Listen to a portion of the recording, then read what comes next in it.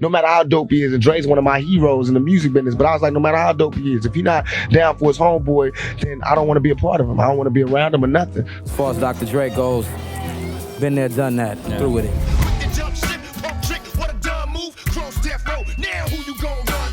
I've seen them come, I've watched them go, watched them rise, witnessed it and watched them blow. You know, you can't find somebody that can really rhyme, get in the studio and get down, and also be a good actor. You know, that's rare. The strangest things can happen for rapping when get wrapped up in image and acting. Pac like this. I'm on some MOB shit. I'm on a red rag, so bam, they put a red rag on Pac. You can try to play that gangster shit, but we MOB for I'm the real. Get capped up and wrapped in plastic, zipped up in bags when it happens, that's it.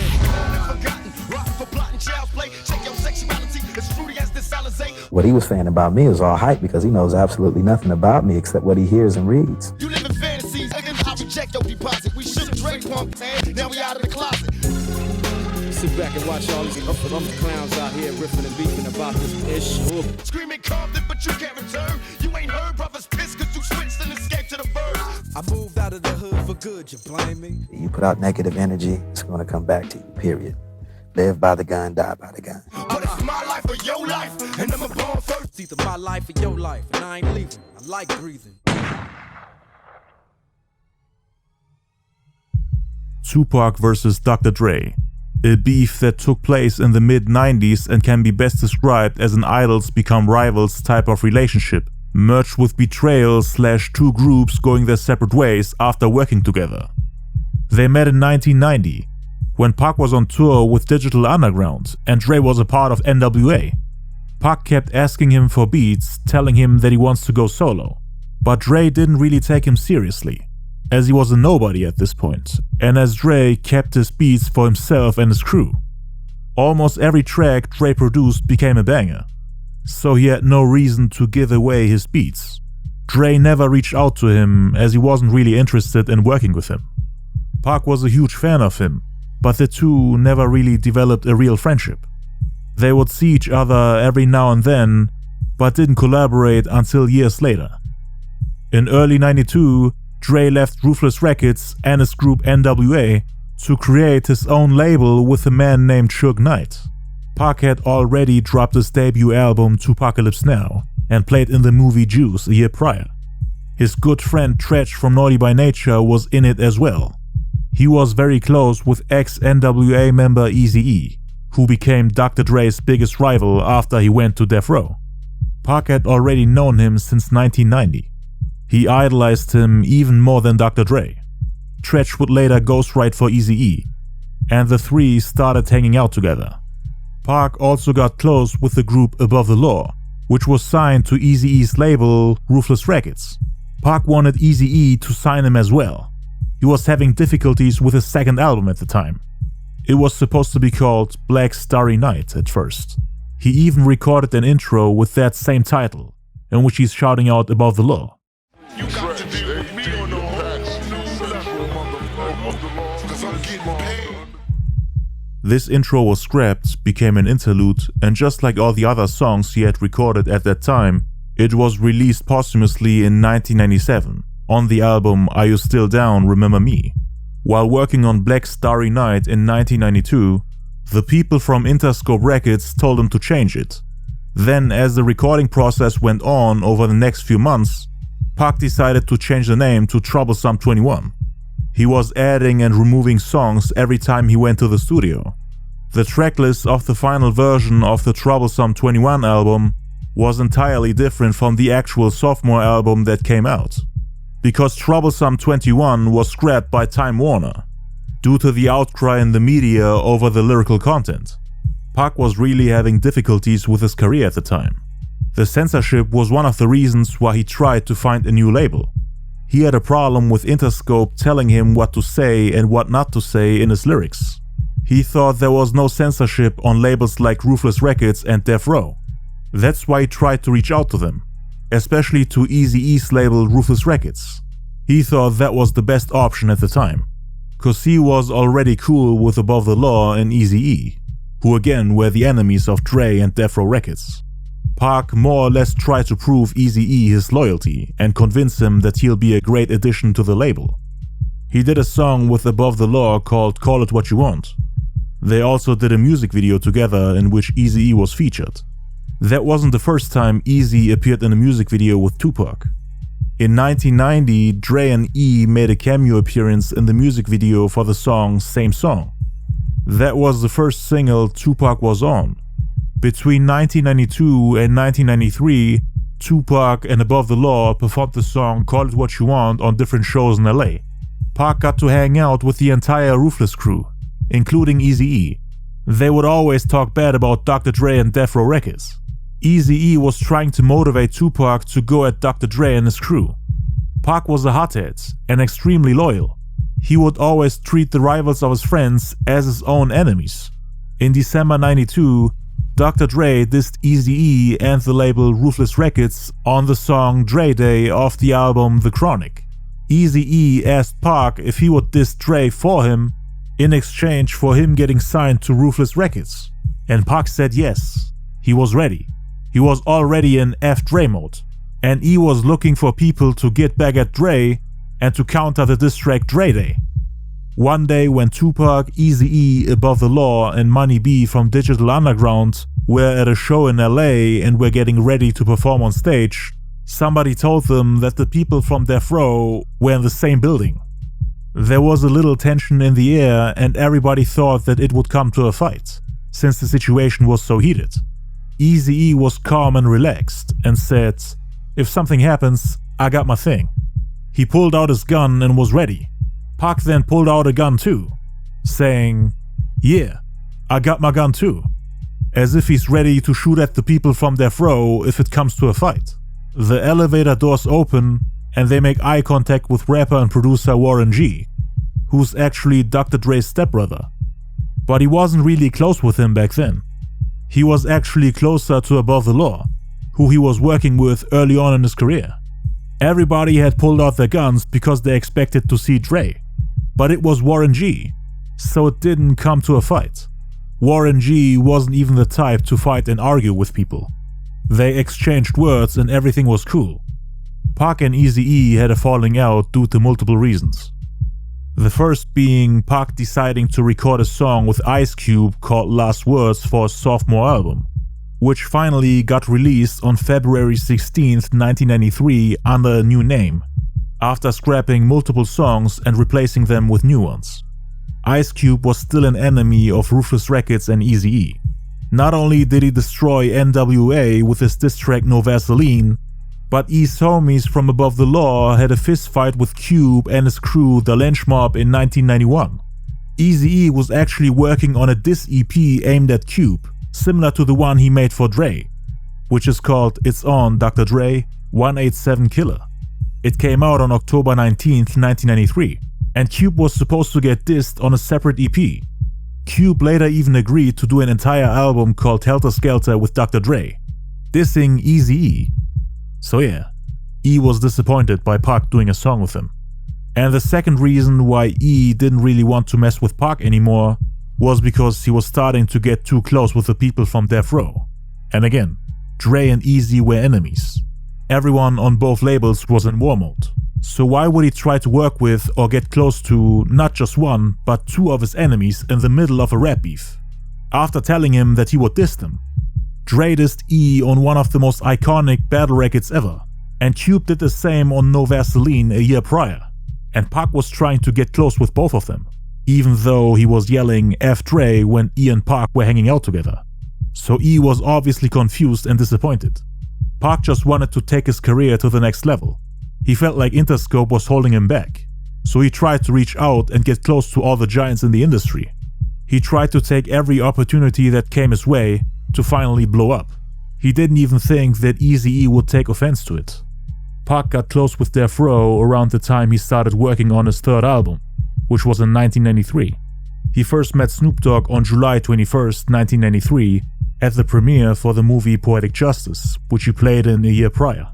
Turns out that the people from Death Row already had him on their radar at the time.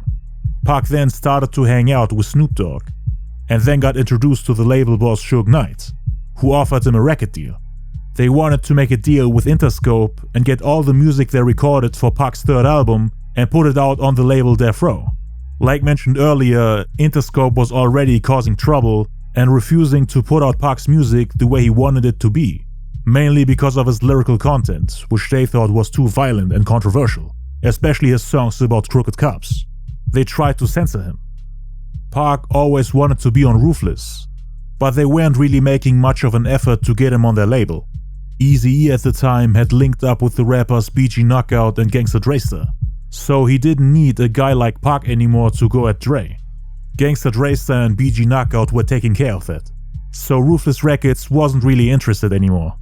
With Death Row, it was the other way around. They were the ones that reached out to Pac and offered him a record deal. And I don't even picture myself to be like Dre or whatever. I just picture myself to be like me. You know, I would be putting out underground tapes if nobody ever bought my records, and I was selling up to whereas I can keep putting out underground tapes for now.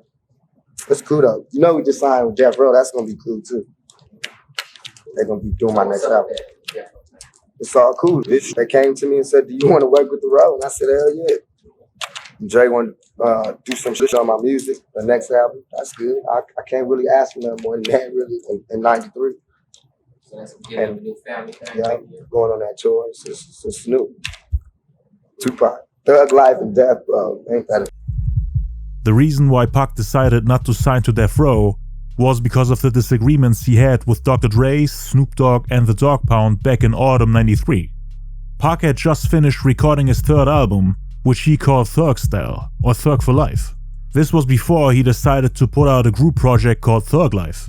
A lot of the songs on the unreleased album Doggystyle came out posthumously in 1997 on the album Are You Still Down, Remember Me, which is a double album containing some of the unreleased songs he originally intended for his second album, Black Starry Nights, and also his third album Doggystyle, two projects that got scrapped and replaced by other albums. The album Doggystyle was originally scheduled for an early '94 release. He had songs on there like Doggystyle, Thug for Life, Is It Cool to F, and Time to Get My Drink On.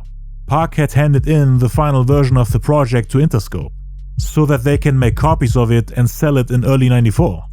Somebody from Interscope then, for whatever reason, gave copies of the Doggystyle album to Dr. Dre, Suge, Snoop, and the Dogg Pound. Like mentioned earlier, there were plans of them signing Tupac to their label, so that might have been one of the reasons why they got copies in advance, more than half a year before the official release. Because this incident happened late summer, early autumn '93, when they were still working on Snoop's debut album, which ended up being Doggystyle. Doggystyle and Doggystyle. Now who copied whom? The singer Natasha Walker did the background vocals on Tupac's song Is It Cool to F, which again was on the Doggystyle album. And she confirmed that Snoop and the people from Death Row were biting Tupac. She walked in on Corrupt and Daz Dillinger of the group The Dogg Pound, which was signed to Death Row at the time, while they were listening to Tupac's upcoming album Doggystyle. They had a copy of that album and were studying it, without Pac knowing about it. Listening to it during the recording sessions of Snoop Dogg's Doggystyle album, with Dre in the studio stealing ideas, cause he was the one producing the album. The singer Natasha Walker was confused, because Tupac didn't allow her to get a copy of the album yet. He feared that it would leak and be all over the place. So that's why he didn't want anyone who was on the album to have copies of it.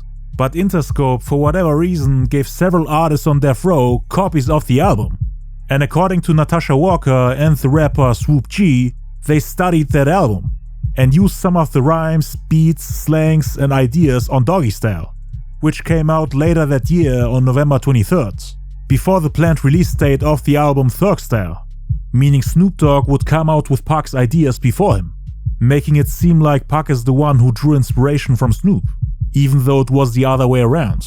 And nobody wanted to be labeled a biter back then, especially when you're the one who came up with all the ideas, and people try to use them before you.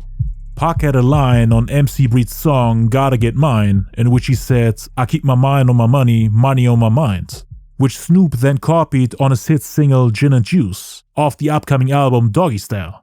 I keep my mind on my money, money on my mind. Laid back. With my mind on my money and my money on my mind. I gotta get mine, you gotta get yours. I gotta get mine, you gotta get yours. You gotta get yours, but fool, I gotta get mine. See, everything is fine. Gin and Juice is widely regarded as Snoop Dogg's best song. The album Doggystyle went to sell over 806,000 units in the first week alone, while Pac, with his second album that came out in the same year, only sold 38,000 units. Snoop sold over 25 times more records than him, while he's quote-unquote biting him. So of course Tupac was mad about it. They even stole the beat for G's and Hustlers off Snoop's album from Pac's song Lie to Kick It, which was produced by Warren G and recorded for the Doggystyle album. You ain't got to lie to kick it to the tricks in the I'll be getting switches. This is for the G's and this is for the hustlers. This is for the hustlers, now back to the G's. Pac's song also features the rapper Richie Rich, who was actually the first person to use that sample, back when he dropped the song Snitches and B with his group 415. Caught a brother one day getting out of a cop car. I know there's more to come, but the few that have so far. Both Warren G and Dr. Dre remade the beat that Richie Rich had in 1990. DJ Darrell, who was the producer of the group, was the first person to flip that sample. Tupac and Warren G wanted to do a tribute for them. That's why Warren G remade the beat so that Richie Rich can once again rap on the same beat, but this time with Tupac. The group 415 had a huge impact on rappers from the Bay Area.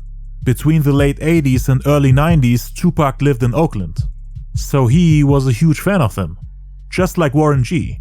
But Richie Rich was also his homie. There's footage of them together in the studio. This was before Dr. Dre copied that beat. And I be picking up the slack. It's all Tupac that it's nailed and grab the cat and the track. Due to Snoop, the Dogg Pound and Dr. Dre having a copy of Pac's album before its official release, they were able to listen to it and steal ideas from it. Dr. Dre stole his stepbrother Warren G's beats by flipping the sample the same way he did, but without telling them anything about it. Pac at this point was still trying to work out a deal with Death Row, but all eyes were on Snoop. He was the main priority on the label. So in 1993, they soaked up everything Pac had to offer at that time and gave it to Snoop, which of course infuriated him and made Pac not want to join Death Row anymore. Pac felt like everybody was stealing his ideas. Not only Dre and the people from Death Row, but also the people on Bad Boy. Puffy somehow got his hands on the album as well, and they heard Tupac's Time to Get My Drink On, which they used for Biggie's Ready to Die album. It came out a year later on September 13th, 1994. Chucky Thompson and Puff Daddy used the same sample from the Isley Brothers for Biggie's hit record Big Papa, during a time when Pac was having difficulties with Death Row.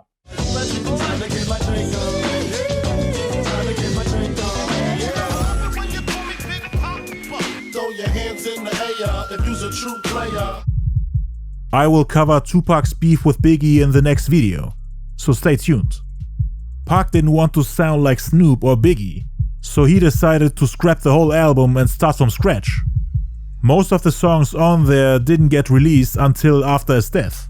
For him, it felt like Death Row was trying to exploit and bully him, cause every time he had an idea, the people from Death Row were looking at him like a pack of hungry wolves that are ready to bite and rip off everything they can without Pac being able to do anything about it.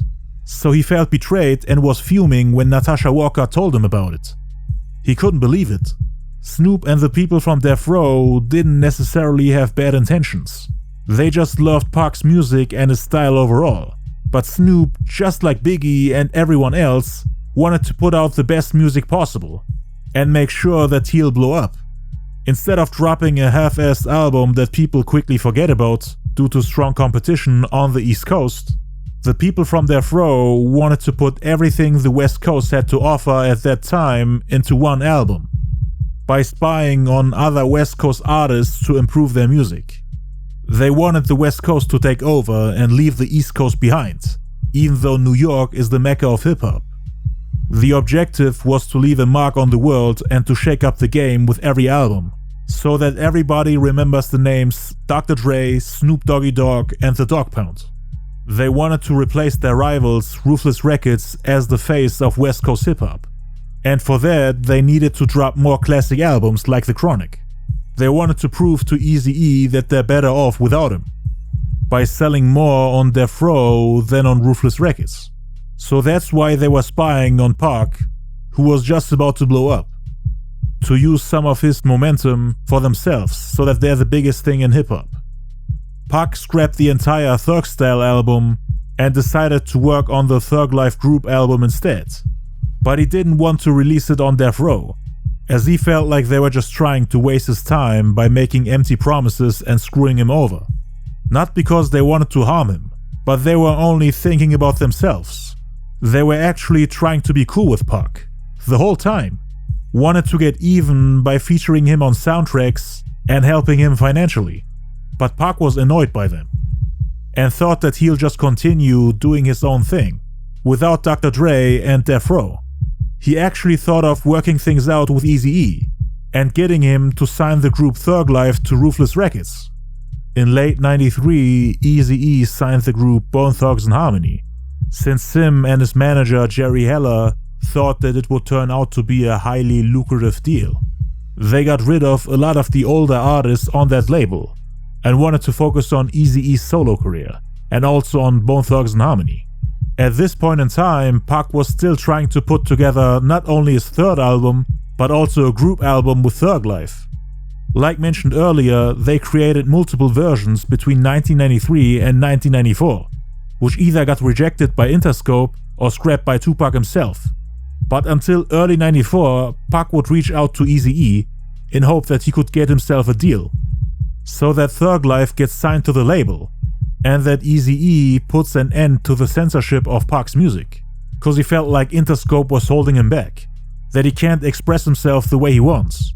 Again, Pac wanted to join the label that was repeatedly dissing Death Row and Dr. Dre, promising EAZY-E that he would help him out and diss them as well. He sent him one of the earlier versions of the Thug Life album, which E and his girlfriend Tamika Woods listened to. EAZY-E's girlfriend later became the CEO of the company. She told EAZY-E that she doesn't like Tupac's music and that Bone Thugs and Harmony is better, that Bone Thugs is a better group than Thug Life.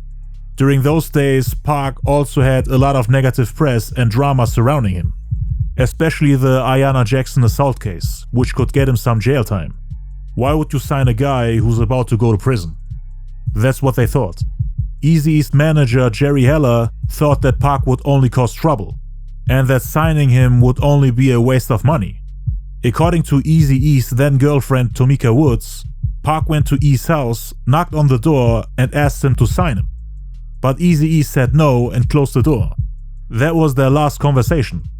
Pac got mad when he heard Bone Thugs and Harmony for the first time, and thought that they were biting him. Two groups with the word thug in their name, Bone Thugs and Harmony and Thug Life. I know people looking on TV, they going, wait a minute, didn't I already hear a group called Thug something? I already heard about some kind of thug something on TV. Who is Thug Life? But this the original. We are the original thugs. I want it to be real again. After that, there were no plans of working with Ruthless Records. But in 1994, the people from Death Row kept reaching out to him and wanted to put his music on movie soundtracks. This was not only an opportunity for him to get free promo, but he would also get paid for the individual songs instead of releasing an entire album on the label. So he would work with Death Row without being signed to that label. This way he could continue releasing albums on Interscope while occasionally working with Death Row as a side hustle, cause he wasn't really trusting them after they sabotaged his third album. According to his family, Tupac didn't really want to sign to Death Row anymore in 1994.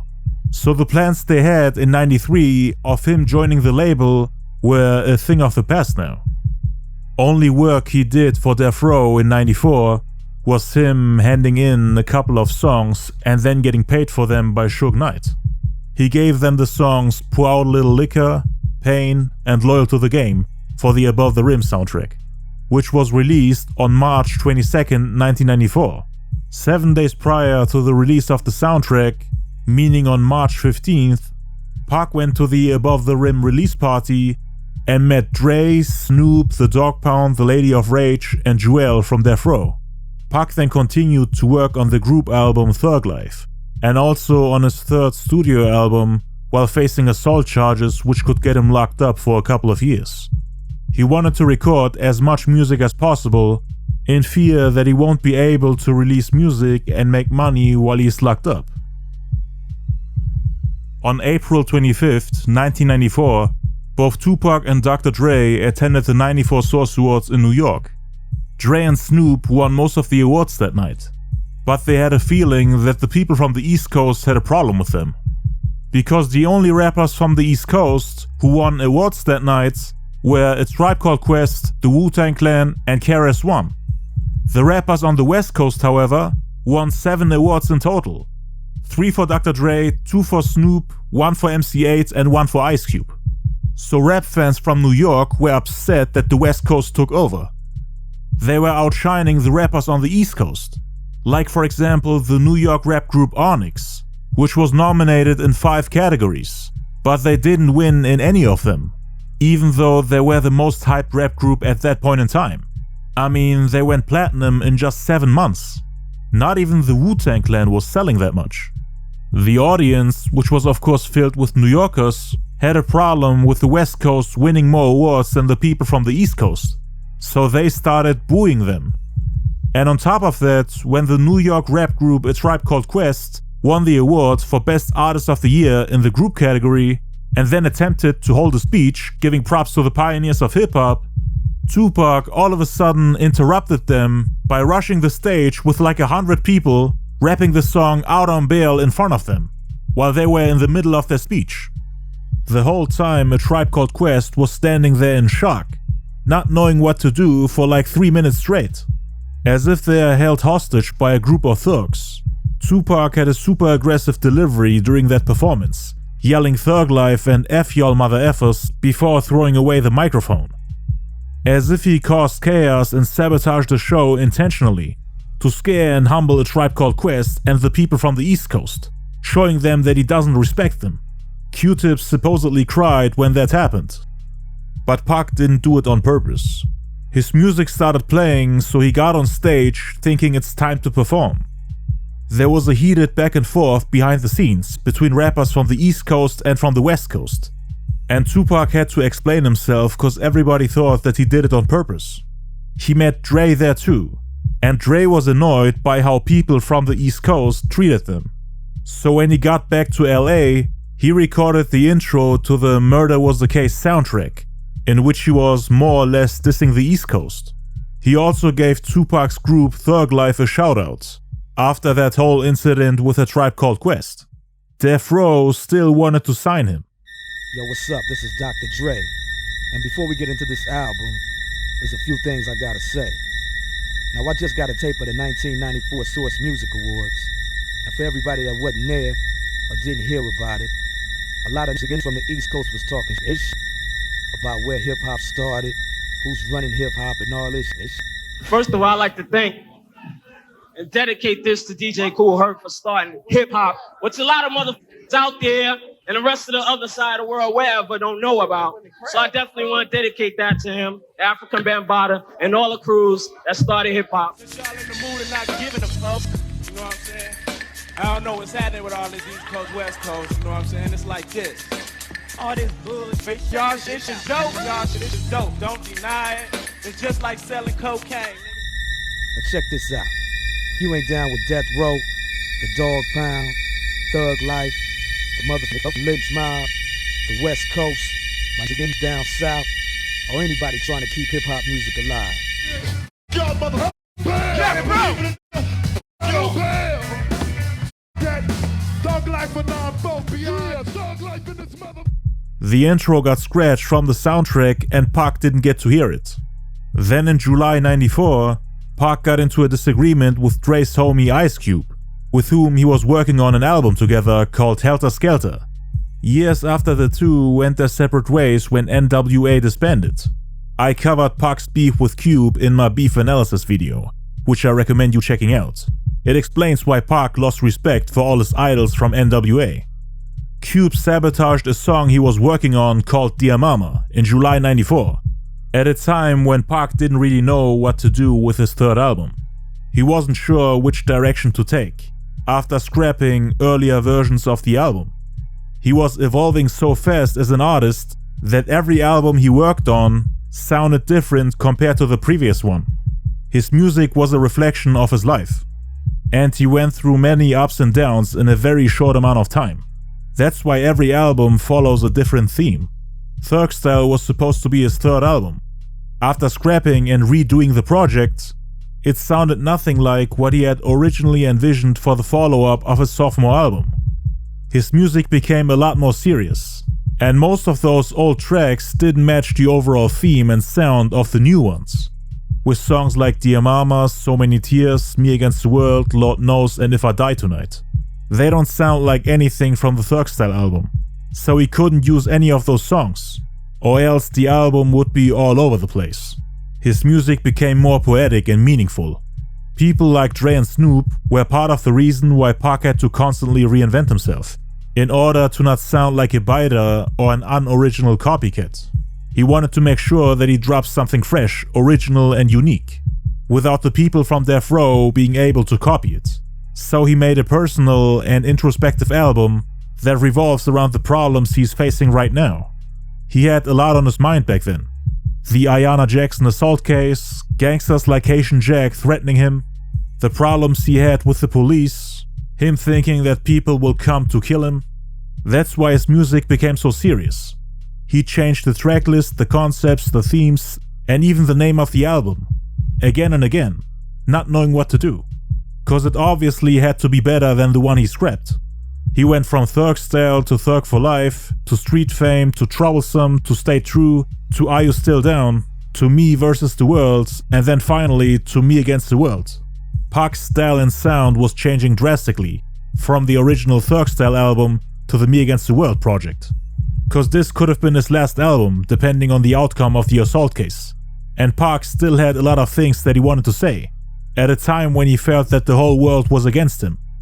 In August '94, he then recorded the song Life's So Hard, thought of adding it to the Thug Life album, which was supposed to drop a month later. The beat was originally done by his best friend Big Stretch from the Life Squad, but then the people from Death Row once again got their hands on Pac's unreleased music without him knowing.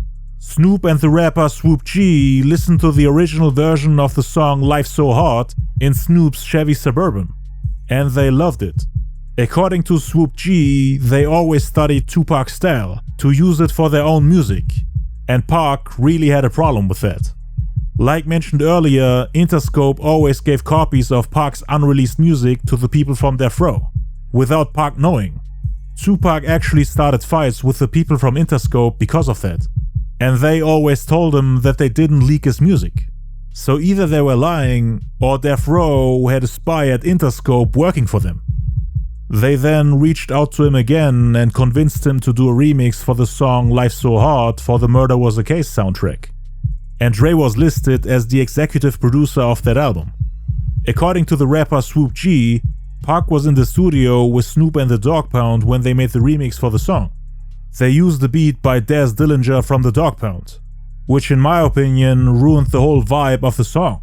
It was all over the place, but they thought it was the right move, since the production was originally handled by East Coast rap artist Big Stretch, so the song had an East Coast vibe to it. They wanted to do it Death Row style, with a West Coast sound. The East-West rivalry was a thing even back then, and the people on Death Row wanted their music to sound different from rappers on the East Coast. They always had outstanding, unique and trend-setting production that was very influential for the artists on the West Coast. So they wanted to add a funky West Coast twist to Life's So Hard, but that song in particular was ruined in the process. They re-recorded the intro, outro and the verses. Snoop also added background vocals and ad-libs in the end. The song was originally supposed to be dark, sad, emotional, introspective, heartfelt and deep. But they tried to turn the song into a West Coast banger, with a funky beat and an aggressive vocal delivery, which didn't even fit the content of the lyrics and the theme of the song. It's like using the vocals for Brenda's Got a Baby over the beat for two of America's Most Wanted, rapping aggressively like on Hit 'Em Up. Tupac only did the remix because he needed the money. He probably knew that the remix is terrible, And the worst part is that Snoop and the Dogg Pound didn't speak up when they ruined the song, cause they actually loved the original version of it. They once again sabotaged him, even if they didn't mean to. That Cheap Daz remix was so bad that they didn't even use it for the soundtrack. And they couldn't use it for the Thug Life album either, cause the soundtrack came out after the group album. It could have been one of Tupac's greatest songs. The original version is actually Idi Amin's favorite Pac song of all time. Idi is Tupac's brother-in-law and one of the members of Pac's group Dramacidal, which later became Outlaws. But Pac was still paid somewhere between $200,000 and $250,000 for that remix by Suge Knight himself, even though it was never used on the official soundtrack release. It was later added to the soundtrack for his posthumously released movie Gang Related in 1997, when they were trying to put out as much material as possible during a time when the rap world was craving for unreleased music by one of their deceased legends. But back in '94, everyone was shocked that Pac got that check. He wasn't even signed to Death Row at the time, and got that much money for just one song.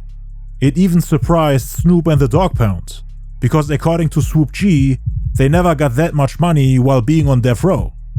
That was Suge's way of showing Pac that he's appreciated, and that they really care about him.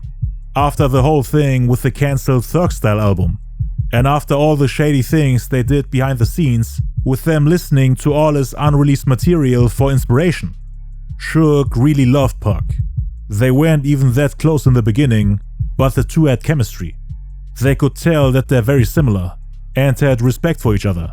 Suge himself said that he saw himself in Pac, and that Pac is the rap version of himself. Pac was really thankful for the money. He was going broke because of the heavy spending, and also because of the lawyer fees for the Ayanna Jackson assault case. Suge helped him out when no one else did, so he quickly forgot about them spying on him and messing up his third album.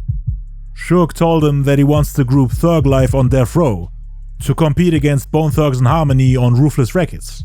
Him and Suge really got along, but Pac wanted to put out his next two records on Interscope first and see where it goes. He felt like this whole back and forth with him trying to find a new label was a waste of time. He had the assault case to worry about and didn't want to push back his albums again. He didn't want to sign to a different label when he already recorded over 100 songs on Interscope that need to be put out. So Pac felt like he should stay on Interscope for a bit, so that he didn't waste his time there the past 2 years, with him coming up with one album concept after another and then never releasing any of it. The Thug Life album then came out on September 26, 1994, but it only had 10 songs on it. A lot of the tracks he recorded didn't make the cut due to Interscope having a problem with them. After that, on October 18th, the Murder Was the Case soundtrack came out, but without Life So Hard. On October 20th, they then invited him to the music video shoot for the song Natural Born Killers. The cameo was their way of showing Pac that he is an honorable member of the Death Row family, cause they removed him from the soundtrack even though they wanted to show the world that he's part of the team. So they put him in the music video instead. The song was a collaboration between Dr. Dre and Ice Cube, who were working on the album Helter Skelter together, which never came out. Like mentioned earlier, Pac wasn't really cool with Cube at the time. There was a little friction between them because of the song Dear Mama. Dr. Dre and Cube weren't really his friends. They were business partners at best, because neither Cube nor Dre cared about collaborating with him. On November 30th, 1994, he was shot at the Quad Studios in New York. I covered this in my video, The Reason Why Tupac Got Shot 5 Times. You should definitely check it out. On February 7th, 1995, Tupac was then sentenced to 1.5 to 4.5 years in prison on abuse charges. His third studio album, Me Against the World, was then released a month later on March 14th, 1995. The album went platinum in just a month. So that was Pac's side of the story, all the way up until he got incarcerated. In order to understand both sides and to find out why Dre ended up leaving Death Row shortly after Pac got signed to the label, we have to take a look at what happened behind the scenes between Dr. Dre and his partner Suge Knight. Dre was serving a 5-month jail sentence between 94 and 95 for drunken driving and probation violation. On January 27, 1991, he had physically assaulted MTV personality Dee Barnes, and 7 months later, in August 91, he was placed on 2 years probation. Then in June 93, he pleaded no contest to battery charges stemming from an attack on a Woodland Hills man, who claimed that Dr. Dre broke his jaw. He was given a 90-day jail sentence. On January 10, 1994, he was then arrested again after a high-speed chase through Beverly Hills in his 1987 white Ferrari for driving with twice the legal limit in California. The case for drunken driving marked Dre's third conviction on a misdemeanor offense since 1991, and was also in violation of his probation from a 1993 battery conviction. He violated the condition of his parole and was sentenced to 5 months in prison on August 30th, 1994. Dre had a huge drinking problem around that time, which also ruined his relationship with his fiancée Michelle A, who was a singer signed to Death Row Records. The two had been dating since 1988, since the NWA days, and had a 4-year-old son called Marcel. He was Michelle A's first and Dr. Dre's 6th child. They had tons of ups and downs during their relationship, since both of them had to deal with addiction. Their relationship became more strained due to Dre's drinking problem, infidelity, and volatile behavior. He would always cheat on her with groupies and girls he met at parties. Michelle A has stated that Dre was physically abusive throughout their relationship. Her injuries included a broken nose, which she had to have surgically corrected, a cracked rib, and 5 black eyes. There was even an argument where Dre shot at Michelle A, missing her by inches. She left the bullet in the door for him to see, and according to her, Dre never tried to shoot at her again.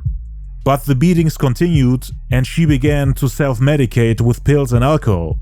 Suge then tried to help her when Dre had left Michelle A and the baby for weeks without money or a car to go get food, and Suge took over for him, got real close with her, took care of the child, gave Michelle A money, bought her and the kid groceries and things they needed to survive, fixed a lot of her problems, like for example bills that Dre forgot to pay, because of which Michelle A and her son were trapped in the mansion with no electricity, lights and ways to cook food, all while Dre was away. Before he got locked up, he was out partying with other girls. Michelle A later understood that these girls could have been sent by Suge to Dre in order to manipulate her, making it seem like Suge is the white knight and Dre is just a scumbag who would rather spend his time with girls than with his child and fiancé. Suge was trying to sleep with her, even though she was Dre's fiancé, and Dre was Suge's partner. They both co-owned the company. Michelle A, for example, needed groceries and diapers for the kid, which Suge always bought for her. He used Dre's irresponsibilities to his advantage to get closer to Michelle A. At Michelle A's shows, Dre was hugging and kissing other girls in front of her.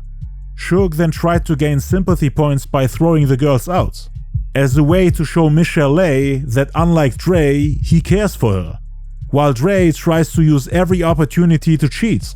Suge would buy her jewelry and presents every Christmas, and also on her birthdays, even though he was married to a woman named Sharitha.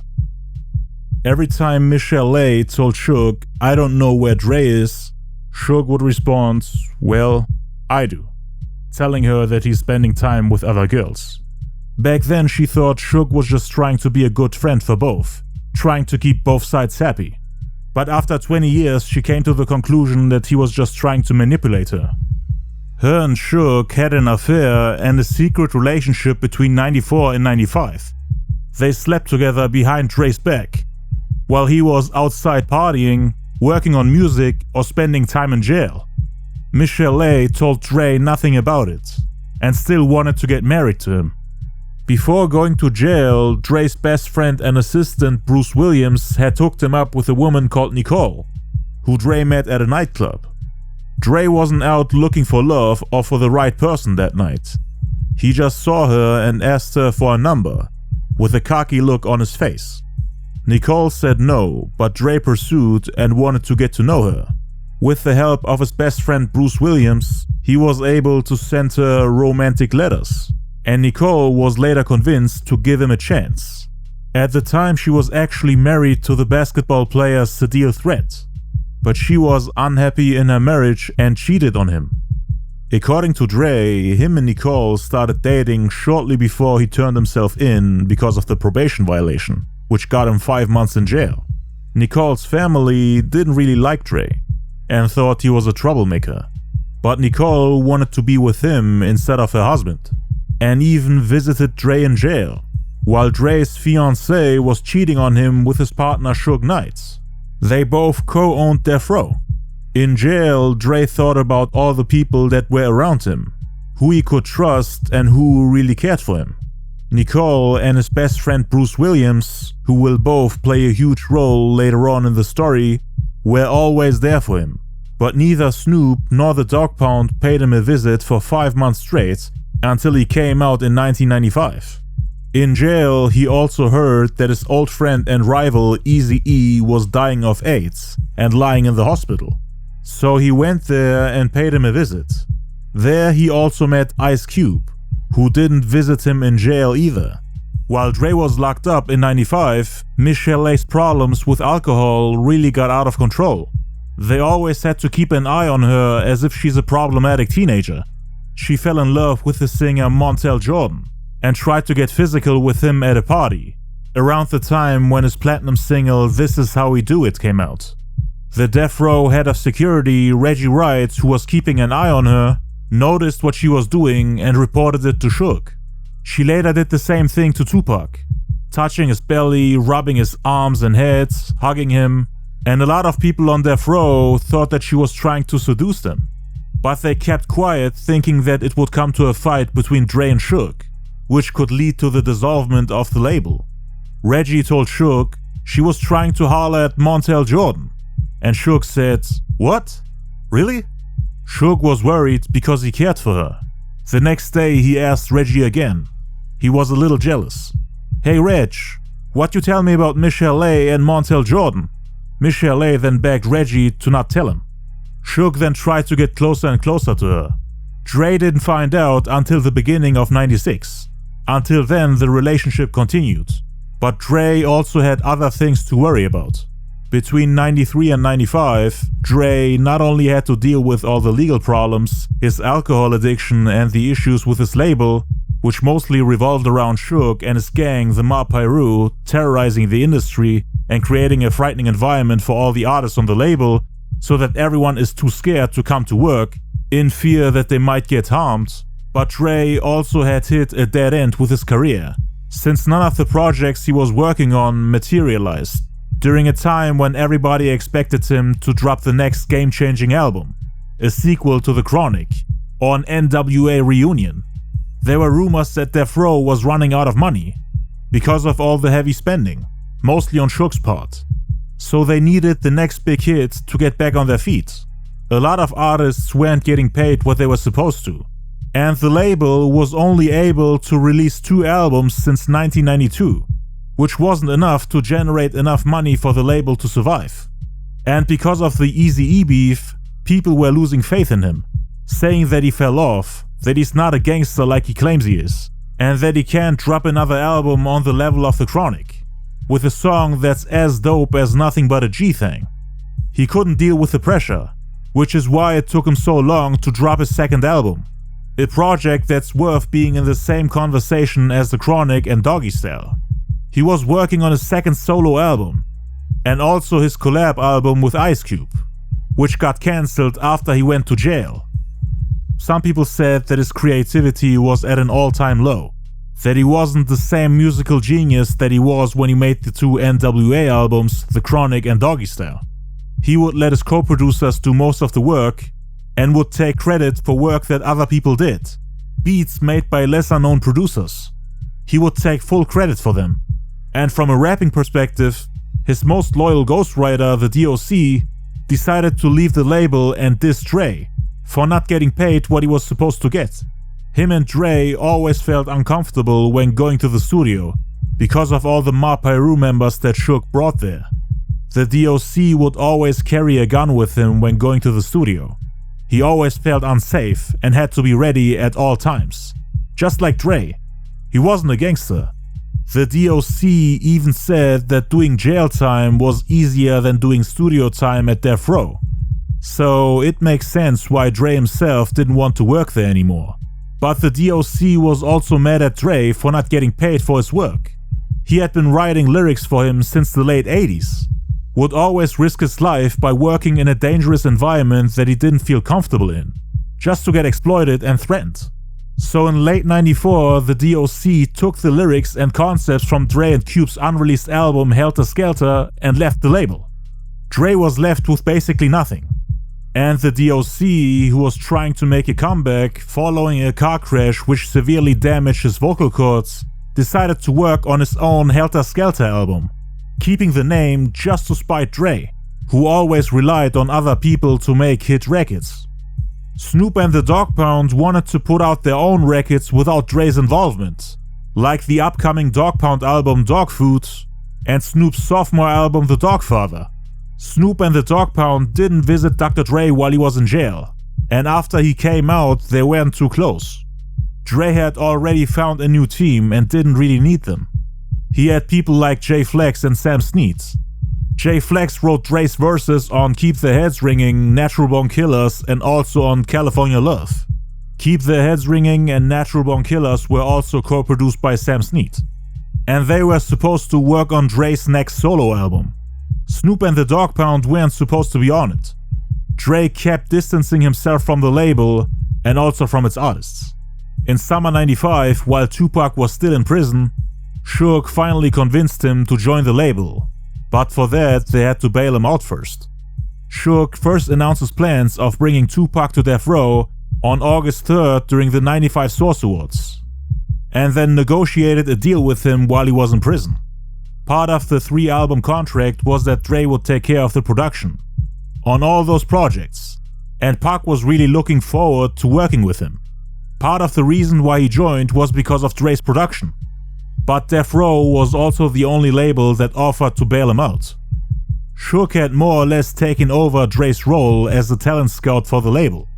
He would start signing people without Dre knowing about it. I mean, the two were co-owning the company. And with Dre's alcohol problem, him going to jail and being on house arrest, Suge more or less had to take over for him. The show must go on. They couldn't just stop running the company.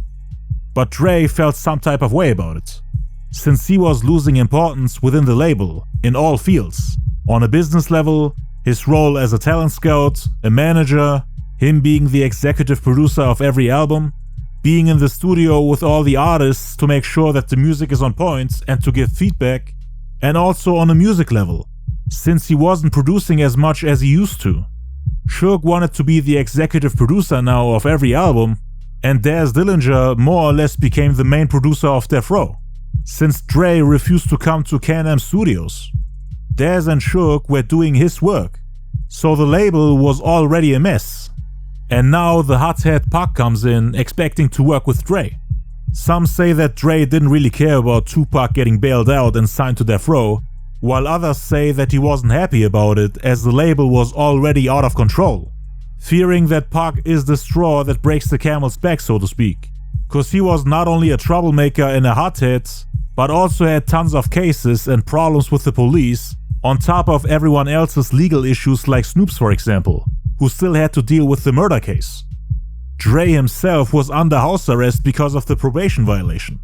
He was afraid that Death Row would slowly start to fall apart due to the heavy gang presence, the security getting replaced with gang members and troublemakers, court cases mounting up, the heavy spending to maintain a lavish and luxurious lifestyle with parties every week, artists being too lazy to put out music so that the label can generate income to actually balance the expenses, and overall it just felt like the people weren't getting paid what they were supposed to. Suge was giving rappers pocket money and luxury cars, which were still property of Death Row Records, instead of giving them the millions of dollars they've made for the label. According to the singer Jewel, Suge was paying random women who agreed to sleep with him in exchange for him making them famous more money than the artists on the label. According to her, that's where most of the money went. In the beginning, Dre was the superstar of the group. Snoop and the Dogg Pound were nobodies, and everything revolved around him. Everyone had to follow his orders, work on his album, contribute to it without getting credit, in hope that Dre turns them into superstars. But now they were all stars themselves, and were making music without his involvement. Suge was also able to run the company without him, which gave him the ability to do what he wants. The label was split into 3 groups. The Mob Piru faction, meaning Suge Knight, The Security, Suge's homies, and later on Tupac. Then the second group, which were the Crips, meaning Snoop Dogg, the Dogg Pound, Nate Dogg, and all their homies. And then the third group, which consisted of those who didn't want to pick a side or get involved with gangs, which was Dre's team basically. Him, the DOC, who had already left the label, Jay Flex, who was his ghostwriter, and his co-producer Sam Sneed. The Bloods and the Crips, of course, weren't best friends, and didn't hang out as much together as with the members of their own gang. And there was also put a lot of pressure on the third group, those who didn't want to join neither the Bloods or the Crips. They became outsiders and felt uncomfortable around them, especially around Suge's homeboys. The majority of people on death row were Mob Piru members. Jay Flex and Sam Sneed aren't even from Cali, so it was like a culture shock to them. Just like for the DOC, who's originally from Texas. The Bloods on the label knew that Dre's team was not from the West. Due to the East-West feud, they kept an eye on Dre's homies. They treated them like outsiders, didn't trust them, even though all they wanted to do was make music. After Suge's infamous speech at the '95 Source Awards, which reignited the East-West hip-hop conflicts, the artists on both labels, Suge Knight's Death Row Records and Puff Daddy's Bad Boy Entertainment, got dragged into a bloody war where several people lost their lives. On September 23rd, 1995, Suge's friend and fellow Mob Piru member Big Jake, who was his security at the time, was shot and killed, allegedly by Puffy's bodyguard Anthony Wolf Jones. And because of that, the Bloods on death row wanted to go to war with him. I covered this in my documentary for the Tupac shooting in Las Vegas. Make sure to check it out. It's called The Reason Why Puff Daddy Killed Tupac. So Death Row and Bad Boy were now beefing. But not everyone wanted to get involved, like Dre and his team for example. They thought it would be bad for business, and overall thought that it was pointless. Suge's homies, however, who were all Mob Piru members and made up the majority on Death Row, wanted retaliation. The Crips didn't want to get involved at first, but they got dragged into it later on. Dre knew that Tupac had a problem with a lot of the people on the East Coast, especially with Puffy and Bad Boy. He also knew that he was a hothead, and that it would escalate even further with him joining the label. He thought the last thing that the label needs at the time is a guy that does the exact opposite of de-escalating a problem. That really bothered him, since Death Row was his baby. He didn't want to abandon it or jump ship, so to speak. He wanted to save it and get it back on the right track by focusing on business instead of beef. There was already enough pressure on them, with them having to deliver artistically, meaning to drop better music than the artists on the East Coast in order to silence the haters and those who have super high expectations. They also wanted to keep Suge Knight and everybody on the West Coast happy, at a time when artists and fans on both coasts were picking sides and seeing the opposite coast as their enemy, or when people were getting death threats or losing their lives because of the feud between Death Row and Bad Boy. Dre just wanted to focus on the music, without beefing with anybody. He didn't want to be a part of the war, actually wanted to collaborate with rappers on the East Coast. He saw Big Jake's death not as a reason to retaliate, but as an eye-opener, and as proof that they shouldn't go this route. Keep the gunplay and violence to a minimum, and mainly focus on business, to stay peaceful or at least neutral. But it was beyond his control, even though he was technically the co-owner of the company. The Bloods on Death Row would also try to intimidate Dre's team, constantly asking them which side they were on, and treating them like outsiders. It would get worse day by day, and in the end it also got physical once Tupac joined the team. On October 12, 1995, Pac was released from the Clinton Correctional Facility in New York after being bailed out for $1.4 million and signed to Death Row Records. According to Tupac's chief engineer Tommy D, Dre was not happy with Tupac coming to Death Row, and he didn't want to do songs with him. He had already cancelled his plans of working on Nate Dogg's album and wanted to focus on his own career. The day Pac came out of prison and joined Death Row, Tommy D went to Dre's house where he supposedly witnessed Dre's reaction to Tupac joining the family. They told Dre, "Tupac's here. He got out of prison and went to the studio." To which Dre supposedly responded, "That's it. Now that Tupac's here, I gotta get out of here." But Dre didn't tell anyone about it. From the outside, it actually seemed like he was happy that Pac was on the team. But according to Tommy D, that wasn't the case. And he most likely told Pac later on about Dre's comments. It's unclear if Dre really said those things, and if he really felt like leaving the label because of Pac, who was actually excited to meet him and had to get a lot of his chest after spending so much time in prison. He was looking forward to working with them, thought that Dre would be in the studio with him every day and make beats for him. He recorded his 4th album, All Eyez On Me, in just a couple of weeks, shortly after getting released from prison. Dre and Pac saw each other less than 10 times after he came out of prison. In the month he came out, he didn't see him at all. I mean, he was almost done recording his double album by the end of October. Recorded tons of bangers with other producers, and Dre was nowhere to be found. The 3-album contract Tupac signed said that Dre would handle the production. But he didn't come to the studio for the All Eyez On Me recording sessions like all the other producers did. So by the end of October, Pac complained about him and asked Suge where he is and how he can reach him, reminding him about the deal and the agreement that Dre would produce his album. Pac actually had to get permission to drive to Dre's house in order to meet him, cause of course he wouldn't just let anybody come to his house. It was a gated community and Dre had his own studio there. The reason why Dre rarely left his mansion was because he was on house arrest. Like mentioned earlier, he had violated his probation after driving recklessly while racing down Sunset with the cops chasing him. After spending time in jail, he was put on house arrest and couldn't leave whenever he wanted. So this might have been one of the reasons why he didn't visit Pac in the studio. But he did get permission to leave his house when shooting the music videos for California Love. So I'm pretty sure it would have been possible if he really wanted to. But Suge understood why Dre couldn't come, so he called him and asked him if it's fine for Tupac to pay him a visit, so that they can record some songs together at Dre's house where he has his own studio. The first studio session with Dre took place on November 2nd. They recorded the song Can't See Me together. Pac came in and saw Dre in the studio with the beat playing in the background. He could hear George Clinton's vocals coming out of the speakers. Dre then turned down the volume and asked Pac if he can write lyrics to it. He turned the music down and go, "Can you write to this?" I said, "Right. Security, can I write to this? Is you crazy?" And I'm in there doing my thing and I had to do it. I was in the booth. He's like, "Are you ready? Do your vocals." I had to stop and go, "Dre, you do not know how long I waited to get in this booth." And I have Dre out there going, "You ready?" You know what I mean? Yeah. I waited all my life for that, so straight out of Compton. So Pac wrote 3 verses in just a couple of minutes, and Dre was surprised how dope the song turned out, because they had tried to use the beat for other projects before, and none of those versions were good enough to be released.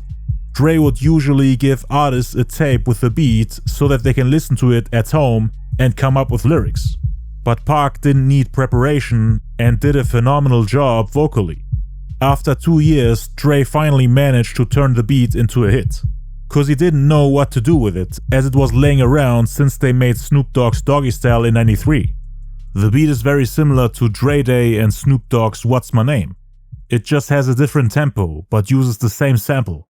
Mr. Buster, where the f you at? Can't scrap a lick, so I know you got your gat. From the depths of the sea, back to the block, Snoop Doggy Dogg, funky, yes, the Give me my money in stacks and lace my shit with non-figures. Real chicken ringers on nickel-plated non-triggers.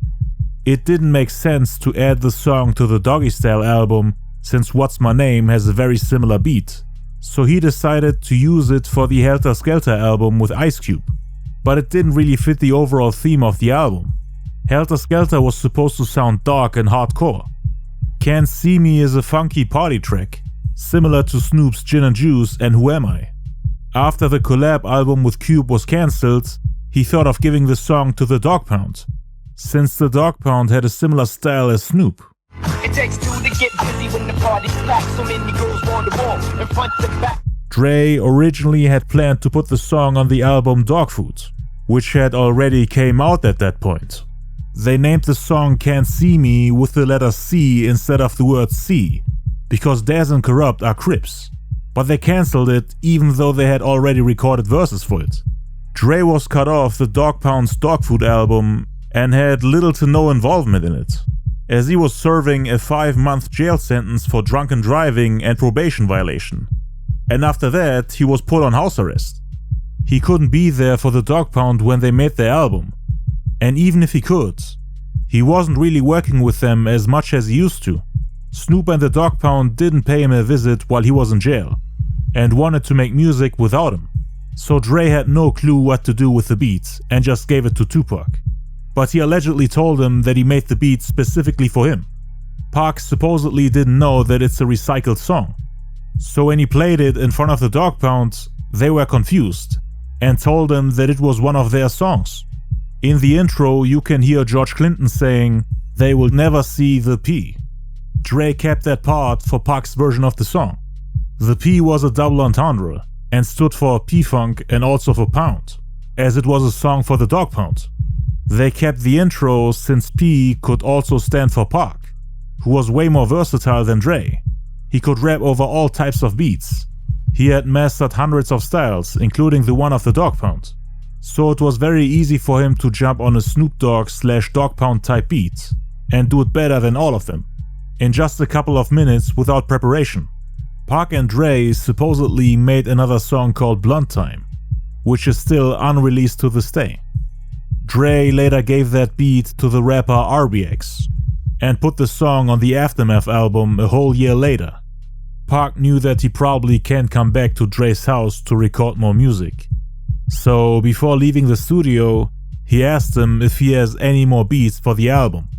Dre just gave him Daz Dillinger's song Got My Mind Made Up, pretending that he made the song himself, instead of just giving him one of his own beats.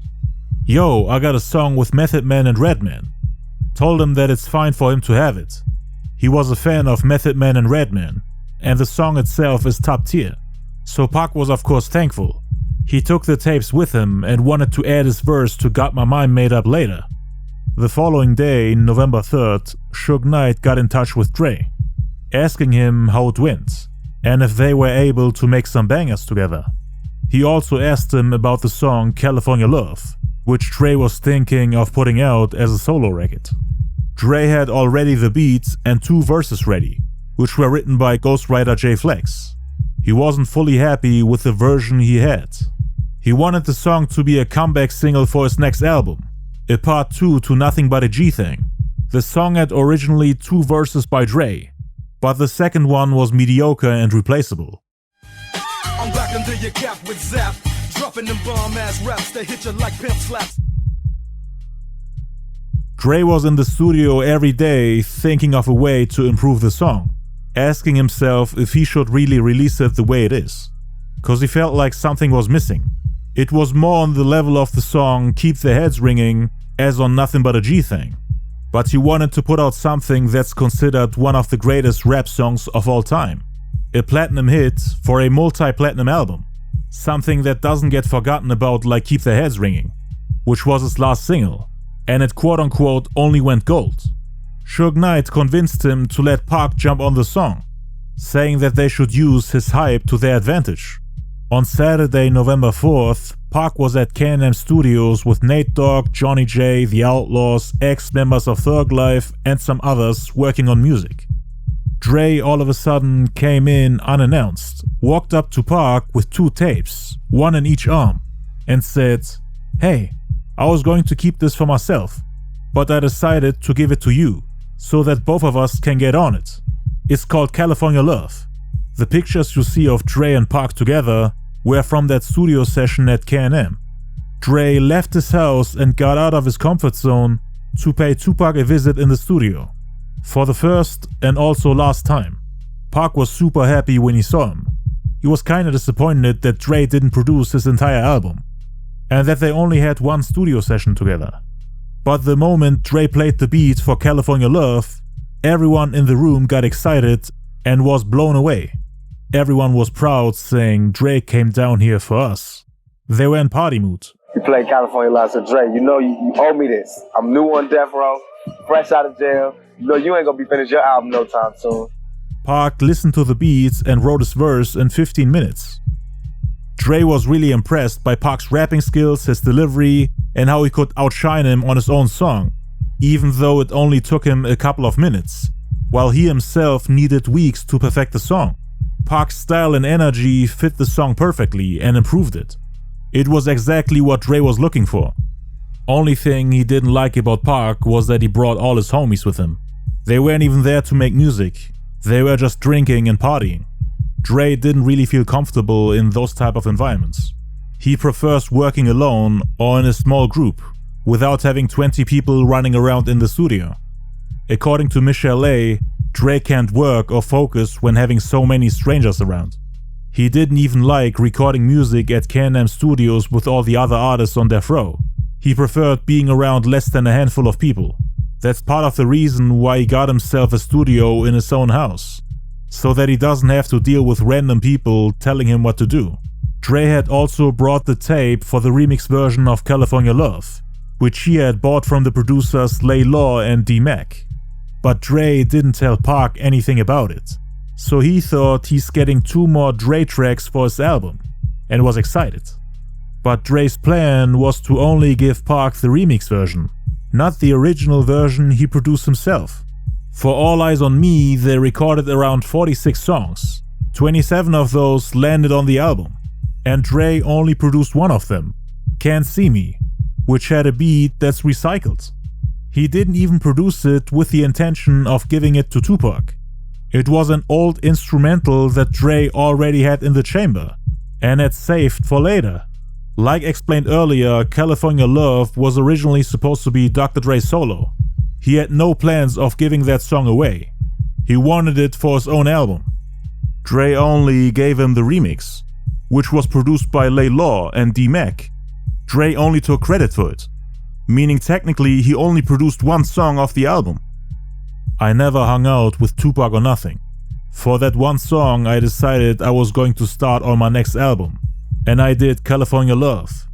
It was just me on the song originally. I wanted the song to come out right then, but I didn't have a record out. So me and Suge got together and was like, yo, let's put this on Tupac's album, since it's about to come out now. So what I did was take out my second verse and put in Tupac's verse and let him do the ad-libs at the end. Then bam, we do the video. That's how that happened. The part about Dre and Suge agreeing to put the song on Tupac's album came later. At first they just wanted to see if the two have chemistry, and if he can somehow improve Dre's song. Suge had to later drive to Dre's house and convince him to give the song to Tupac, but Suge could only get the remix for him, which Dre didn't even produce. But back to the California Love studio session on Saturday, November 4th. After recording Park's vocals, they listened to it and agreed that both versions of the song are ready to be mixed and mastered. Dre then told Park that they're going to shoot the music video for California Love next weekend. Park was excited for that as well. Him and his homies then left the studio so that Dre can finish the tracks. Dre then decided to take a break and come back a few hours later to finish mixing the songs. But his friend thought that Dre deserves to take the day off, now that they've perfected California Love. So he said, yo, let's just block out the studio for the whole weekend. Dre then agreed and they put the tape on the board so that nobody can touch it. They left everything as it is and came back the next day. All of a sudden, some random strangers come into Dre's studio without permission, all excited, greeting and hugging him, saying, man, glad to be on the same label with you. Dre didn't know what to say and had no clue what was going on. He had a strange look on his face. Suge had started to sign random people to death row, without Dre's approval. They had an agreement that Dre would be the one who signs artists, that Suge would stay out of it. Dre would only work and spend time with people that he himself brought to the label. And so far, he had only signed a small group of people. Dre wouldn't just let anybody in. Suge Knight had no clue about music but would still give people record deals, without talking to someone who can actually tell who has talent and who can benefit the company. His friend then asked him what was wrong, and Dre said, "I don't know if you know how it's set up, but the way it's supposed to be set up, Suge is supposed to take care of the business, and I'm supposed to take care of the creative. Ain't nobody supposed to sign to this company unless I hear him first. I'm trying to keep a certain quality and integrity to our company. Now Suge just signing people, not checking with me. They signing people now." Suge was taking over and violating the agreement. Dre had lost creative control and was obviously upset about it, thinking that Death Row is going downhill. He had already stopped producing beats for other people on the label, cause Suge invited other producers to come work with the artists on Death Row, so that they can put out music faster and without Dre's involvement, cause they had wasted a lot of time because of Dre's alcohol addiction and him going to jail. Suge felt like the company has to be able to make music even if Dre is gone. But Dre only started Death Row because he was promised that he will have full control over the music, so that he gets to decide what the label puts out. But times had changed now, and Dre didn't feel respected or appreciated anymore by Suge. It felt like he got demoted from being the co-owner of the company to one of the many artists on the label, while Suge is on top. Some people think that this was the point where Dre decided that it was best for him to leave the company, although he would still stick around for the next 4 months. On November 9th, which was a day before they started filming the music video for California Love, Suge Knight went to Dre's house to convince him to give the song to Tupac, instead of saving it for Dre's next album, The Chronic 2, A New World Order, Papa's Got a Brand New Funk. Dre wasn't happy with it, as he would essentially have to give away the only timeless banger he had at the time. He saw it as his only way to make a successful comeback. The rest of the songs he had weren't strong enough to put out as singles. He was also told that Death Row will be focusing on Tupac first, that they would use his hype to their advantage, and let him put out as much music as possible. So Dre was indirectly told to wait his turn, and to step back while Pac takes over the game. At a time when the rap world was bombarding Dre with questions about his next album, asking him why he's taking so long, and when he will finally drop, cause the rap game was slowly turning its back on him after his loss against EAZY-E during their rap beef, which made people from Compton, the city he was representing, turn their backs on him. And to many people from there, he also lost his credibility as a gangster. So Dre wanted to come back strong and win back all his fans. You can't do that if you give away your best songs. Cause Dre had to wait a year for Snoop to drop his album, and then after failing to drop his album Helter Skelter, he had to wait for the Dog Pound to drop their album, and now that it's finally Dre's turn again, they want him to wait again for Tupac. And then you also had another Snoop Dogg album on the way, which was The Dogfather, plus all the people that Suge signed to the label, who were all waiting for their turn. How is Dre supposed to come up with another California Love when he's being told to wait for the others to drop first and is giving away his best songs for their albums? Dre only had a small amount of beats and couldn't afford to give them all away. Some producers make beats within hours or days, but Dre always took his time. Sometimes it took him months to do one song, and he was getting tired of people popping up every few months asking him for beats. So Dre more or less felt neglected and treated like an unimportant benchwarmer, even though it was his own label. He wanted to be the main priority and the biggest artist on the label. With him giving away California Love, he would once again have to go back and come up with the next game-changing rap anthem to sell the album, before Suge can ask him to give the song to someone else. It became harder and harder for him to make bangers after giving away all his beats to Snoop for his Doggystyle album, cause Snoop ended up selling twice as much as Dre, and after that they more or less went their separate ways. Snoop ended up working with Daz instead and didn't pay Dre a visit while he was in jail, so they weren't really best friends. I mean, Dre had no involvement in Snoop's sophomore album Dogfather, and there were no plans of them collaborating again. All the people he made famous weren't helping him with his album. And now Dre was on his own again, working with a small team of lesser known artists, struggling to come up with an album that's on the level of The Chronic or Doggystyle. He didn't want to make the same mistake again, and neglect his solo career while making others more successful than him. So he told Suge that he's not giving away California Love. The two later came to an agreement that Tupac can have the remix version, and that Dre can keep the original version for his own album, The Chronic 2. They also agreed that they would shoot 2 music videos, the more expensive video for Dre's version and the other for Tupac. But Dre didn't tell Suge that he wasn't the one who actually produced the remix. Suge thought that Pac would at least get a Dre beat, even if it's quote-unquote just a remix version, which Pac thought was produced by Dre. But no, the beat was produced by Lay Law and D-Mac. Dre bought it from them and took credit for it. So technically, Pac only got 1 Dre beat for All Eyez On Me, which is the Dogg Pound song Can't See Me. Dre obviously knew that the remix version is inferior. He didn't want to give Tupac his strongest track at the time. According to his ghostwriter Jay Flex, Dre had around 4 more bangers ready to be released, but none of them were on the level of California Love. A day later, they started filming the music video for California Love, which took them a little more than half a week, meaning from Friday, November 10th to Monday, November 13th. That was one of the few times Pac and Dre hung out together.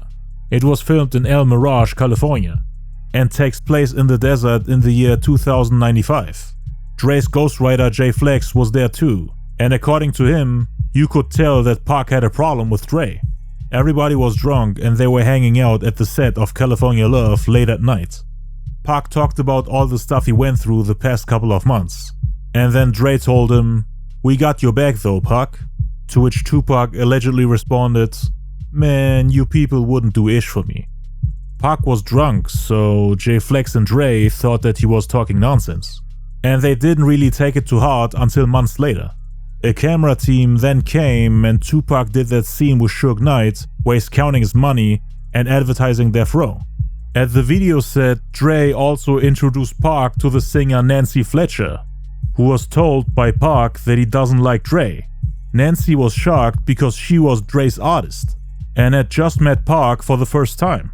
She was surprised how he said it to a complete stranger, not knowing if she would keep it to herself. Cause Dre was technically Tupac's boss, the guy who just gave you his best song, California Love. The singer Natasha Walker, who was the one who told Tupac that Dre, Snoop and the Dogg Pound are biting his Doggystyle album, confirmed that Tupac never liked Dre, and told Nancy Fletcher that he only pretended to like him for business purposes. Pac always acted like he was cool with him, and he had everybody convinced. There wasn't even much of a beef between them, aside from Dre sabotaging Pac's album Doggystyle and then not coming around to help him on All Eyez On Me. 15 days later, on November 28th, Tupac recorded his verse for Got My Mind Made Up, before driving to Compton to film the music video for the remix to California Love with Dr. Dre. Pac brought the tapes to Got My Mind Made Up, which Dez had left at Dre's house, to Can-Am Studios, where all the artists on Death Row, excluding Dr. Dre, would work on music. According to Dez, he just happened to be walking by the studio when he saw Tupac playing the song Got My Mind Made Up. Pac was like, "I got a beat with Method Man and Redman. Dre made it." At least that's what he was told. According to Method Man, Dez and Corrupt had already did their verses before Pac came out of prison. So Pac probably wanted to tell Dez that he's getting on the track too. Dez then said, "That's my beat. I did that." Pac was like, "Wait, that's your ish?" Dez was mad when he saw him with those tapes.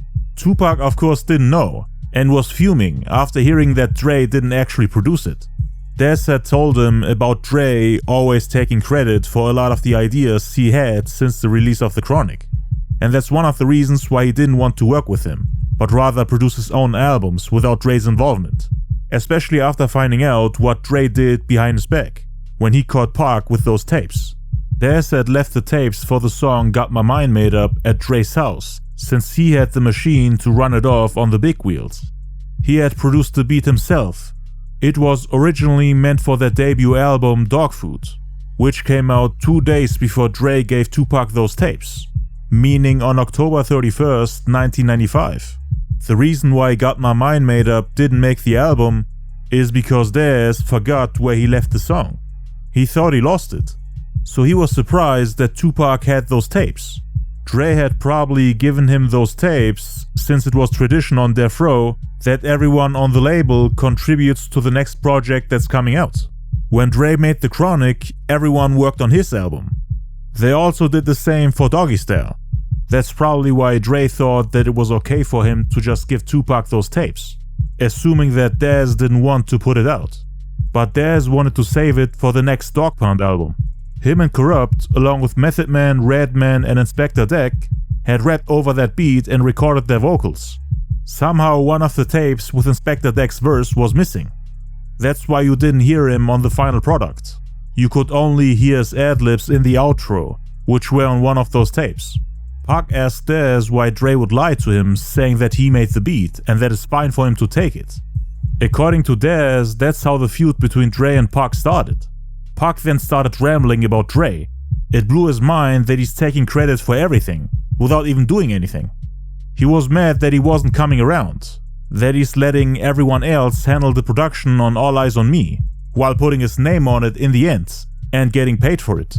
Pac didn't want Dre to be listed as the executive producer for the album, since they recorded all the songs without him, while he's quote-unquote sitting in his mansion all high and mighty, counting his money, calling him a lazy fraud. Dez was cool with Pac getting on the track and putting it on his album. But of course he would have preferred it if it landed on the Dog Pound album. Pac also found out that Can't See Me was meant for the Dog Pound as well.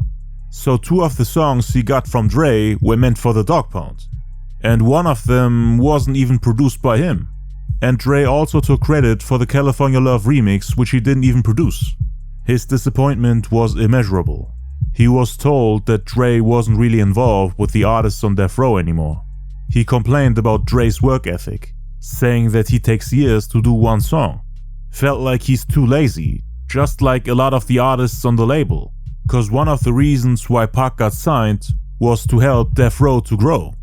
They had been stagnating for years, and were getting left behind by Bad Boy Records, with Biggie taking over, winning all the awards, getting crowned the King of New York, and releasing hit after hit, giving the haters on the East Coast exactly what they want, to prove that their coast is superior.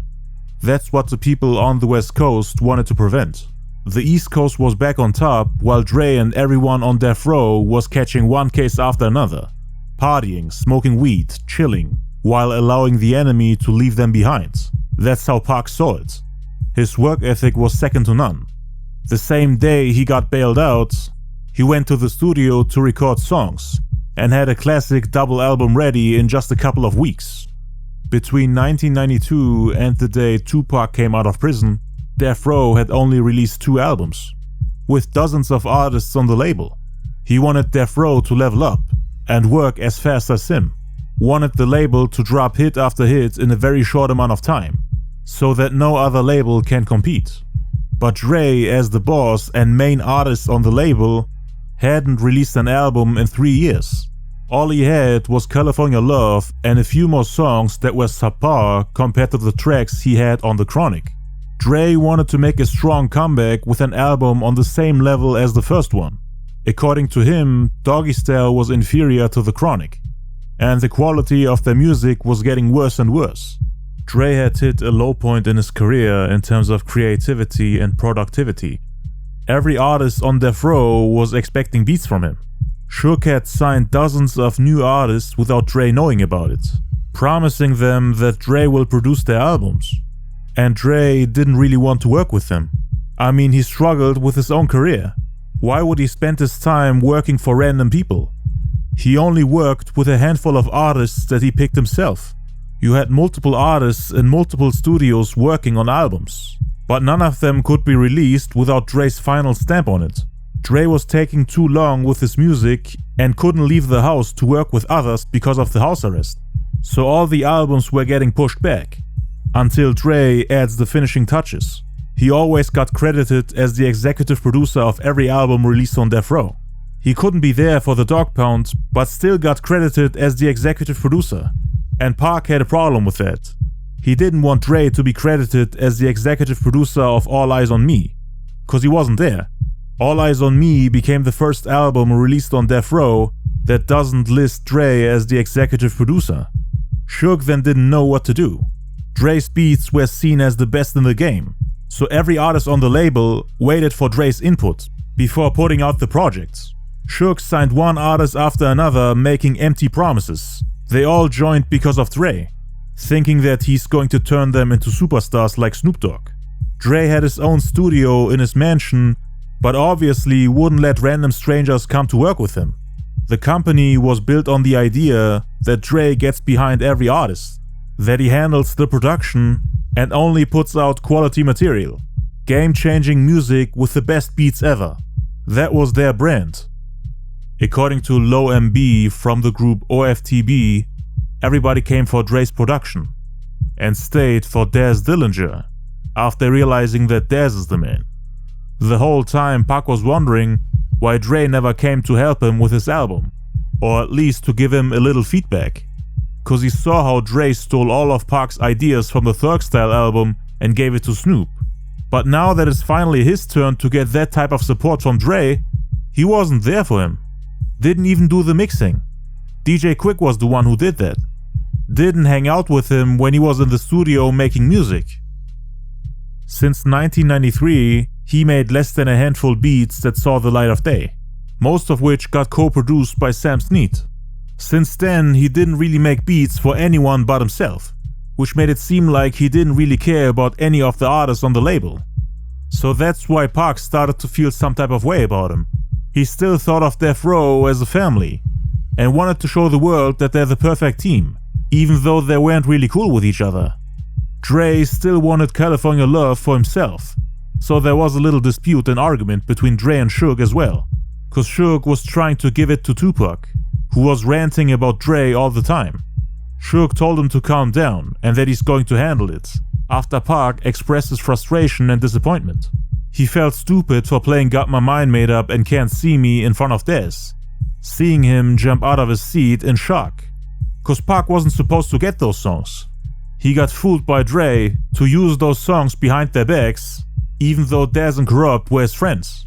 He waited his whole career to be able to work with Dre, and all he gets is 2 Dog Pound songs and a collaboration with Dre that he wants to keep for himself.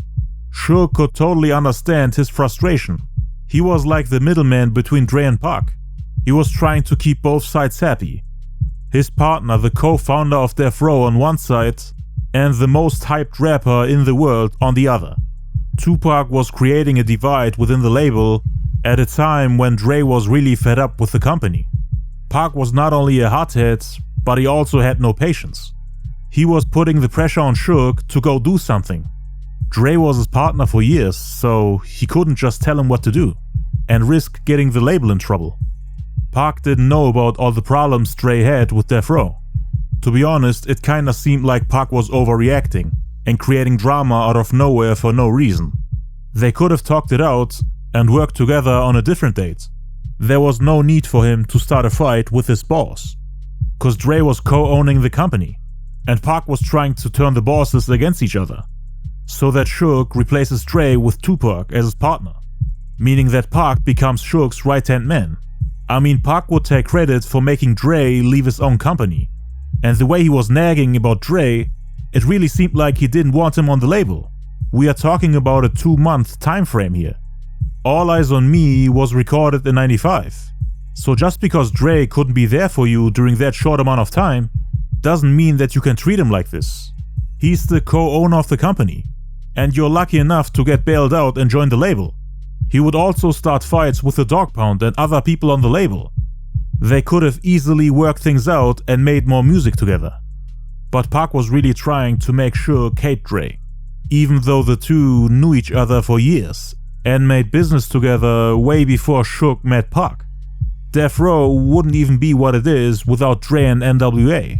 But now, here comes a young, hot-headed guy who wants all the attention for himself and creates drama out of nowhere for no reason, on a label with artists who all sold more than him. Dre and Snoop were bigger than Pac before the release of All Eyez On Me, but Pac was still looking down on people, instead of being grateful that they got him out of prison, when no one else wanted to give him another chance. So yeah, if Pac had a little more patience and was less of a troublemaker, him and Dre would have definitely made more music together, and would have probably became great friends. After recording his verse for Got My Mind Made Up on November 28th, he drove to Compton to shoot the music video for the California Love remix with Dr. Dre. From the outside it seemed like Dre and Pac were homeboys, but behind the scenes they had arguments and disagreements, which they were trying to hide from the public, to keep the image and illusion of Death Row being a family alive. Cause Pac confronted Dre about the Got My Mind Made Up beat that same day. They had a little argument, but Pac wasn't really able to solve the issue as they were about to shoot the music video together, in which they tried to make it seem like Dre and Pac are best friends, partying, celebrating and smiling for the cameras. According to Suge Knight, both Pac and Dre hated each other. Dre didn't want Pac to come to his house and had no further plans of working with him. Pac didn't want to work with him either. He came only to his house once and then never again. On December 3rd, the single California Love finally comes out, but Dre is listed as the feature guest. This wasn't what him and Suge had agreed on. Dre wanted Tupac to be listed as a feature, so that everyone knows that the original version is his song and belongs on his album. They released the original version and the remix together on vinyl and as a cassette. Dre was listed as the feature on both versions, so that the original version is Tupac's single and the remix a bonus. Suge labeled it as a mistake, but he might have done it on purpose, telling him that it's not a big deal and that he still can put it on his album The Chronic 2, with Pac listed as the feature, and that only the remix version will appear on the All Eyez On Me album. Dre said fine, and that was that. But Lay Law then called Dre and asked him why he ain't credited as the producer on the remix, cause Dre was listed as the producer of both versions. He then told him that Suge messed it up, and that he gave him credits for the remix. Lay Law then called Suge and he said, "Dre never gave me the credits, Law," meaning that it was Dre who messed it up. They were blame shifting. So there was a lot of miscommunication. Nobody really understood what was going on. Lay Law then called Pac to inform him about not getting credited for the remix, and Pac told him that he wants to leave Death Row. He was fed up. Pac once again found out that Dre took credit for work that other people did. According to Death Row head of security Reggie Wright, Pac complained to Suge that Dre is always taking credit for work he didn't do, that he's not around when everyone is making music, and Suge ended up taking Pac's side, even though he always respected Dre and had a great relationship with him. It wasn't the type of atmosphere that Pac had envisioned before joining the label. He thought that everyone on the label would work together as a team, so that they can take over the game and outshine the East Coast. He wanted to give Death Row the necessary push to double and triple their efforts, so that they can maximize their musical output and dominate the charts. When he joined the family, everything was disorganized. There was no discipline or real motivation. Everyone was just partying, smoking weed, getting drunk and enjoying life, while being too lazy to get things done. How can you have over a dozen artists on the label and only drop 3 albums within 4 years? How can you call yourself the #1 label when you release less music than all the other companies? Tupac alone between 92 and 95 had worked on more albums than the entire Death Row family combined. His work ethic and discipline really opened their eyes and pushed them to work harder. Everyone except Dr. Dre was influenced by what he brought to the table. Pac was at K&M Studios almost every day, working with all the artists on Death Row, while Dre was quote-unquote chilling in his mansion and not caring about his brand or company. Then on December 7th, Pac and everyone from Death Row went to Snoop Dogg's murder trial. Pac was wondering why Dre didn't show up. Suge Knight would always invite the entire Death Row family to come, and to prove their loyalty, everyone would always attend, excluding Dr. Dre. And Pac was wondering why Dre didn't show up, so he asked him why he ain't coming. He then found out about Dre not being there during any of Snoop's court hearings during his murder trial. One of the witnesses had claimed that Dr. Dre was in the car from which they shot and killed the rival gang member Philip Walder Merriam. He actually said that Dre was the shooter, but Snoop was the one who was accused of murder. According to Death Row head of security Reggie Wright, the witness confused Dre and Snoop, meaning he saw Snoop in the car and not Dre. Snoop's lawyer wanted to call Dre into court so that he can say, "I'm Dr. Dre," so that everyone in court can make sure that the witness has no clue what he's talking about, by making him understand that he accused the wrong person, so that the judge can say, "Why does the witness keep referring to Snoop Dogg as Dr. Dre?" Snoop's lawyer wanted to play a game like that to damage the credibility of the witness, who might have misspoken during the trial. But Dr. Dre's name was brought up again and again, so they wanted to counter it basically, in order to make sure that Snoop doesn't go to prison. But Dre was like, "Nah, I'm not putting myself in there like that. I'm not doing that." He never came to a single court date for Snoop, not even as a spectator in the audience, meaning even before they wanted him to speak in front of the jury, Dre wasn't coming to the hearings. Dre didn't show up, quote unquote, because of the house arrest, which he got for violating his probation. Some people even say that he was in the car during one of those hearings and decided to not go inside the building. Later he admitted that he didn't want to go there. Since Snoop didn't come to visit him in jail, he didn't think it was necessary for him to pay him a visit in court. He didn't want to see Snoop during his worst moments. And according to Dre, Snoop knew about it. There were also rumors that Dre was advised not to come by Jimmy Iovine, who's the co-founder of Interscope Records. Dre told him that he ain't coming, that he doesn't want to get involved with the case. He didn't come to a single court date during Snoop's trial. If Dre would have came in and said that he wasn't there, and had produced a credible alibi to prove his claim, the witnesses' recant would have been dismissed and would have helped Snoop's case. Because during the trial, they kept bringing up the part about Dre being there. Pac and Suge felt like Dre was backstabbing Snoop by not coming, thought that he was disloyal. Pac was like, "He doesn't care about me, he doesn't care about Snoop, he doesn't care about the Dog Pound, he doesn't care about all the artists on the label, he doesn't care about Death Row in general. All he cares about is himself. How can this guy run a company and not even care about it? He can't even support his friend and partner when they're trying to lock him up and end his career." That's how Pac felt. I mean, Snoop's career would have been over, and Death Row would have lost its biggest artist on the label.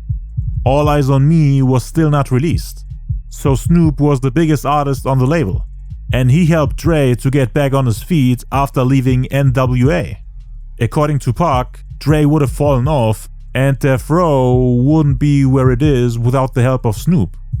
When Ice Cube destroyed NWA with No Vaseline, and when EAZY-E destroyed Dre's image and reputation with Real Compton CDGs, Snoop was there to help him. And Pac got really pissed about how Dre didn't even care about Snoop shivering in court, praying and fearing for his life, knowing that losing Snoop would negatively affect the company. But Suge once again told Pac to calm down and forget about it. 8 days later, on December 15th, Dre and Pac attended the Death Row Christmas party in the Hollywood Hills. The two can be seen in pictures and video footage. Everyone was in good mood. There's also footage of Dre hanging out with Michelle A. You can hear him call her his girl for life.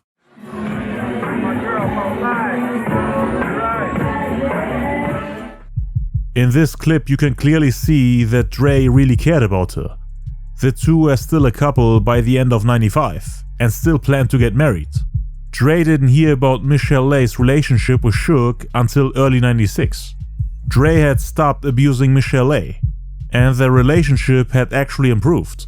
December 15th was also the day the incident happened where Tupac, Suge, and members of the Mob Piru made record promoter Mark Anthony Bell drink Suge's urine, after refusing to tell them the location of Puff Daddy's mansion. This happened at the same Christmas party where you can see Pac and Dre all happy and cheerful on photos and in video clips. The promoter was beaten up and tortured while he got questioned. According to him, Dre was there too, but didn't do anything. The people from Death Row wanted to confront Puffy after Suge's friend Big Jake was shot and killed by one of Puffy's friends. I covered the shooting and the incident with Mark Bell in detail in my video, The Reason Why Puffy Killed Tupac. Make sure to check it out.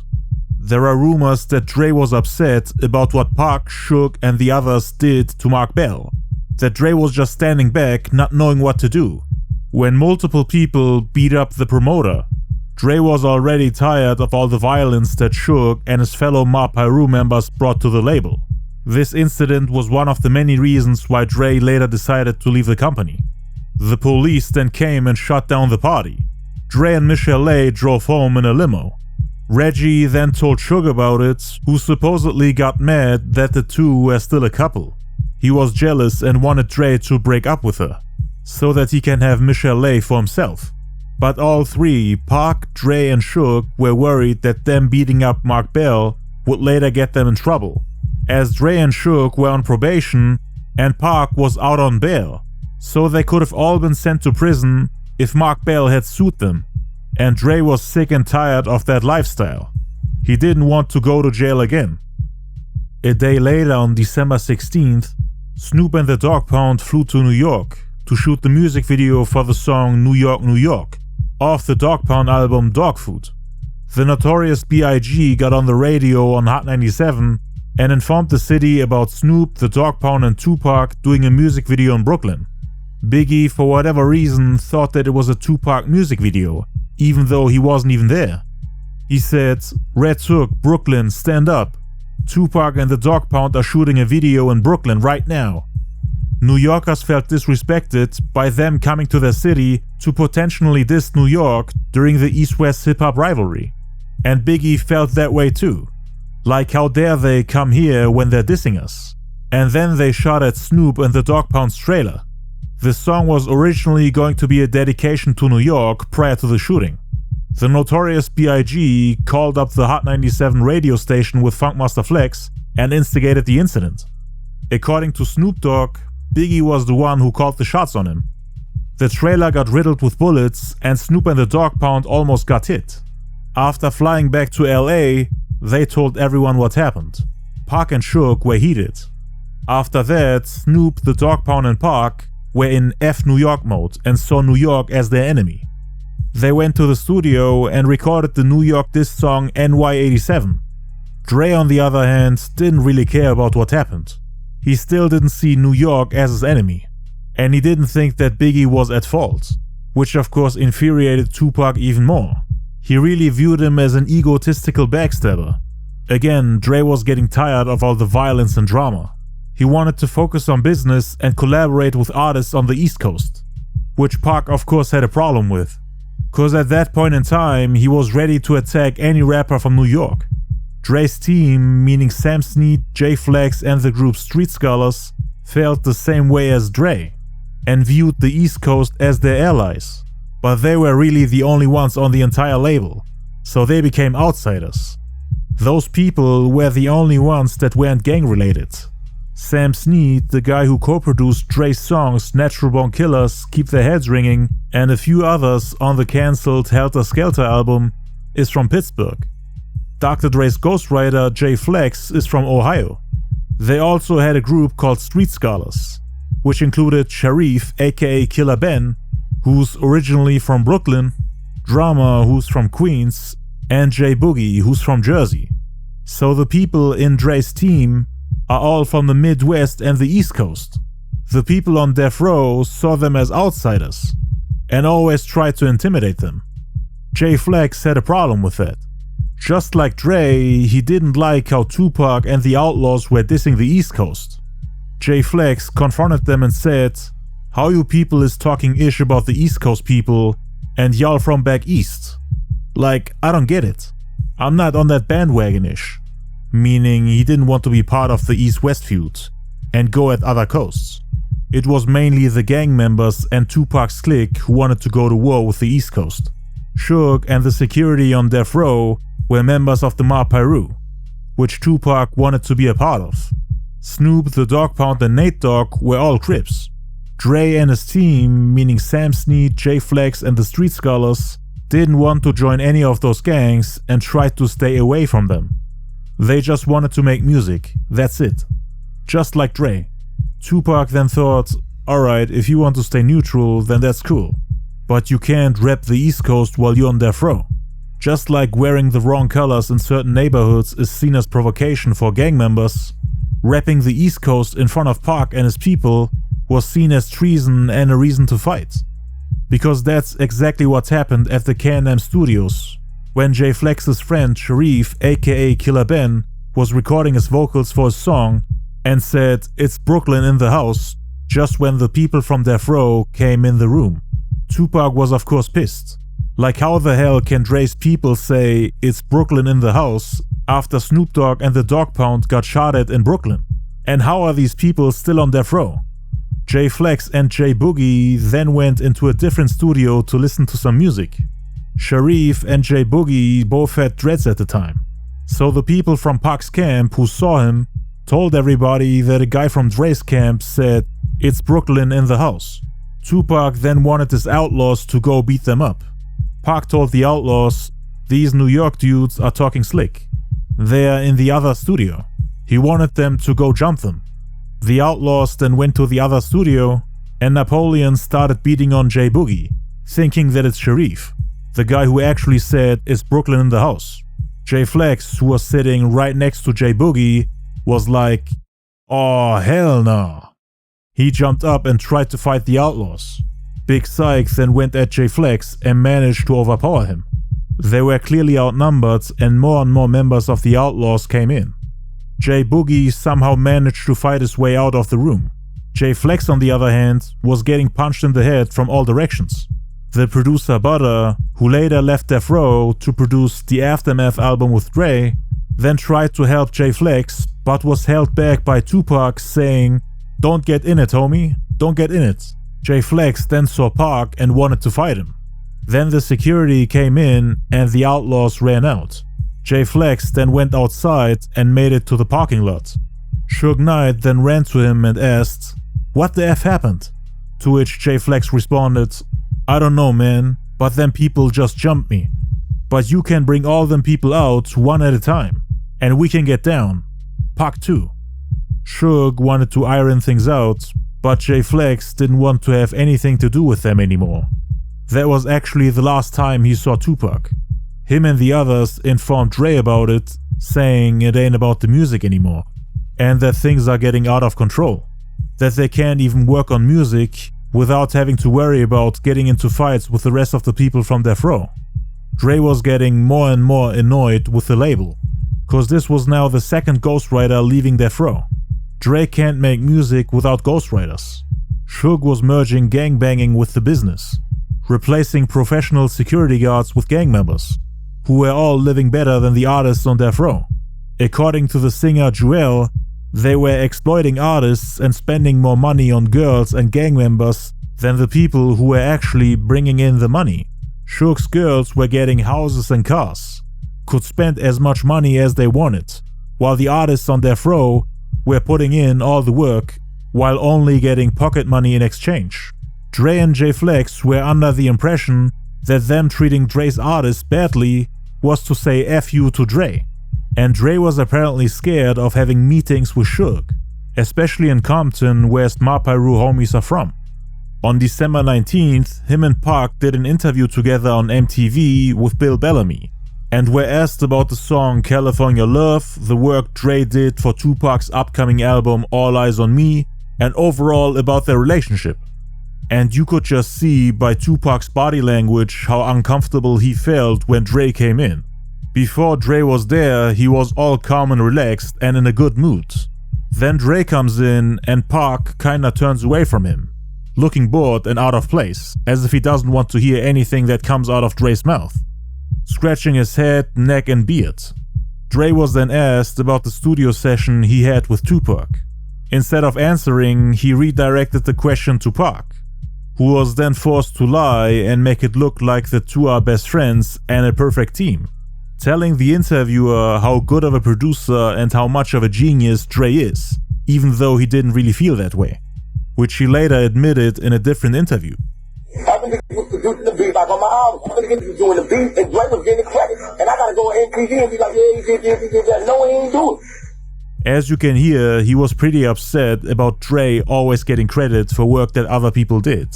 In the MTV interview, he even joked about Dre telling him to get his quote-unquote trail ass to Dr. Dre's studio. Go ahead. Dre said, Pop, bring your trail ass in the studio. Nah. But all right. Nah. How'd it work out, though? How y'all I went in there, and I'm going to tell you, man, honestly, it's a sight to see Dr. Dre in the studio. You know, I'm going to tell you this for the world. Dre don't hop up in this. He got his own studio at home. He don't even kick it with regular rappers in the studio. Pac then explains how Dre doesn't even spend time with quote-unquote regular rappers in the studio, basically humbling himself and calling himself a small, irrelevant rapper compared to the giant Dr. Dre. Even though Pac was already a platinum artist, he didn't join Death Row hoping that Dre will make him famous. They were both established and well-respected artists, but Dre would still not pay him a visit in the studio, as if he doesn't even care about him being part of the family, and as if he has no interest in seeing the new superstar on his label work. And he didn't even care about the guy who was about to take his label to the next level, the guy who's about to be the highest selling rapper in the world, and the guy who will put Death Row back on top. Suge, on the other hand, often came to the studio to listen to Tupac and what he has been working on, ready to give feedback and to make sure that the quality is on point. Dre, the musical genius and the guy who was always listed as the executive producer of every album released on Death Row prior to All Eyez On Me, did not care about Tupac enough to sit in the studio with him to listen to his music. Instead, he let the other co-owner, Suge Knight, a guy who's not even a real producer and has zero clue about music, sit there with Pac and give him feedback. That's why only Suge Knight was listed as the executive producer on the album. And Pac, of course, was mad at him for that. He was supposed to get feedback and support from Dre, not from Suge.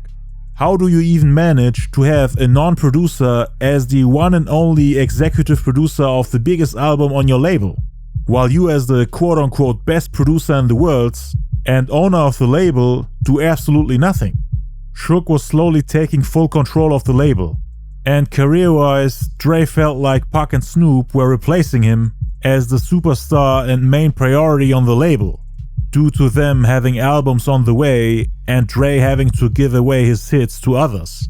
Like mentioned earlier, California Love was supposed to be the equivalent of Nothing But a G-Thing for his next album, meaning the song that makes the album worth releasing. Dre felt like this is what the future of the label has to offer for him. Tupac will get all the shine and Dre will be in his shadow. Just like how they degraded him to a feature guest and wrote featuring Dr. Dre in a small font size on the cover of the California Love single, which has Tupac's gigantic logo on it. The release of California Love only benefited Tupac, cause his album came out 2 months later, while Dre is supposed to wait until the end of '96. But then he would put an old song that everyone already knows about on his album, when all the hype dies down and people don't view California Love as the main selling point of the album. So the best song on the album is something that's already off the charts, something that the people already got tired of, cause they're expecting something new on that level. The song already came out as a single and then on Pac's album, so why would we want to hear it a third time a year later? Tupac had completely ruined Dre's comeback, and now he's going to outshine him for the entirety of '96.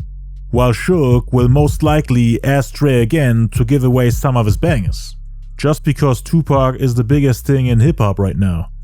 Cause think about it, Pac is in the studio recording almost a handful bangers a day, while Dre is forced to make songs at home at a very slow pace, since he doesn't like going to K&M studios anymore because of the heavy gang presence and Suge scaring away all the people that Dre wants to work with.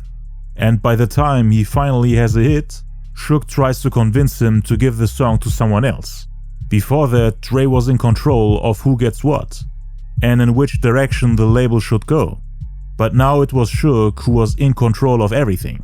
He made the decisions on when and where to spend money, who to sign, who to beef with, who and what to prioritize, who to promote, etc.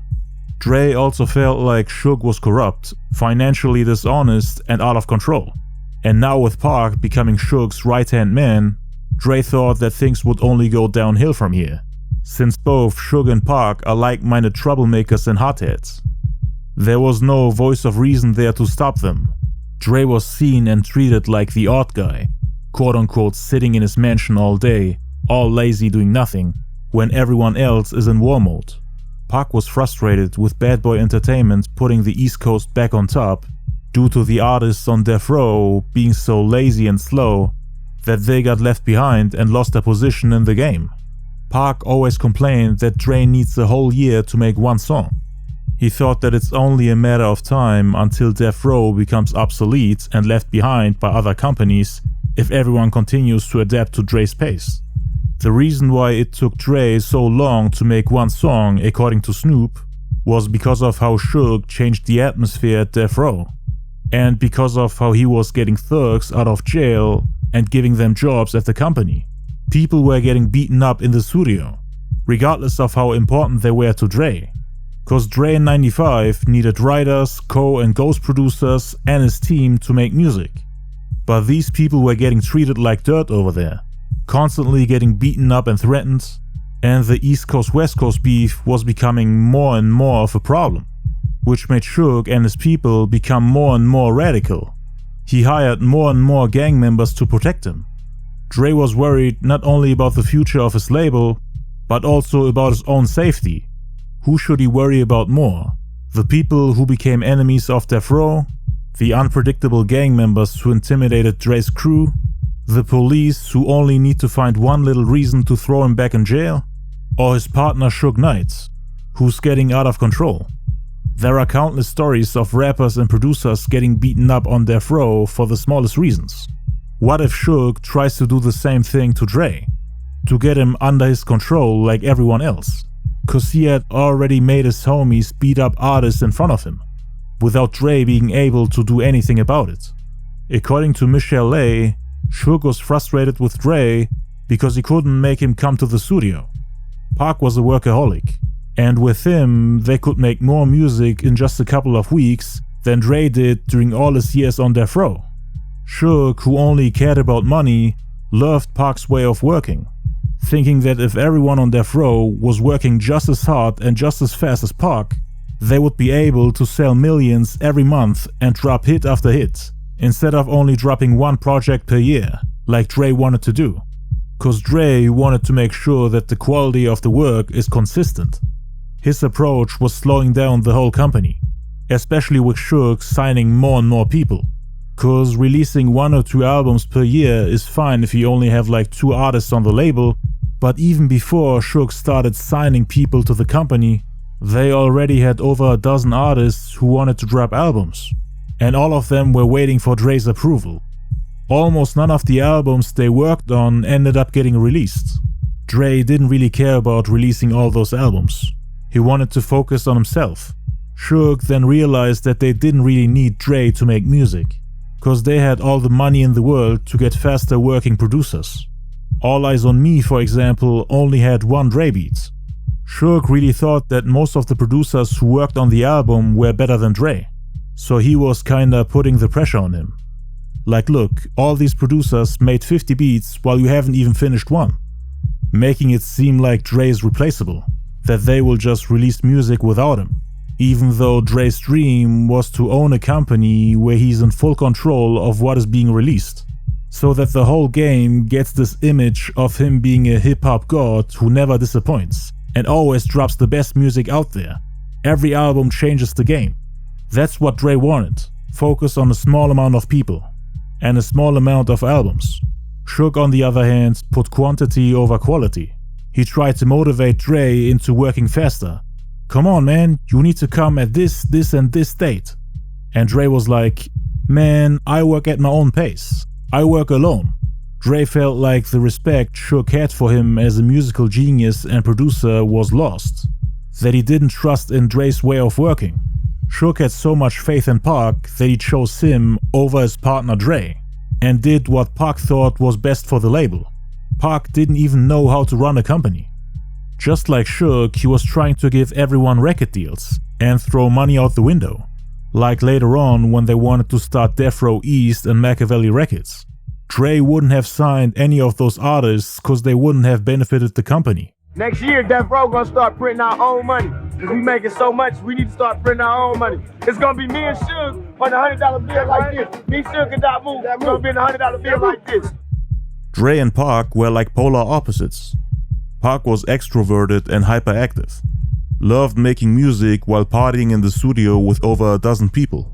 Dre, on the other hand, was the more introverted and focused artist that could only work when he's alone and in peace, without random people running around in the studio. And if you look at the pictures of their studio session together, you can see how Dre is standing out from the rest of them.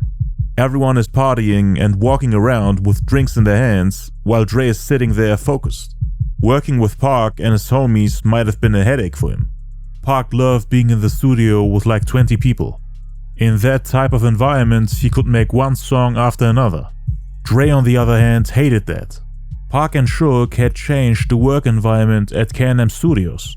Dre preferred working alone, sitting in a studio where there's not much talking going on. Fully focused, making refinements, re-listening to the same song over and over again to find things to improve, and to put it out in the best form possible. It was hard for him to work with 20 people in the studio while everyone is partying and having fun. It was irritating to him. Random people walking in and out the studio while Dre's trying to work. That's why he preferred working at home, where he's in full control of who can come to visit him, over working at K&M Studios. You can't tell what was going through Dre's mind at the time, but Dre most likely hadn't made his final decision yet to leave the label. He probably saw it more as a plan B, just in case. But back then he had informed Jimmy Iovine, the president of Interscope Records, about it, who at the time tried to do everything he could to prevent a falling out between Dre and Suge. He wanted them to continue, saying that things will improve, and that he should focus on his album. Around the same time, Michelle Lay's alcohol addiction got out of control again. She already had a case for driving under the influence and wasn't allowed to drive, which again was one of the reasons why she depended on Suge coming to her rescue and bringing groceries and diapers when Dre wasn't there. She was begging Dre to come help her fix her drug problem, but it only led to arguments. Dre supposedly didn't even care about their kid. Suge was there when she needed him, and got her into rehab at Betty Ford to get clean. According to Reggie Wright, she was there twice between 95 and 96. And according to Michelle A, she was gone for about 2 months, which doesn't really make sense as there's footage of her at parties, photo shoots, studio sessions and concerts at different dates between December 95 and February 96. So her time at Betty Ford's couldn't have been that long. But her being away until early January gave Dre the ability to take the secret relationship with Nicole to the next level. He could spend more time with her and didn't need to care about Michelle A. Nicole then divorced her husband Sadil and got engaged with Dre that same month, even though Dre was engaged to Michelle A and hadn't told her anything about it. According to Dre, she was part of the reason why he felt ashamed of his lifestyle. He wanted to stop calling women the B-word, and overall felt like he had to move on from that image. The artists on Death Row were known for their misogynistic lyrics. Nicole made him change his style into what people would later call mature rap or grown-up rap. He wanted a brand new image and get away from everything Death Row was representing. That's the reason why he made the song Been There Done That. The whole time Dre was dating Nicole, he was technically still living in the same house in Calabasas with Michelle A, since they were supposed to get married. Michelle A had left all her stuff there while she was in rehab and had no clue that Dre was dating other women. Some say that Dre was fed up with Michelle A not getting her drug and alcohol problem under control, thinking that he could never have a happy marriage with her. Michelle A would call Suge Knight every day from Betty Ford, begging him to get her out of there, saying that she feels better now and that she's clean. Shortly after New Year, Suge and the Death Row head of security, Reggie Wright, went to pick her up in a limo. According to Reg, Suge and Michelle A were having sex in the back of the limo while they were driving back home.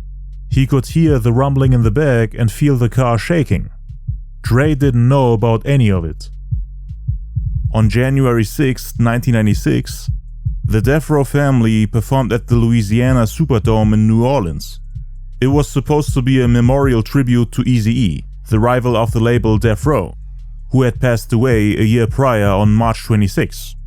Tupac, Michelle A, Snoop, the Dog Pound, Suge, the Death Row head of security Reggie Wright, and Suge's right-hand man Buntry all attended the event.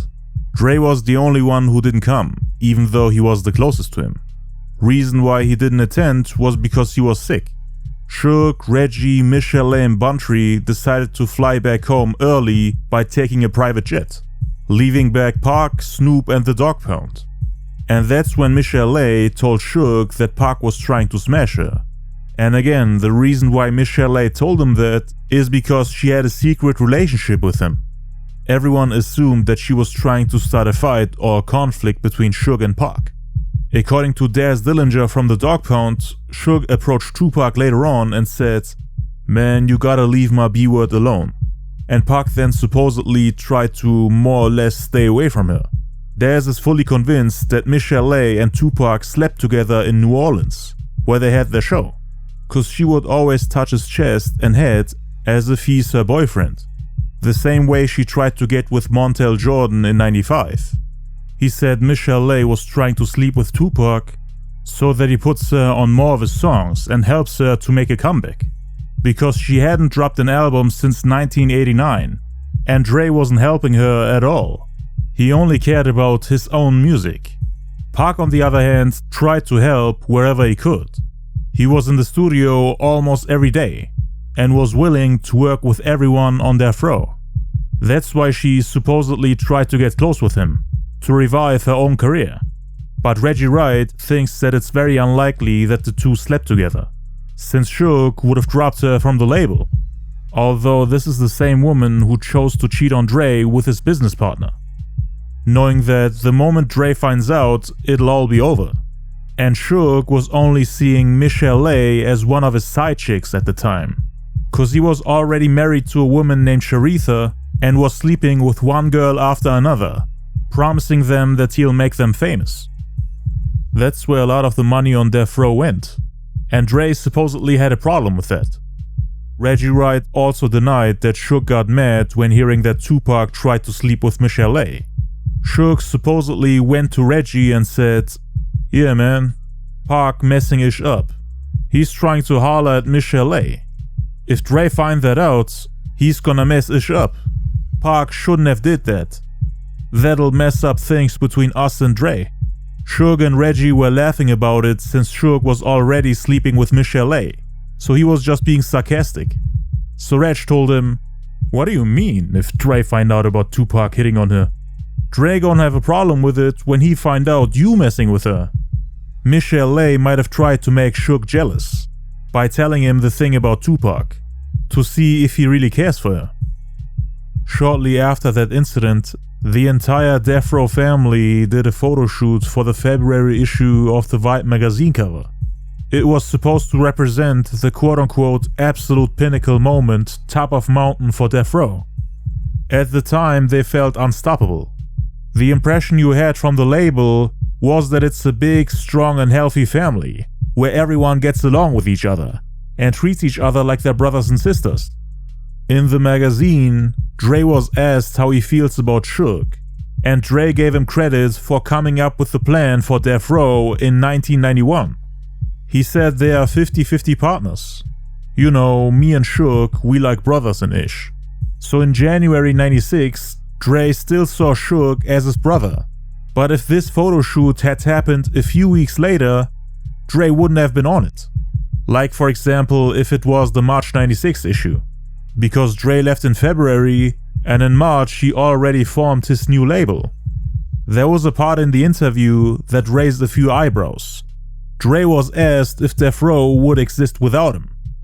His expression went blank. He began to speak, but stopped himself to think for a moment, as if he's confused or trying to hide his real thoughts. all the disagreements they had behind the scenes, and him thinking of the possibility of him starting his own label. His response was indirect. It's clear that he chose his words wisely, so that he doesn't accidentally infuriate his partner Suge, or come off as if there are indeed plans of him leaving the label. He said, "Wherever I am, whatever I do is going to be the bombish, and people are going to benefit from it. I don't know. There might be another Dr. Dre out there, somewhere." He then left uneasily. There are of course numerous ways to interpret this statement. The phrase, "wherever I am, whatever I do," could imply that Death Row ain't the only option for him.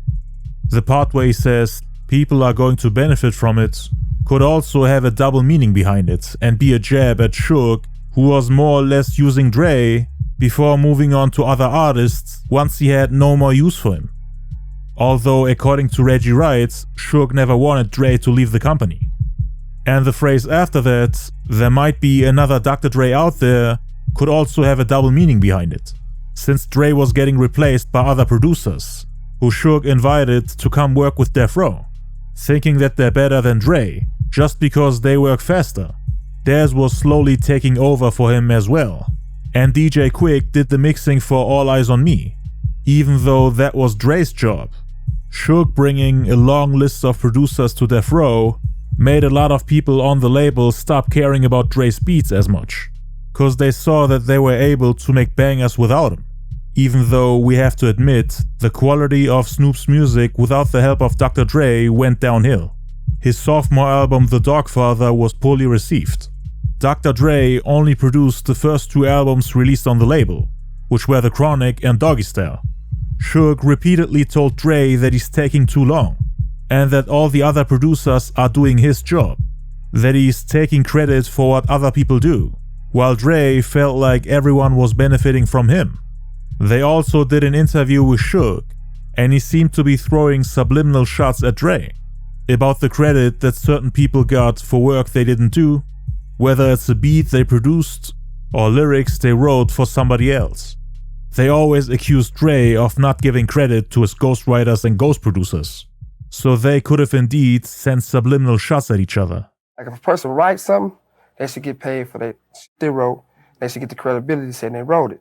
If they produced it, they should get paid for producing it, and they should get paid, and their credibility for letting the world know they produced it. He also said that in the past, quote unquote, a lot of record companies were built where people would pick the star, so that that person gets all the production credits from smaller producers, admitting that it was a mistake for Death Row and everyone else to do, knowing that they had done this in the past for Dre. So that's a bad mistake for Death Row or anybody else to do. So my vision is to say, look, let all the young guys know if they come to Death Row and they produce the track, they get their credibility, they get their money. Same thing with the artists. That's one vision we have, and that's what we're definitely doing right now. Between 1992 and 95, Death Row only managed to put out 3 studio albums. Pac convinced Suge that they need to double, triple, and quadruple their efforts so that the album charts are filled with the projects from artists on Death Row. They wanted to leave a mark on the world by dominating the charts every month. With Dre being the head of the company, things were going way too slow, and that's why Suge tried to pressure him into working faster. After seeing no progress, he wanted to replace Dre with Tupac, even though Dre and Suge are 50-50 partners, and Suge technically can't replace him as they are equals. So he tried to use intimidation and pressure to get what he wants. In interviews, Suge explains how he planned to go from 1 album per year to releasing 10 albums annually. He wanted Death Row to grow into something as big as Sony and Warner Brothers. And with Dre making the decisions, they couldn't do that. What we're gonna do for Death Row, we're gonna put out like about anywhere to 6 or 10 records out a year. Only time other people are able to sell records on our style is when we're gonna put a record out there. I want Death Row to be, which it will be, more like a Warner Brothers, Sony, a MCA, for we're gonna distribute other artists. They interviewed Pac as well, and just like Dre, he dropped some statements in the February issue of the Vibe magazine that raised some eyebrows. He said, "The family part, to me, I'm not gonna be corny and be like everybody on death row love each other. It's not like that. Nobody has beef internally. And if we do, we handle it internally. This is Tupac openly admitting that in those 3 months he was on death row, he has already seen and was already involved in internal issues with people on death row. And these internal issues are relevant enough to address externally, meaning in interviews. But they are addressed indirectly, to not make the issue bigger than it already is. He was clearly alluding to the arguments and fights he had with Dre and his people, which Suge tried to handle. He said, "As for me and Suge, right now, as of today, we are the perfect couple. I can see this is what I've been looking for management-wise. He writes like I write. With Suge as my manager, I gotta do less." Things got a little heated between Michelle and Dr. Dre at the time. Dre was cheating on Michelle with Nicole, and Michelle was cheating on Dre with Suge, even though the two had been engaged for years. When Michelle came back from rehab, she moved back into Dre's house in Calabasas, without knowing that Dre was dating Nicole. I mean, Michelle was secretly meeting Suge as well, but the two acted like the relationship is still ongoing. Shortly afterwards, Dre, Michelle and Daz Dillinger's baby mama, Kenya Ware, went to a big party. They were all at Dre's mansion at first, before they all went their separate ways.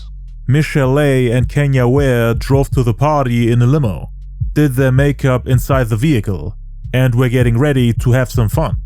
When they got out and walked inside the building, they saw Dr. Dre together with Nicole. The two ladies were wondering who that woman was. Dre then smiled and introduced her to everyone. "Hey you guys, I want to introduce you two to my new woman." "Your new woman?" Kenya asked. They were shocked and confused since they were together at Dre's house just 45 minutes ago. Dre basically introduced his new girlfriend to his fiancée. Michelle started crying and decided to leave the building. Kenya Ware then followed her and the two went back home. Dre and Nicole stayed and enjoyed the rest of the party. Michelle then moved back to her grandma, who was actually the one that kept telling her to just endure the abuse.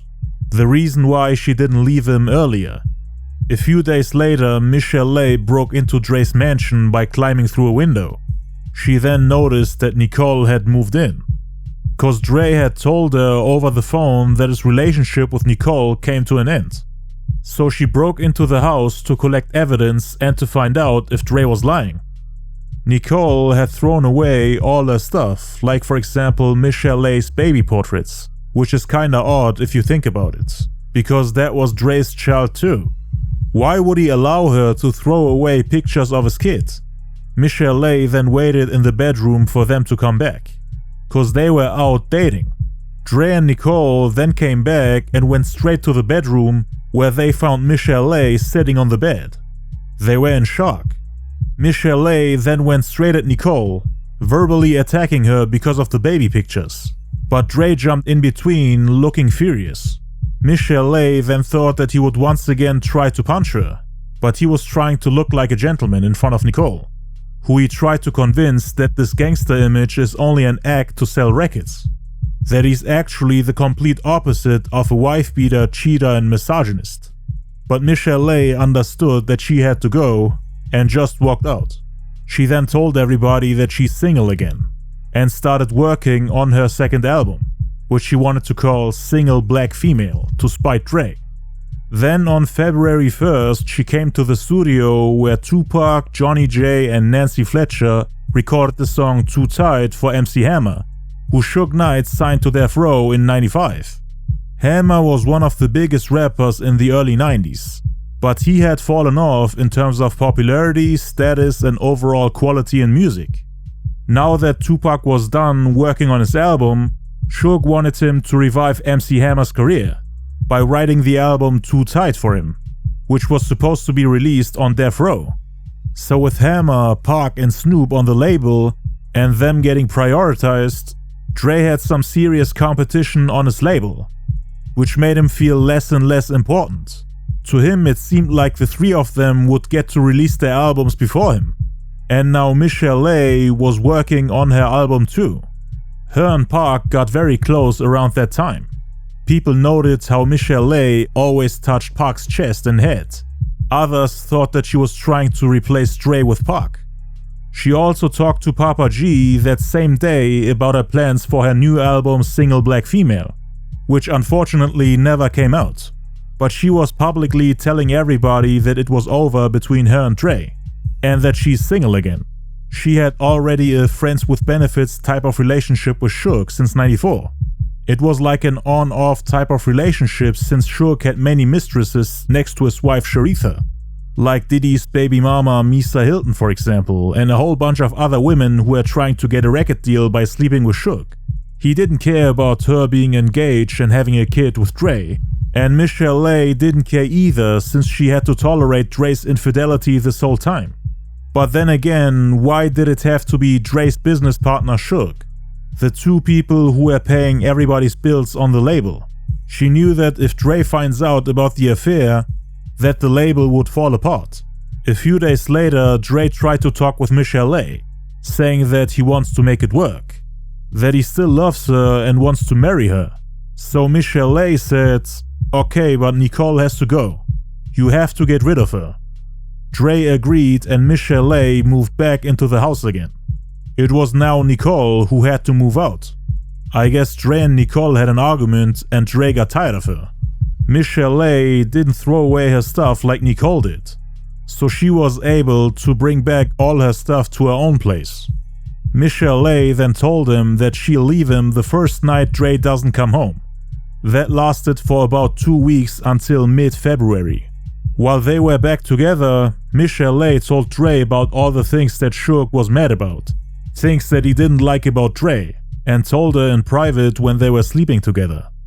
So she was playing both sides, sleeping with both men, telling both of them what they thought of each other. Basically adding fuel to the fire by telling both sides what they would have never told each other face to face, without having to fear that the label might fall apart. Cause both Dre and Suge were hiding their frustrations and real feelings about one another to save the company. They both wanted Michelle, and Suge wanted to bring Dre under his control. Without Michelle's pillow talking, the relationship between Suge and Dre wouldn't have gotten to this point. Dre then started to wonder how Michelle knew all these things, since no one else seemed to know about it. That's when Dre started to suspect that Michelle and Suge were closer than he thought. That he wouldn't have told her all these things if the two weren't close like lovers. Maybe he came to the conclusion that the two had a relationship or an affair. But he later got confirmation by others working at Death Row that Michelle and Suge had slept together while they were still engaged. That was the final straw for him. He told her that he's ready to move on from Death Row. He felt betrayed. Dre then went back to Nicole, signaled it to Michelle by violating the agreements of him having to come home every night. And that was it. Michelle understood that he's spending time with Nicole. She then moved out. Their relationship was over. By that time, Tupac's double album All Eyez On Me had already been released and did crazy numbers. It came out on February 13th and sold 566,000 copies in the first week. It debuted at number 1 on both the US Billboard 200 and the US top R&B and hip-hop album charts. Everyone was celebrating because they knew they had the biggest rapper in the world on their label. He easily outsold Biggie's Ready to Die. Suge was now fully convinced that Pac is the future of Death Row. He wanted to do everything he could to grow the label with Pac on board, so that he stays on Death Row forever. After her breakup with Dre, Michelle and Suge once again got close. She started to badmouth Dre, telling Pac all the things Dre did to her while they were engaged.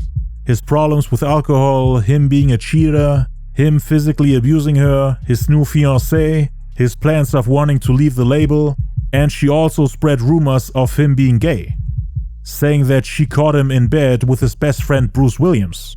Tupac kept it to himself at first and wanted to do his research on it, but then later informed Suge about it and mentioned it in interviews after Dre infuriated Pac by making some comments in the Source magazine. More on that later. Around the same time, Michelle and Suge sneaked out to Malibu, where they stayed at a luxurious hotel together. She started pillow talking to Suge again, telling him about Dre wanting to leave the label. Mentioned all the issues he had with Suge and the company, saying that Dre felt like Suge was trying to control him, and that he wants to break free. So she was giving Suge a heads up. He didn't really want Dre to leave the label, but Tupac was always pointing things out that Dre did which in his opinion were wrong, or unfair, or bad for the company. Prior to that, Suge and Dre had a great relationship. I mean, aside from the fact that Suge was occasionally sleeping with Dre's baby mama and fiancée Michelle, which is of course already a fair reason to stop working with him. But it was brought to Dre's attention at the very end, when him and Suge already had their issues with each other. Dre didn't get along with Pac much either. I mean, he just joined the label, jumped on the ship that Dre built with his own hands, and is now trying to tell Dre what he's allowed to do or where he can go with his own ship, while trying to create a rift between the two ship owners. He just came aboard after getting bailed out of prison and is now trying to take the helm of the ship, while treating Dre like a subordinate instead of a captain. And Suge was playing the middleman as if Tupac was one of the owners of the company. And Dre got tired of it, knowing that Suge is actually siding with Pac. Michelle told Suge everything that Dre always complained about, and also mentioned him wanting to reach out to Jimmy Iovine to ask for help. Suge got really upset, cause Dre never told him any of it during their meetings, and he also had a feeling that Dre was trying to avoid him. Suge then told Michelle some of the things he hated about Dre. Him being lazy, not being around when Pac and others made music, not being there for Snoop, etc. On February 17th, Tupac, Dr. Dre and Roger Troutman were supposed to perform the song California Love on Saturday Night Live. But according to Suge Knight, they first held a meeting in the Red Room at the K&M Studios, which was the recording facility of Death Row Records. They were getting ready to do the show, but Pac supposedly wanted to address something in front of Dr. Dre and Suge. Pac was like, "Go on, get it out the way." Walked over to Suge, closed his eyes and put his chin back. He said, "Go on, hit me on the chin and knock me out. Because if I gotta get in trouble for this, let me get it out the way." Suge was confused and thought Pac was just joking around. Didn't really understand why Pac wanted Suge to knock him out. So Suge said, "Man, say what's on your mind." To which Pac responded, "I'm not doing the song with Dre." Meaning he doesn't want to perform the song California Love on Saturday Night Live with Dr. Dre. You just go on and get it over with. Again, asking Suge to punch him for that. Suge then said, "What you mean? We're getting ready to do Saturday Night Live, right?" And Pac said, "No, I'm not doing California Love with Dre. Because Dre is a homosexual. Dre, use the F-slur." People in the room got quiet and confused. Suge then looked at Dre and thought he would say something slick, so that Pac will lose his temper and it will turn into a fight. According to Suge, Dre then looked at Pac and said, "First of all, I'm not a F-slur." "Okay, well then you're homosexual." Dre then said, "I'm not sexual. I'm bisexual." Pac then started yelling, I told you, you heard him say it. You heard him say he's a homosexual. He going around effing people in the ass." Dre then argued with Pac saying, "You stupid man." To which Pac responded, "Nah, you run around effing people in the ass." Dre then said, "Look, I'm bisexual because I could F a B-word in the ass. I'm bisexual because I'm the one doing the catching and they the one doing the pounding." And Pac said, "It's over. I'm not doing that California-ish with him in life. I'm tired of this." Suge then told Pac, "Stay right there." He told everyone they can exit. At the time, Suge didn't like how Pac embarrassed Dre in front of everybody. After people left the room, Suge then spoke to Pac in private and told him that he can just perform his half of California Love without Dre. He then made a phone call informing the people who run Saturday Night Live that Dre can't come and that Pac will perform California Love alone. And that's Suge's explanation on why Pac performed the song without Dre. Pac called Dre gay on numerous occasions, mentioned it in interviews, in recorded conversations with Suge, and then later on in songs. Dre later did an interview addressing all the gay rumors, saying that it's all a lie, and that Pac didn't even know him like that they weren't even close. Which does make sense since they only met a couple of times. It's not clear if the meeting actually took place. Suge is the only one who spoke on it, and he kept telling the same story again and again since 1996. Some people say that Dre didn't even come to the Saturday Night Live rehearsal, and that he didn't even plan on performing, letting Pac stand there all alone. This means that there's a possibility that the meeting did not take place, and that Pac confronting Dre was a lie. But it is true that Suge was upset about something, cause he reached out to Jimmy Iovine that day, saying that he wants to meet to talk about the future of Death Row. Suge then went to Jimmy Iovine telling him that he's going to kill Dre, but Jimmy managed to calm him down, saying that they should try to get along to save the company. I wanted to leave. I wanted to leave Death Row and everything that was accumulated. I didn't want anything following me. I'm done. Look, man, I can't do nothing with Dre. You're gonna have to take him off my hands. I can't. You take Dre. We want Dre out. And Jimmy was like, no man, think about it. Trying to change Suge's mind. I think that's a mistake. What do you want me to do? How am I supposed to get involved in your business? You two are the owners. Interscope does not own Death Row. Suge was ready to replace Dre with Pac, cause the two were way closer. Two like-minded individuals who were always hanging out together and were both part of the Mob Piru gang. They also had the same goals and ambitions. Wanted to make as much money as possible in the shortest amount of time while destroying their enemies on the East Coast. Pac was the rap version of Suge. Everything Suge expected him to do, Pac could accomplish with ease.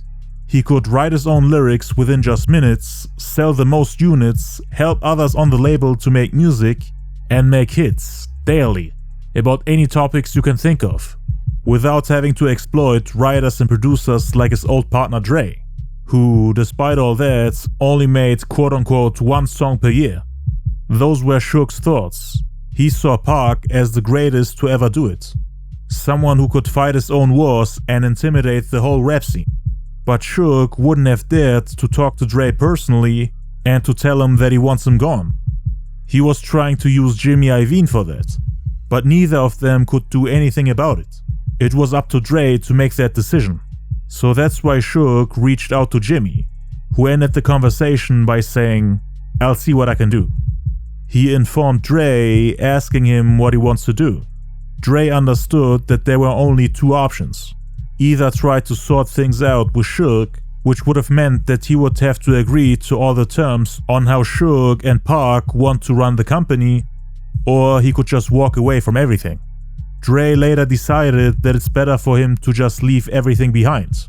His attorney, Peter Paterno, advised him to sell his share of the company. But Dre refused, as he didn't want to deal with all the headache that comes with it. They would have probably spent the next years fighting in court, but Dre didn't want to waste any more time, and didn't want anything to follow him. Jimmy wanted him to stay at Death Row. He said, "Don't break up the Beatles, you keep the band together."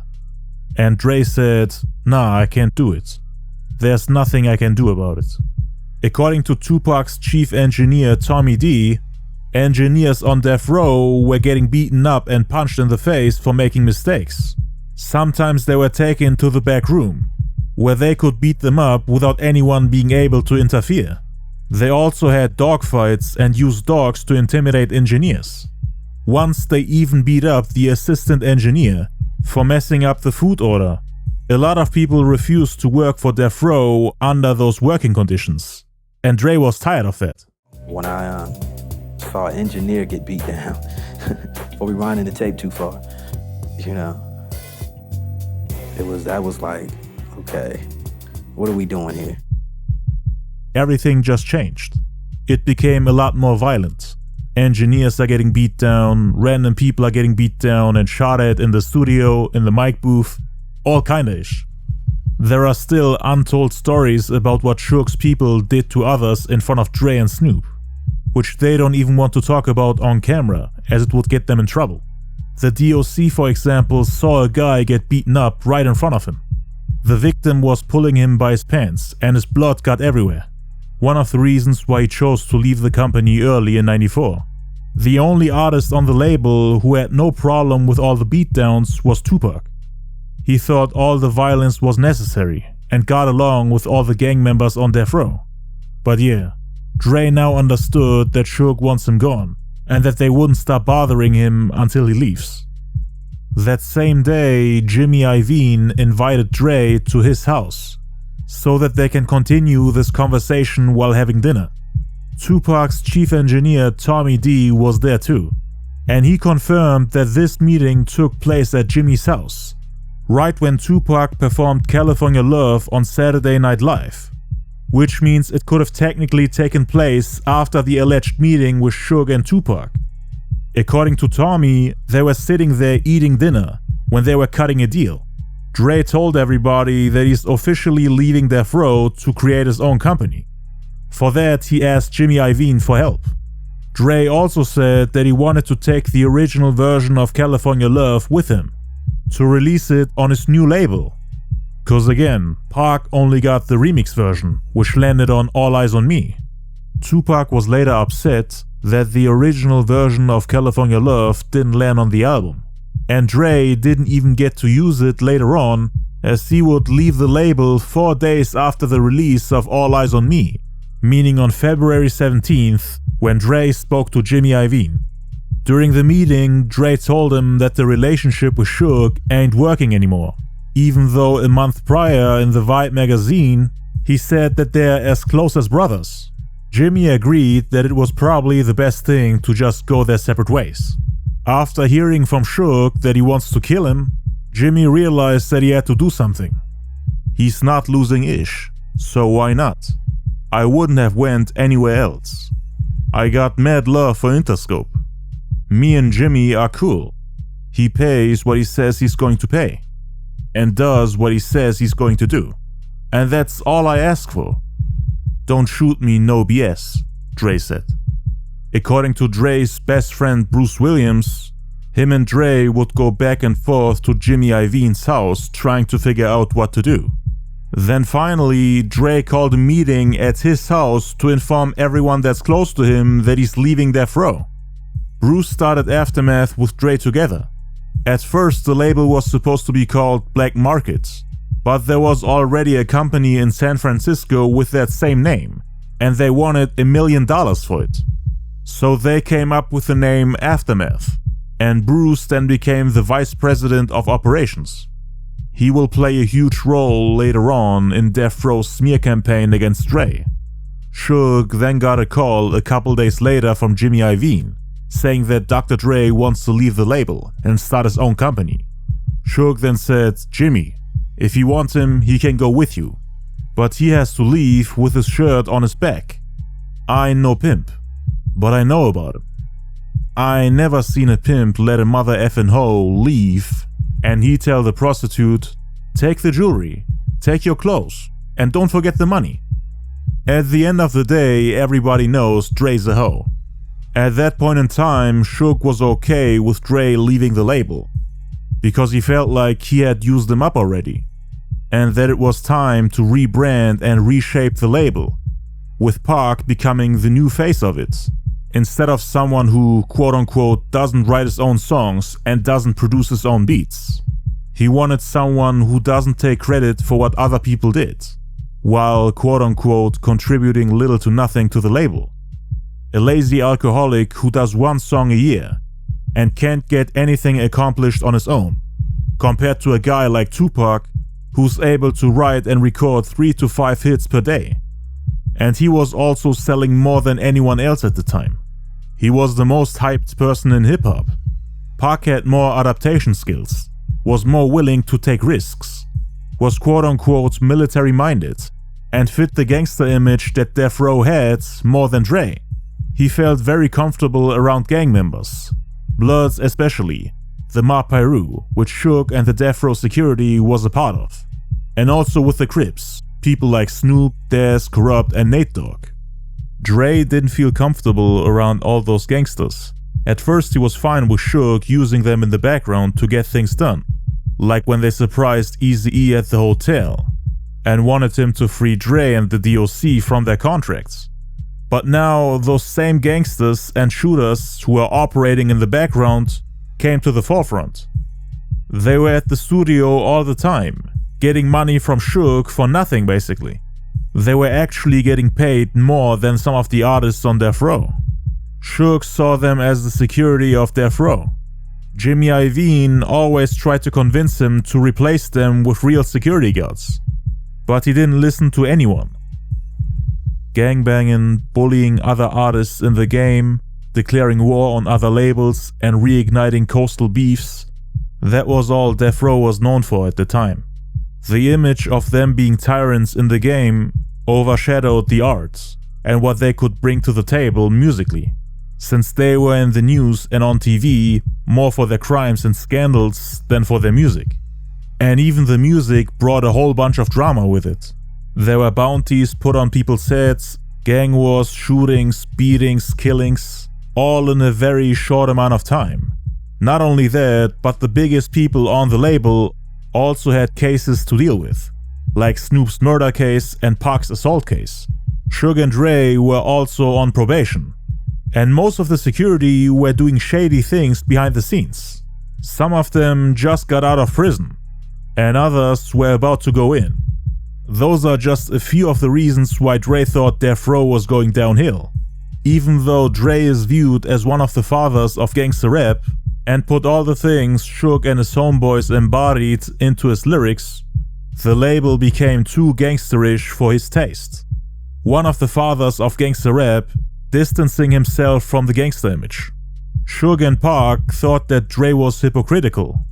How can you make songs like Nothing But a G-Thing, rap about guns, violence, and your lifestyle as a gangster, drop one gangster rap anthem after another on the most gangster label out there which you yourself founded, and then turn around and say that it's not the direction you want to go? Pac still had this image of Dre being a quote-unquote studio gangster due to him spending so much time with EAZY-E before going to prison and signing to Death Row. EAZY-E was already calling him out for being a fake gangster. He was actually the one who made the term studio gangster popular. And again, EAZY-E wanted Tupac to diss Dre and expose him for being a fake gangster. That was always in the back of his head, even after he got signed to Death Row. That's why Pac and Suge found it amusing that Dre was distancing himself from them. After all the things Suge, his people, and the artists on Death Row did for him when he was stuck on Ruthless Records, and when he wanted to make a strong comeback on a different label. Dre found out how Suge originally funded the label. He got the money from a kingpin called Pat Johnson, who was selling large amounts of cocaine before getting incarcerated. So it was basically drug money. They also bullied artists into signing over the rights to their music, like Vanilla Ice for example. The label was built on tyranny, exploitation, and crime, and Dre wanted to get away from that.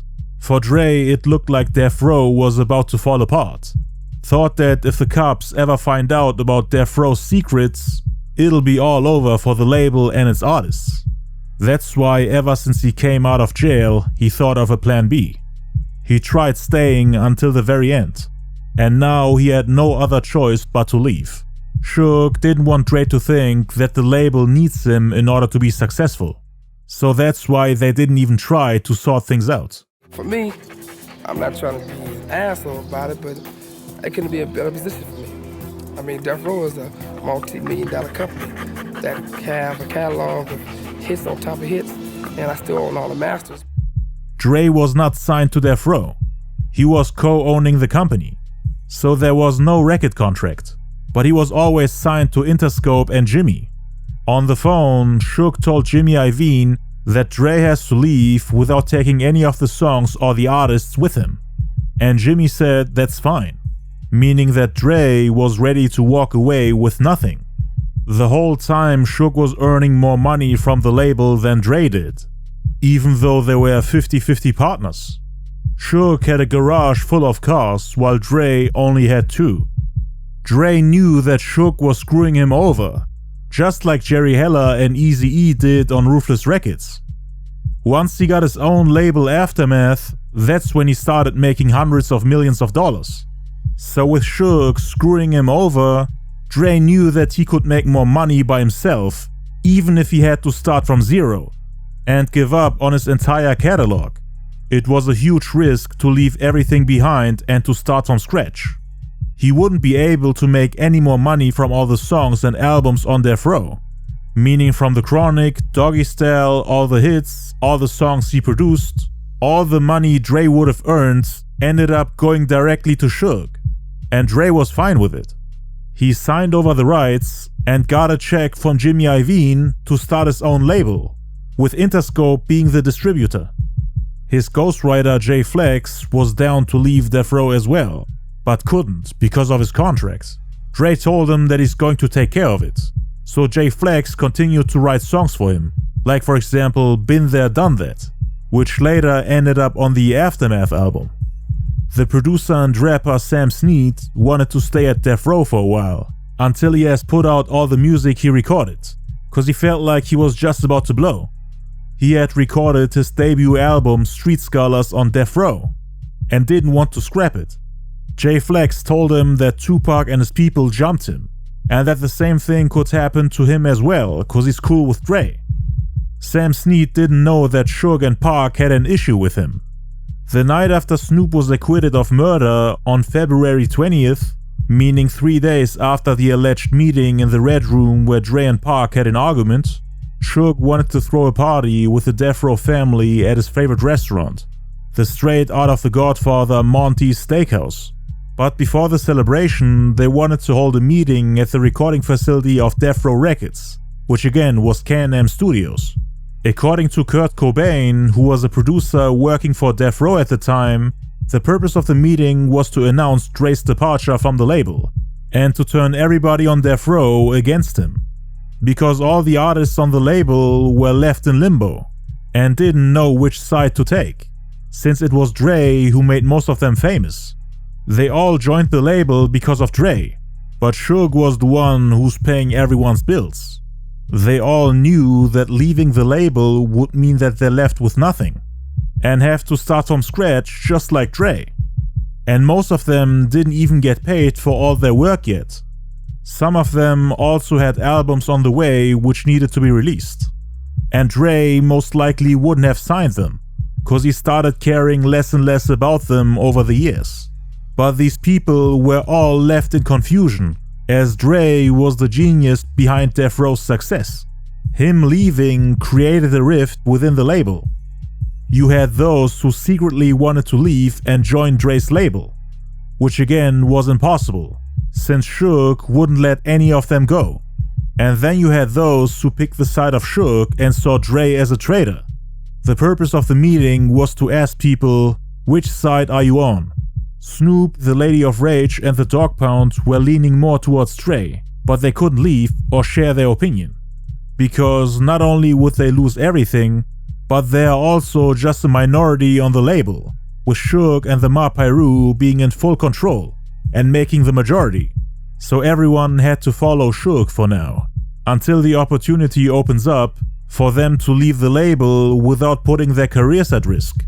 Suge also wanted to make clear that everything is in control, and that Dre leaving the company is actually a good thing. Prior to the meeting, Jay Flex got a call from Sam Sneed, asking him if he should go. Jay Flex actually warned him and said it might be an ambush, since him and his team got beaten up by Pac's outlaws a few weeks prior. So he told him multiple times, don't go there. If they ask where I'm at, I'm out of town. I'm not going back up in that mother effer ever. But Sam Sneed told him that he ain't scared and that he'll go there. Turns out that the whole meeting was about him. They wanted to take out the anger they had for Dre on someone close to him. They had already beaten up Jay Flex and the others. Now it was Sam Sneed's turn. He had actually produced the song Blueberry off the Dogfather album, for which he wanted to get paid, even though Snoop had helped Sam Sneed with his album Street Scholars for free, and now Sam is asking for money. So some of the people on Death Row disliked him just for that. But there was more. He was also cool with Dre and the people Tupac and the Outlaws beat up a few weeks prior. Plus there was something else that Suge wanted to address at the meeting, which Sam Sneed didn't know about. He had no clue what was going on. So Sam Sneed came to the K&M studios and went directly to the cafeteria where the producer Kurt Cobain, Lady of Rage, and a couple of other people were talking about music. The Lady of Rage asked Sam Sneed for beats, and then Tupac came in. Him and Sam Sneed made eye contact and then started talking like it was all good. Sam Sneed then said, "Man, I got some beats for you, Pac." To which Pac responded, "Is that right?" Yeah. And everything was fine at first. Then 10 minutes later they went to the Red Room for the meeting. And Daz Dillinger's baby mama Kenya Ware wasn't allowed to come in and had to stay outside. In the Red Room you had the Dog Pound, Nate Dogg, OFTB, Kurt Cobain, the Lady of Rage, the group 6 Feet Deep, Michelle Lay, Tupac, the Outlaws, Suge, Suge's homeboys, and also the producer Butter, who Tupac held back when the Outlaws beat up Jay Flex and Jay Boogie. He was standing there quiet as a church mouse, scared as hell, not knowing what to do. Suge had invited Sam Sneed there and wanted to take out his anger on him, cause he was mad that Dre left the label, which is ironic because he was actually the one who reached out to Jimmy Iovine to take Dre off the label. So there was no point of him getting mad, cause Dre did what Suge wanted him to do. But Tupac also convinced Suge that Dre stabbed Snoop in the back by not appearing in court. Sam Sneed and Butter were the only ones of Dre's clique who were still there. Suge was sitting at his desk all by himself, smoking a cigar while facing everybody in the room. Over 20 people were lined up in different corners of the Red Room. Everybody was standing with their backs towards the wall except Sam Sneed, who was actually standing in the middle of the room, close to the circle of the Death Row emblem on the ground. So you had people standing all around Sam Sneed. Suge had a projector right next to him, showing the music video to Sam Sneed's song Lady Heron, which also featured Jay Flex. They all watched the video and Suge then turned to Sam to ask him some questions. "So Sam, do you see any Death Row people in this video?" He then started pointing at random people in the room, asking them, "Hey, was you in the video?" "No." "Was you in the video?" "No." "Hey, you back there, was you in the video?" "No." Suge smoked his cigar and then asked Sam, "Who the F you signed to?" No response. "Yeah, who the F you signed to?"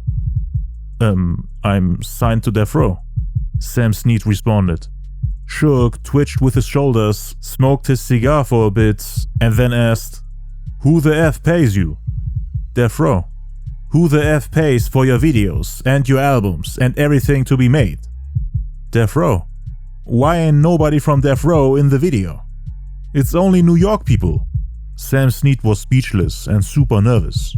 He looked around, not knowing what was going on.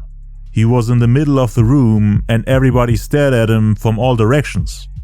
Sam was expecting them to speak up because he had invited everyone from Death Row to come to the video. But nobody showed up, since Dre's team was super unpopular and they were treated like outsiders. They didn't like him for different reasons. And now he's taking the blame because nobody came to his video except people from New York. So it was almost like a setup. First you don't go to his video and then punish him because nobody showed up. He was already on thin ice with Suge and Pac, as he, in their opinion, had featured too many guest appearances by East Coast rappers in his music video for the song Lady Heron, in the middle of the East-West War. shortly after Snoop and the Dogg Pound got shot at in New York. And he didn't feature anybody from Death Row, even though they were the ones paying for it. So Sam Sneed was only promoting New York rappers in his West Coast music video. I mean, Sam Sneed ain't from the West Coast, but he's on a West Coast label, and he's supposed to represent the West Coast. That's what Suge and Pac expected him to do. The video featured rappers like Big Chuck and Kool G Rap. The latter is a rap legend from New York, who had collaborated with another New York giant called Nas, a guy who was cool with a lot of the enemies of Death Row and also with Dr. Dre. Again, Pac and Suge at the time were in F New York mode. There were multiple rumors floating around that Dre had left Death Row to go work with people on the East Coast, like Nas for example, who had a rap group called The Firm, which Dre later signed to his label Aftermath.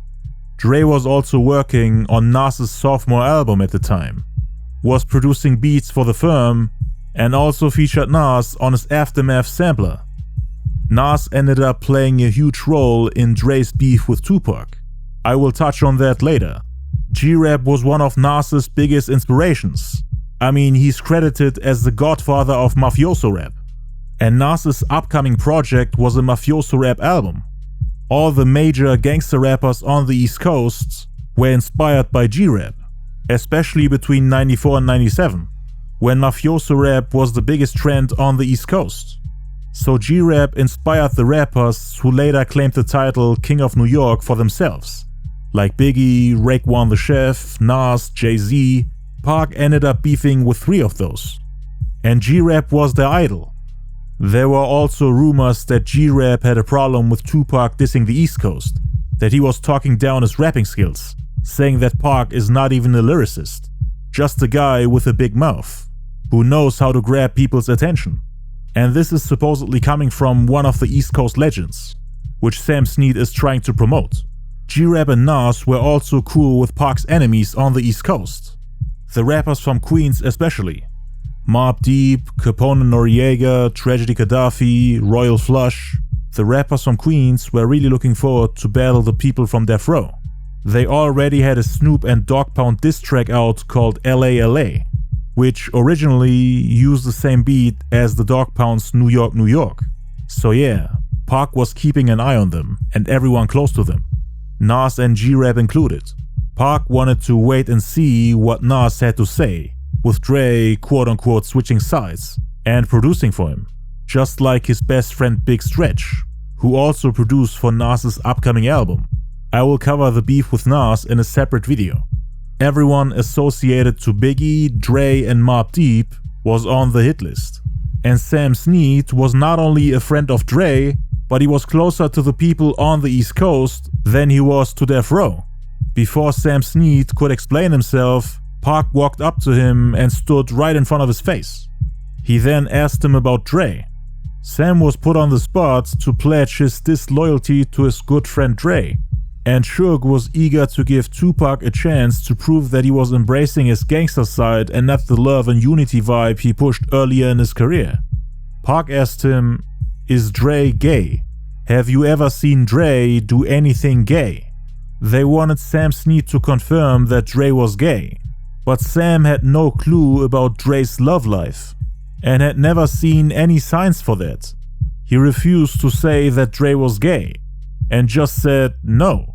Pac immediately punched him in the face. Sam Sneed fell to the ground, got up, and Pac went at him again. Nobody tried to stop him, in fear that they would get beaten up too. Sam wasn't even trying to fight back. He was scared and confused, because he had just offered Tupac some beats and everything was cool. But Pac did a whole 180 in just 15 minutes. Went at him as if he's his biggest enemy. After Pac punched him a few times, Suge asked him, "Why you never went to Snoop's trial?" And Sam was like, "Well, Dre told me to just sit back and not to go." That's when Suge pointed at others and said, "Let me ask y'all a question. How many times y'all been to Snoop's trial?" And they responded, "We went every day you called." "Y'all went every day then, right?" And they said, "We went every time he had to be there. We were there." Suge then said, Well, maybe y'all need to kick him in his ass. 6'8" from the group 6 Feet Deep was standing in the front, and everyone was looking at him, so he went ahead and kicked him. Everyone was always trying to please Suge at the time. People were racing to be the one that gets to do the dirty work for him. And then the Outlaws attacked him too. It was a one-sided beating. Some people were laughing, but Daz and Nate Dogg were a little scared, because they were the only Crips there. They reached for their guns just in case the Bloods tried to jump them. Nobody knew what was about to happen next, because again, there were 3 factions on death row: the Mob Piru, the Crips, and the ones who weren't part of any gang. Sam Sneed was trying to crawl under one of the tables, hoping that they would stop. So this was the second time now that Tupac physically assaulted Dre's artists. The Outlaws were trying to drag him back from under the table, but the fight was then broken up. Suge supposedly called Michelle to the front and said, "Michelle, have you ever seen Dre do anything gay?" Then, according to the producer Kurt Cobain, she told a story about Dre's best friend Bruce Williams, the guy who hooked up Dre and Nicole. Michelle said Bruce and Dre were in the bed together. She didn't actually see them, but she came to that conclusion after calling Dre on the phone in their bedroom, back when Dre and Michelle were living together. She was surprised when Bruce answered the phone. Michelle then asked him, "Can I speak to my boyfriend?" And Bruce said, "Here," while handing the phone over to Dre. Michelle asked herself why Dre and Bruce were in their bedroom together, because the two wanted to get married, and that was their bedroom. What was Bruce doing there right next to Dre, in the bedroom? After telling the story, Suge said, "That's why that mother effer ain't on death row. He's a effing F-slur." Pac then yelled from the back, "Gay ass Dre."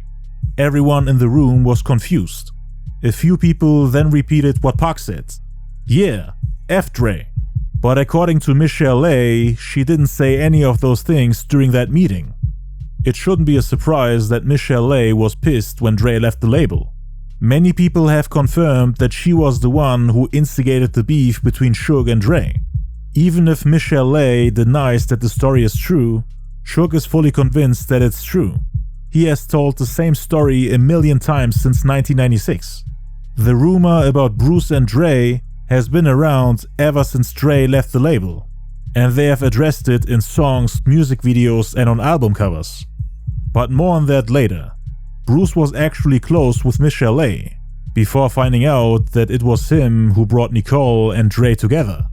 Bruce was at Dre's house almost every day, so it's possible that Michelle made up this lie about Dre and Bruce sleeping together as a way to get her revenge, since Dre dumped her for Nicole, and Bruce made it possible by hooking them up, even though he was friends with Michelle and knew that she was engaged to Dre. Bruce later blamed Michelle for setting him up, because Suge sent goons to him, threatening him over Dre not returning certain items when he left the label. But anyway, back to the meeting with Sam Sneed. To add to the humiliation, they forced him to come with them to Snoop's acquittal party at Monty's Steakhouse. Sam Sneed was there running around smiling as if nothing happened. His face was all bruised up, lip and eye swollen. He also had knots on his face, but he had to sit there and eat a steak in that state in front of all the others, so that everybody understands what happens if you upset Suge Knight or choose to be cool with his enemies. The entire jury of Snoop's murder trial was there too, eating steak with Suge Knight. After that, Sam Sneed never returned to the death row offices, which means that his debut album Street Scholars was cancelled. Again, he chose to go to that meeting so that his album doesn't get cancelled. But they cancelled it anyway, because Sam Sneed disappeared without a trace. Nobody from death row was able to find him. He didn't want to be part of such an ugly environment. "I never saw those people again, and that's a good thing," he said years later. Jay Flex actually saw Sam Sneed the next day. He was bruised up and said, "Man, that was some BS." To which Jay Flex responded, "Bro, I told you not to go." I told you it's an ambush, homie. The producer Butter then stayed away from Death Row and reached out to Dr. Dre to work with him on the next project, which ended up being the Aftermath label sampler, for which Butter produced 6 songs. Then Michelle and Dre ran into each other at a seafood restaurant called Duke's in Malibu. He told her that he's now engaged to Nicole, and that Michelle can be his mistress, meaning he offered her to go from being his fiancée of 9 years to being his mistress next to his wife Nicole, who of course didn't know about any of this. And that's what Pac later meant when he said that Dre cheated on his wife. He was still trying to make Michelle his mistress, who of course declined the offer, and Dre supposedly got mad, asking her about Suge, saying that he found out about them. That was the last time Michelle saw him.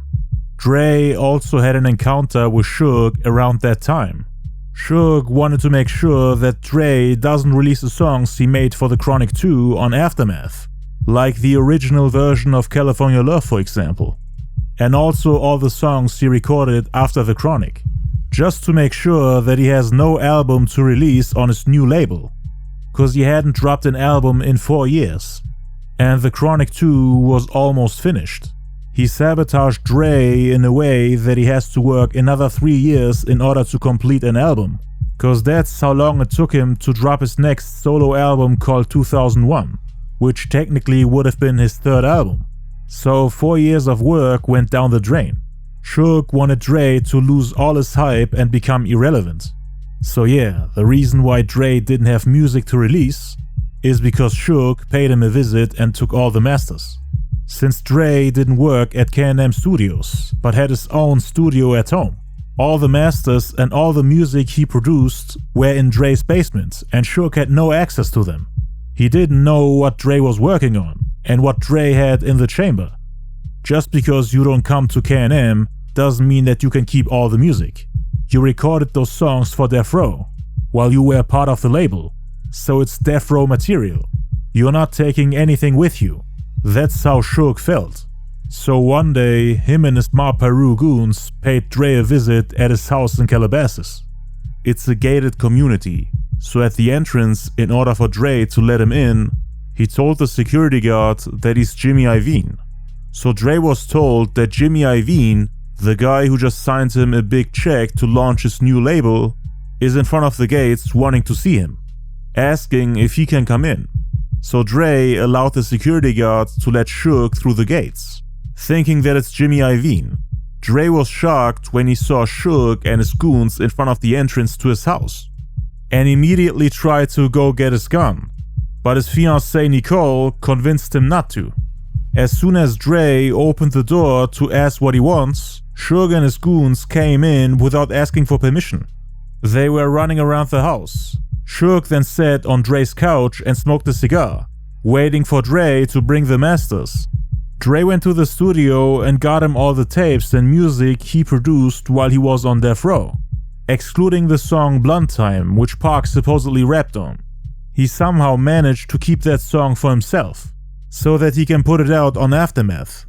Suge took everything else, including the unreleased tracks for the Chronic 2, and also the original version of California Love, so that he can't release it on Aftermath.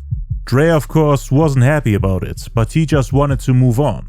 So he never sued him for any of those tapes, or for money in general, meaning Dre gave Suge his share of the company, for free. But now Dre was in fear for his life, and for the life of his fiancée Nicole, since Suge and his people knew his address and could easily reach him. That was part of the reason why he wanted to buy a new house and get away from there. It was very easy for Michelle to break in, and if she can do it, everyone can do it. So for the next few weeks, Dre and Nicole looked for a new place. Dre's label Aftermath Entertainment was then officially launched on March 22nd, and his departure from the label Death Row was then made public. Just like Sam Sneed, Dre's ghostwriter Jay Flex couldn't leave and join Dre's label, due to his ongoing contract and him being afraid of Suge. But Dre told Jay Flex to continue writing for him, and that he'll take care of his deal, meaning that he'll sign him to Aftermath Entertainment, which he never did. On April 19th, 1996, Pac graced the airwaves of KMEL Radio's West Side Radio program in San Francisco. And for the first time ever, he publicly spoke about Dre's departure from the label. He said that Dre leaving Death Row doesn't affect them. And he also expressed his disappointment in Dre for not coming to Snoop's murder trial, even though he needed help and could have been locked up for the rest of his life, implying that he stabbed him in the back, even though Snoop was the one who helped Dre to get back on his feet after leaving NWA and after getting destroyed by Ice Cube in a rap beef. Dre's doing his own thing. It don't affect us. Snoop was on trial for murder, fighting for his life. Somebody had said that Dre was in the car. The jury believed that. We needed Dre to be there to say he wasn't there. And once they would have saw him, they would have known he wasn't there. And that would have saved Snoop's whole case. Because they would have saw that the witness that had said it was lying. And Dre never showed up. He was too busy. That's how they told me. When they told me that, I was like, well, no matter how dope he is, and Dre's one of my heroes in the music business, but I was like, no matter how dope he is, if you're not down for his homeboy, Snoop, who brought him back when he was just a relic, when niggas was dissing him, you know what I mean? Then I don't want to be a part of him. I don't want to be around him or nothing. He also mentioned a certain incident without actually going into detail. It's supposedly one of those things that happened behind the scenes that made him not want to hang out with Dre anymore.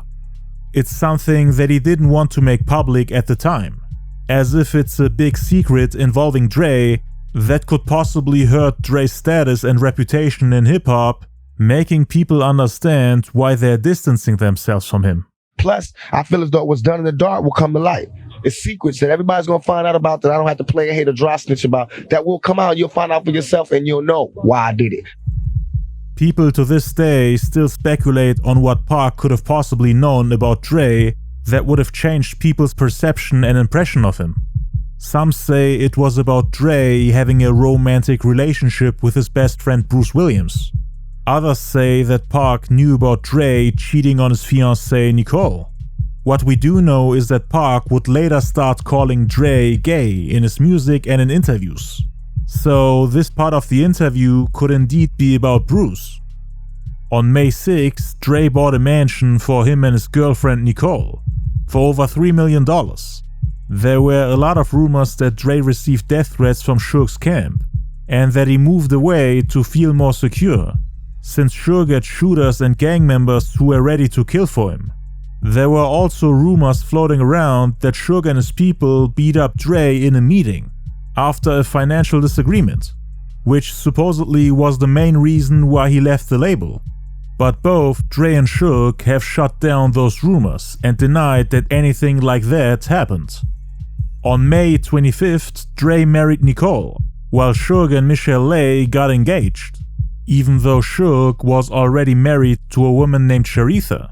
Around the same time, the producers William Stewart and Teddy Riley produced a beat for a song that they later named No Diggity, by flipping a Bill Withers sample. The first few seconds of the song Grandma's Hands.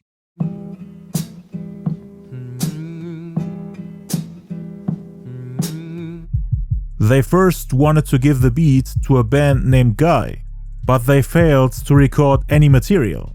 They then offered the song to Guy's lead singer Aaron Hall, who for whatever reason refused to take part in recording the song, but he would later record vocals for it when Suge and Tupac stole the beat.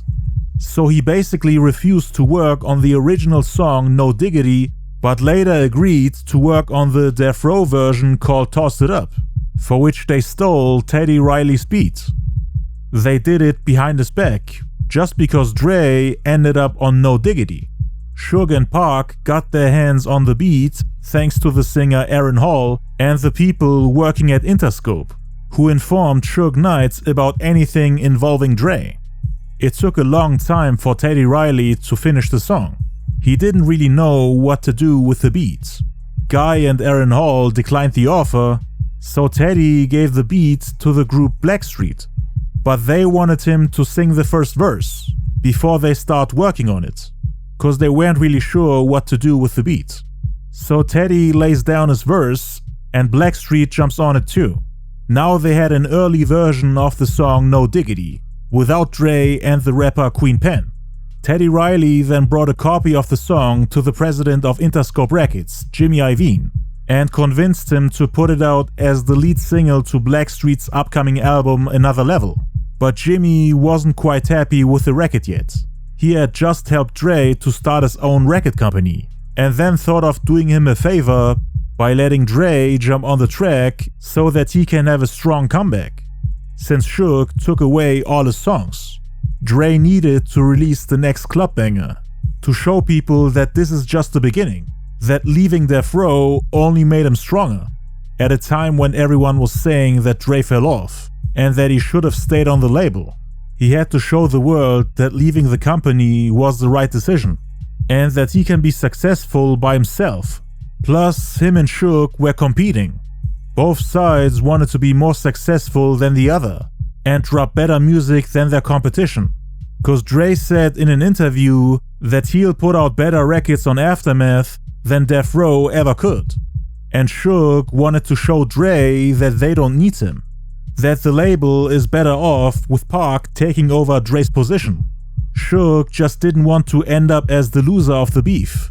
Instead of having faith in the artists on the label and just competing fairly to see which label drops the better music, Suge had to resort to doing shady things to sabotage his competition, instead of letting their art speak for itself. Suge behaves like a little baby when it comes to arguments and disagreements. He can never be wrong, always cutting corners, cheating and sabotaging the opponent. Like stealing people's beats, ideas, threatening people to not work with the competition, trademarking names, ideas and titles so that the competition can't use them. All this while Dre is just trying to put out good music. Suge had spies on Interscope that informed him about Dre's next moves, and also the direction he wants to take with his music. His concepts and ideas, the songs he's currently working on, beats that get sent around, and samples that need to be cleared so that Dre can use them. Suge was getting informed about everything, and getting copies of Dre's music. Just like when they spied on Tupac when he was working on his Doggystyle album. Death Row had a reputation for spying on people, and then using people's ideas before them. That's exactly what Suge planned to do after finding out that Dre was about to jump on the song No Diggity. After Teddy Riley's meeting with Jimmy Iovine, where Jimmy told him that he'll ask Dre if he wants to get on the song, Teddy went to New York before hearing back from Dre, which Jimmy Iovine got a little mad about because he knew that Suge would try to sabotage them before Teddy and Dre are able to link up and finish the song No Diggity. But Teddy had to go back to work on some music, and that's when he got a call from Suge Knight. Suge said, "Yo, little man, I need to come and meet with you." Teddy then said, "Okay, I'm in New York." Suge then cut him off and said, "I know where you are." To which Teddy responded, "Okay, when you gonna come? Give me a day, or 24 hours, I'll be up there." Suge knew exactly where Teddy was. He was in one of the studios in the Hit Factory. Suge's spies had informed him about his exact locations, and Teddy felt threatened. "I'll call you," Suge said. Okay." Teddy was speechless. A day later, Suge called him and said, "I'm on my way." Okay. He was scared and didn't know what to expect. Suge Knight then came and they met up in the dining room. He said, "You don't need your bodyguards. Don't worry about it. We good." He had a cigar in his mouth and was looking intimidating as always. He said, "I came to talk to you about a proposition I want to make." And Teddy said, "Okay." Suge then continued, "You know, I want to do this big thing where we can take over Interscope. And I want to get Jimmy, put $2 million on your table. Give you a budget so we can go and take over R&B and rap." Suge originally wanted the song No Diggity for his artists on Death Row, just to sabotage Dre, by offering Teddy to work with him and the artists on Death Row instead of working with Blackstreet and Dre. Teddy Riley knew that he couldn't just say no, because he was afraid of Suge, thinking that Suge's people might do something to him. Teddy asked, "Okay, so what you need me to do?" Suge then said, "Well, we got Jodeci, I got Devontae. I got Aaron Hall. I got Danny Boy. We got the heavy hitters. You're the missing piece. Teddy then thought of the saying, if you can't beat them, join them. So he said, okay, let me think about it. And after that, he never called him back. Which didn't stop Suge and the people from Death Row to just take the song and the idea, regardless of the producer agreeing to it or not. Tupac and the people from Death Row were fast workers. They didn't take as long as Dre to make music. Suge knew that. That's why he wanted to use the beat for No Diggity and put it out with Tupac rapping on it. So he wanted to release Pac's version before Dre's version comes out, so that people think that Pac's version is the original.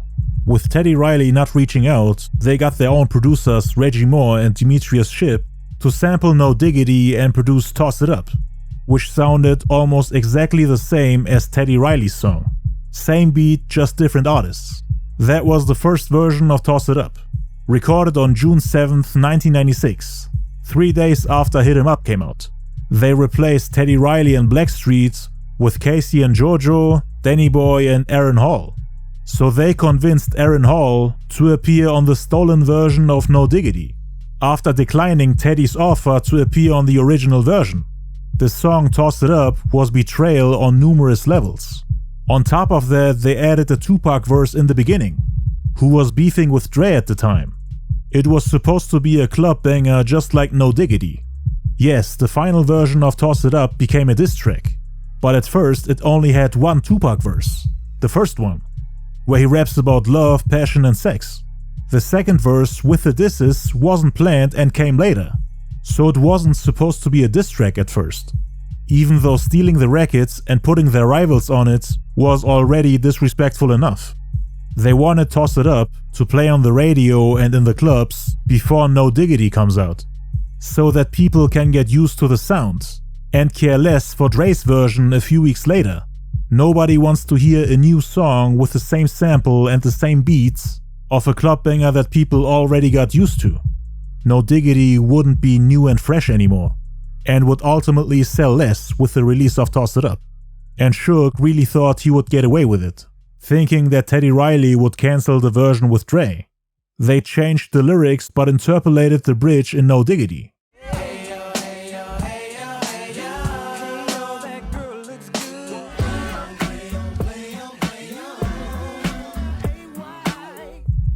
They were done with the record before No Diggity was fully recorded and released. The plan was to pay Teddy Riley $2 million to come work with them, but he indirectly rejected the offer by not calling back. So now the offer was off the table. Oh, if you don't want to get paid for it, then we'll just do it for free, without your approval. They went to plan B, made their own version of the record by sampling it, so that Pac's version blows up before Dre's comes out. It would not only be a low-effort hit record for Pac by taking away Dre's shine, but it would also make people compare Pac's version to Dre's once No Diggity comes out, so that hip-hop fans can accuse Dre of trying to make a cheap comeback by biting Pac, as Pac's song would come out first, and Dre would have to defend himself in interviews, creating drama and confusion out of nowhere, which would damage Dre's reputation in the rap game, even though he did nothing wrong. Cause once certain accusations are in the room, it's nearly impossible to get rid of them. Even if you tell the truth, there will always be some people who won't believe you. Dre wanted no beef, but Pac and Suge did, so they kept provoking him. They knew how fast hip-hop fans jump to conclusions. Oh, look at this. Dre ran out of ideas, and now the only thing he can do to make a comeback is to copy Death Row, after turning his back on them, saying that they only held him back. Dre really fell off. He should have stayed on Death Row. That's what Pac and Suge wanted to make everyone think. They wanted everyone to come to the conclusion that Pac and Death Row will always drop better music than Dre after he left the label. Pac had a huge hype back then. He had become the highest selling rapper, and people were hungry to hear more music from him, even though he had just dropped a double album. In '96, people cared more about Pac than Dre. and Suge wanted to use that to their advantage. They became so obsessed with Dre that they wanted to do everything they could so that Dre stays in their shadow. Give him a slow start and a hard time to recover. They were bitter and couldn't just leave the man alone. This was a very petty move, which Teddy Riley of course had a problem with, cause once he heard the first version of Toss It Up on the radio, he called Jimmy Iovine, asking him to do something about it. "Jimmy, what's this ish I hear on the radio? They sampled our record. What the hell is going on? It's Tupac on there. You put Tupac on the record?" To which Jimmy responded, "What are you talking about?" "Jimmy, it's a record. This is your label." Interscope was the distributor of Death Row Records, so Teddy assumed that it was Jimmy who gave the song to Tupac. But it was Suge. He was the one that stole the record after getting informed by his spies working at Interscope. Jimmy was shocked and confused. He didn't understand how they were able to hear about the song and Dre wanting to get on it, as it was a well-kept secret. He was also surprised by how fast Pac was able to put that song out, because Teddy's record was almost done before Pac got informed about it. All they needed was Dre to send in an 8-bar verse. But in the meantime, Death Row had already made their version of the song and put it on the radio. Pac was a beast. There aren't too many rappers who can make a better version of your song in such a short amount of time, while mastering your style, putting out the record before you. I mean, Pac only needed 1 day, and Teddy Riley multiple weeks. Everyone was shocked, and they couldn't let them get away with it. Jimmy Iovine then said, "I'll call you back," and then issued the label with a cease and desist order, stopping Death Row from distributing the song Toss It Up. The version they put on the radio shared close similarities to Blackstreet's No Diggity. The cease and desist order forced Death Row to go back and reproduce the song so that it doesn't sound too similar. Thank God, because the song only got better after they remade it. But Pac and Suge weren't too happy about it and wanted payback. They thought Dre was using Jimmy Iovine to fight his wars for him. And Teddy was under the impression that Suge was mad at him for not reaching out and continuing to work with Dre. So Teddy Riley was viewed as Death Row's enemy. Jimmy Iovine then called him back and said, "Don't worry about it. It's taken care of. The record is off the radio." The plans to release Toss It Up were then pushed back. They first needed to find a way to remake it so that Jimmy Iovine can't take it off the radio. Pac had other projects to work on, so he pushed it to the side. He went and worked on the One Nation album, with about a dozen rappers from the East Coast, in order to get the East Coast-West Coast war under control, by collaborating with artists on the East Coast. Shortly after dropping the legendary diss track Hit 'Em Up, which is seen as the most destructive song during that coastal war, as he was essentially beefing with the biggest rappers from New York. The One Nation album was supposed to show that Pac doesn't want to go to war with an entire coast, that he has still love for his friends, fans and supporters from the opposite coast. Around the same time, Dre went to the studio to record his verse for No Diggity. The female rapper Queen Pen jumped on it too, and Teddy Riley added some finishing touches before the record was done. That same month, Dre also did an interview and photo shoot for the Source magazine. He actually made it on the cover in July, with the headline "Exclusive, Dr. Dre leaves Death Row." During the interview, Dre told his side of the story and explained why he decided to leave the label. The chapter was called Life After Death, which ironically became the title of the second album of Tupac's biggest enemy, the Notorious B.I.G. What's old boy name? Biggie who? Dr. Dre wanted to produce Hit 'Em Up. He really pretty much wanted to remix it, put his name on it. He's like, "Man, I heard that record y'all did, Hit 'Em Up," talking to me and a few other outlets. He's like, "Man, y'all should let me do the record." But Pac, you know, he was loyal to Johnny J.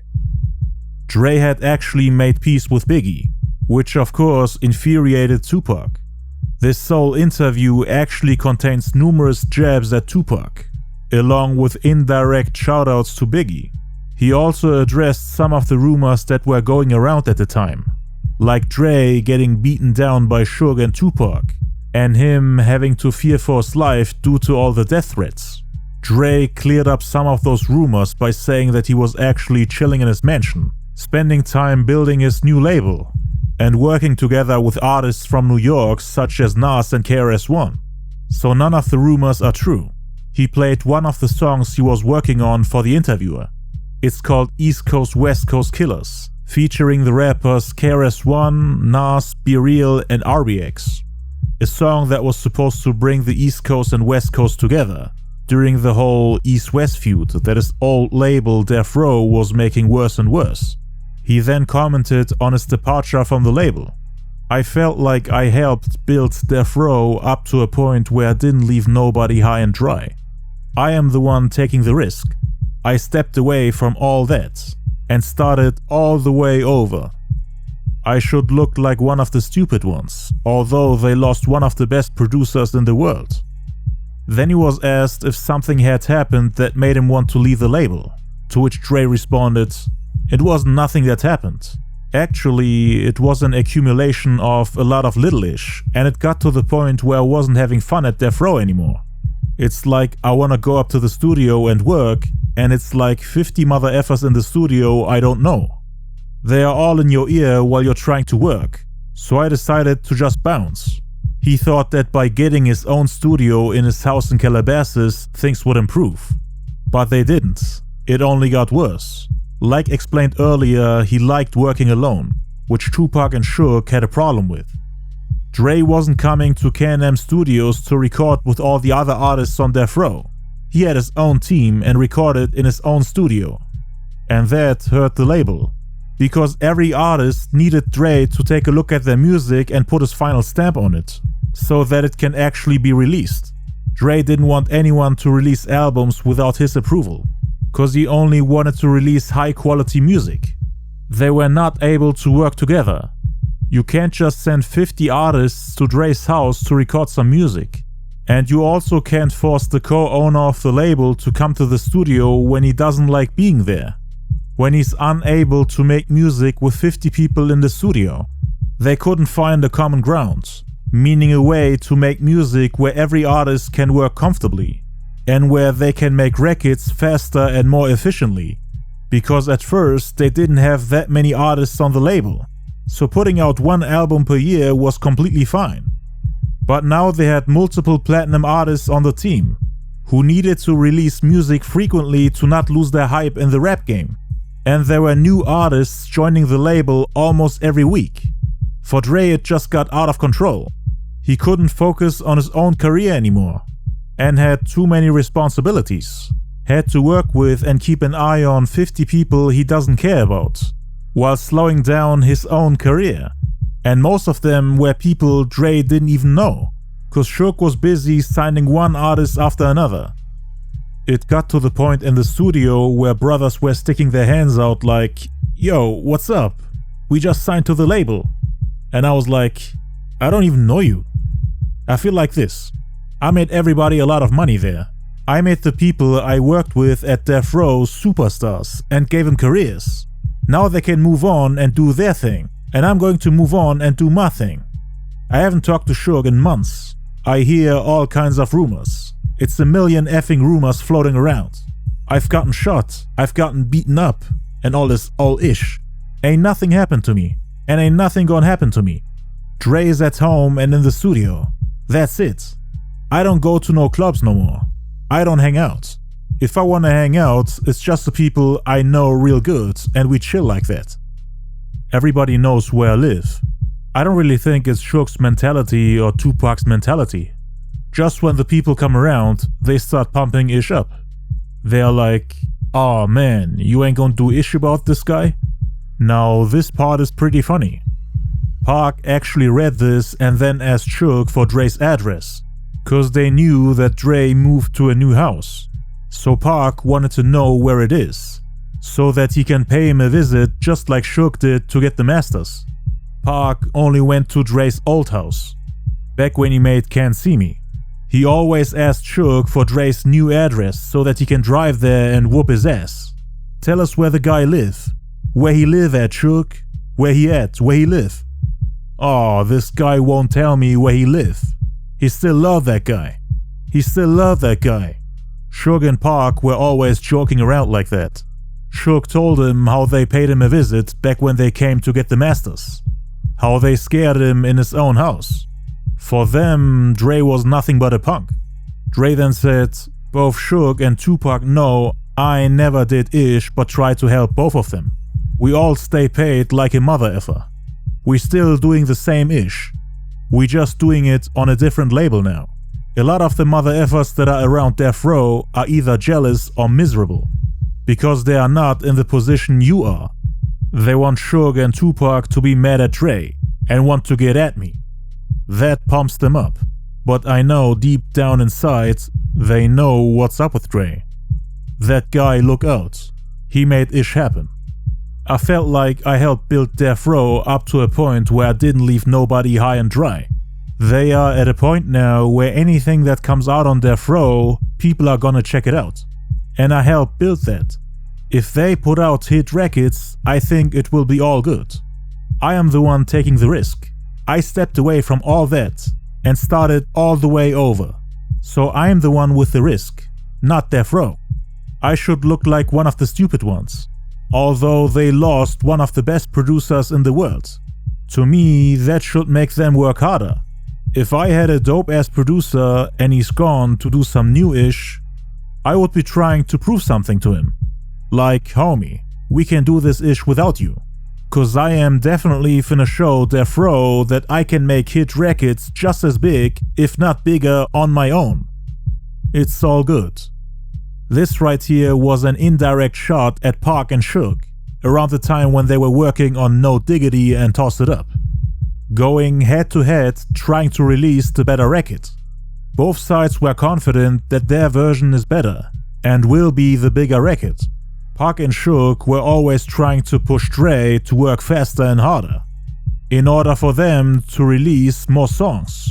Telling Dre, look how many hits we did without you, all while you're busy doing one song. We are already done recording entire albums. Now Dre is challenging them to go toe-to-toe with hits, to see which way of making music is superior. Dre's quality over quantity type strategy, which puts the focus on one album per year, or Pac's 3 songs per day, 10 producers on one album, 20 people in the studio type approach. With them more or less doing a race and seeing each other as competition, Suge wanted to sabotage Dre to make their approach look superior. He wanted everyone to think that he was right, and that Dre was wrong, that he made a mistake, that Dre needs Death Row more than Death Row needs Dre. The whole thing about taking his masters, having spies on Interscope, getting copies of what Dre is planning to release in order to use his ideas before him, just to play with him and give him a headache. Dre didn't really see Tupac as a threat. At least that's what he's trying to make us believe in this interview. According to him, Snoop Dogg is actually the most important rapper on Death Row, not Tupac. Dre was still not acknowledging him as one of the giants in the industry. He was then asked why Snoop didn't come to Aftermath. That's a difficult situation. Snoop is the most valuable asset at Death Row. He can't just walk away, you know what I mean? I wouldn't let him. Snoop is my boy, and he's gonna be my boy forever. But that has nothing to do with business. It's all good. He came through my house and played me a couple of cuts and all that. Who knows? Maybe in the future we might work together. Right now, I'm just concentrating on all the new artists, what I have. All the new Snoop Dogs. Not like that, but you know what I mean. Everybody from the label has called me up since the split up. They were like, whatever happened, it's all good. We got your back. It's all love. Only people at Death Row that I give respect and props to are the people that were involved with the Chronic album. That's Death Row. Everybody else, to me, just saw the bandwagon and hopped on it to make some money. This right here is obviously a shot at Tupac. He was the biggest artist who joined the label after the Chronic era. Dre literally said, only people that I give respect and props to are the people that were involved with the Chronic album. Meaning he doesn't respect or give props to Tupac, who of course took offense to it and felt disrespected. Dre also responded to the rumors that Suge got angry because he didn't support Snoop at his murder trial in Los Angeles. According to Dre, Suge asked him, "Why weren't you there, Dre?" And Dre responded, "I don't like the effing courtroom. That's my reason for not going.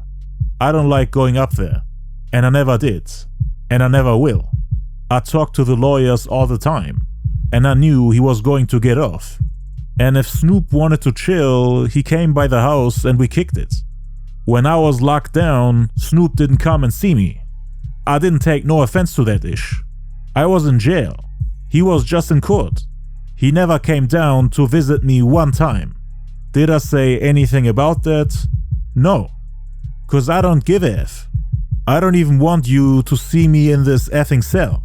I will see you when I get home." This was also a response to Tupac's interview with Sway, where he expressed his disappointment in Dre for not coming to Snoop's trial. Snoop was on trial for murder, fighting for his life. Somebody had said that Dre was in the car. The jury believed that. We needed Dre to be there to say he wasn't there. And once they would have saw him, they would have known he wasn't there. And that would have saved Snoop's whole case. Because they would have saw that the witness that had said it was lying. And Dre never showed up. He was too busy. How is it Tupac gonna say something about when it was time to get on the ship? For one, I ain't got nothing bad to say about Tupac. But from what I heard, Tupac was like, F Dre. They had some type of death row party and he was all F Dre. F that. I ain't did nothing but help Tupac. I didn't have to give up that song. And what he talking about Dre jumped ship? Dre built the ship he's on right now. All that is BS. Dre then said something that seriously upset Tupac. He praised the Notorious B.I.G. for the way he was handling the beef with Tupac.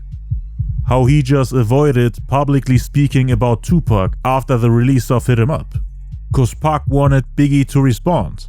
Dre made it seem like he's taking Biggie's side in the beef.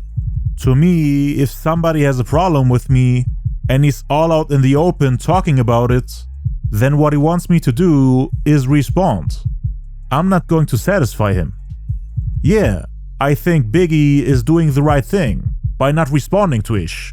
He's kicking it. Why should he respond? He's chilling and making money. Nobody knows what the F he's doing. If he ain't happy with his wife, he has girls around that's just doing what the F he wants them to do. He's happy as F, sitting in the jacuzzi, reading what so-and-so said about him and chilling. The same thing with me.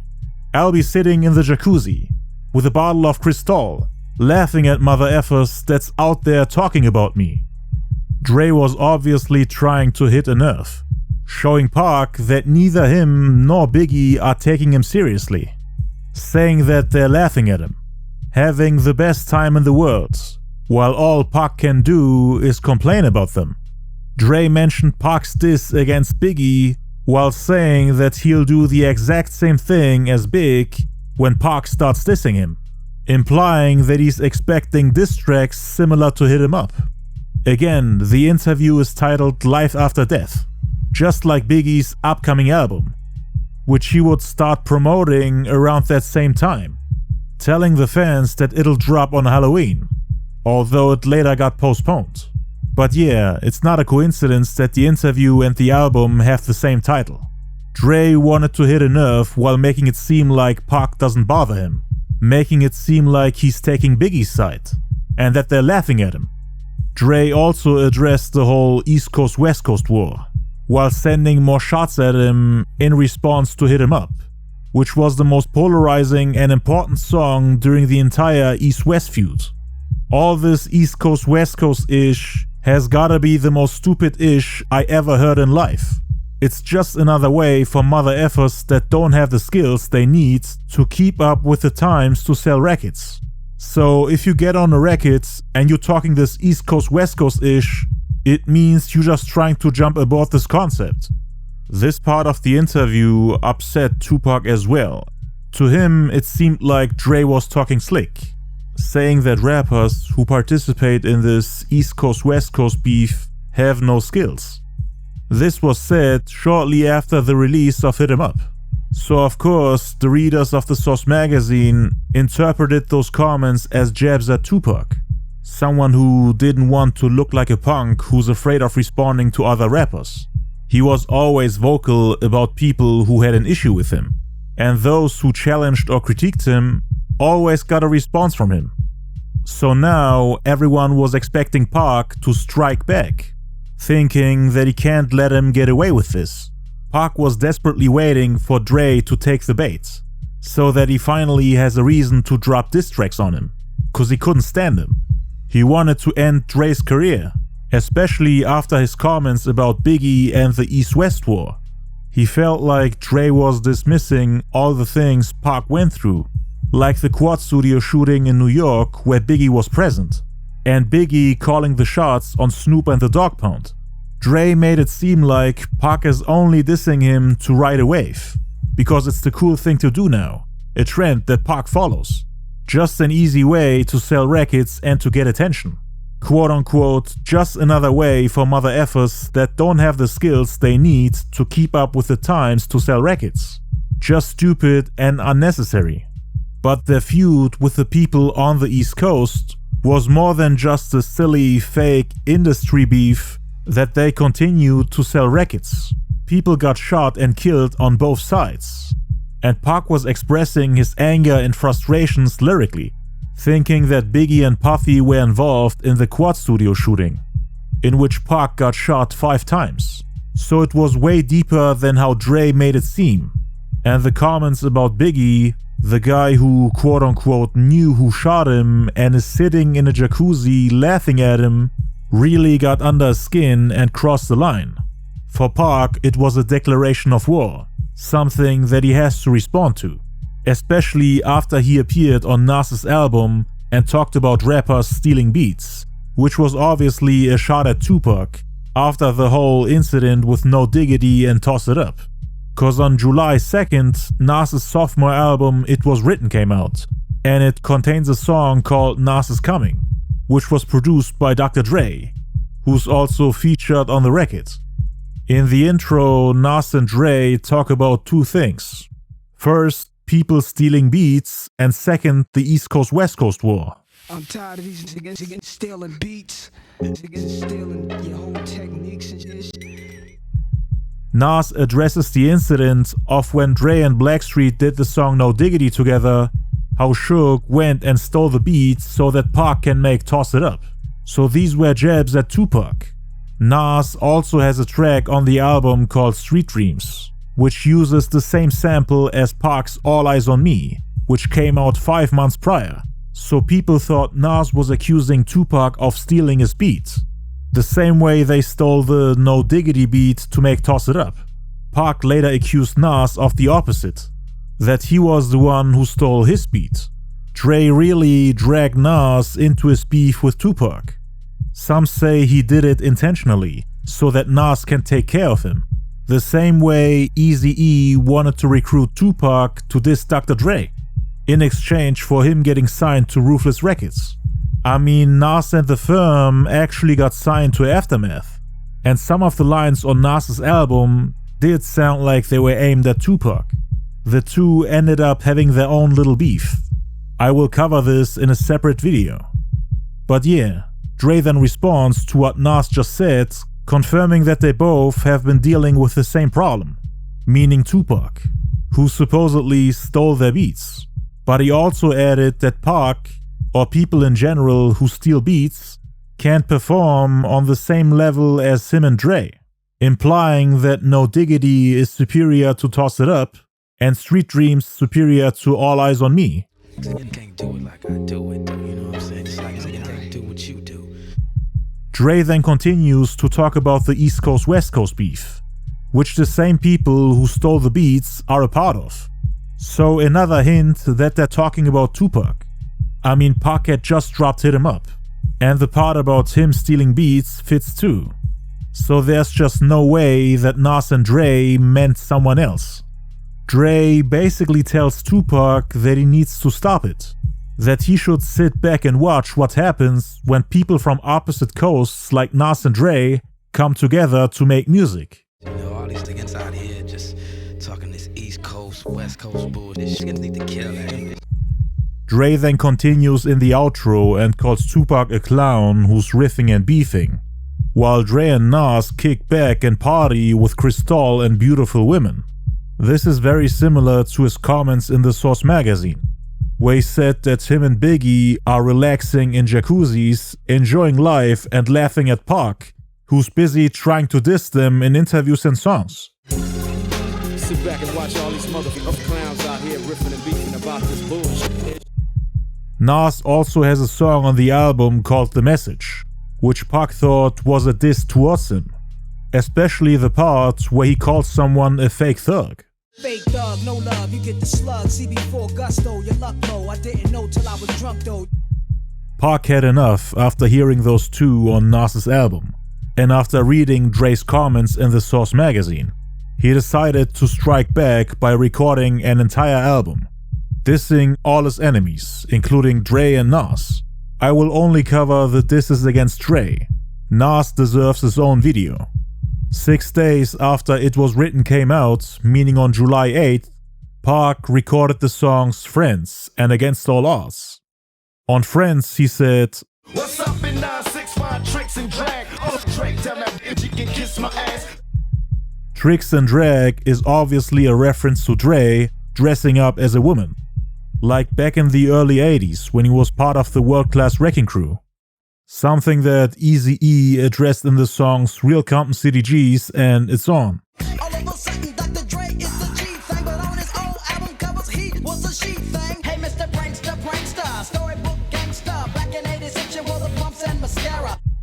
He also mentioned him on the song Against All Odds, which is an iconic diss track aimed at about a dozen people, who Tupac considered his enemies. You live in fantasies, I reject your deposit. We shook Dre pump hand, now we out of the closet. Dre was scared of Suge and the Mob Piru, thought that the label got out of control, with all the gangsters that Suge employed and did business with.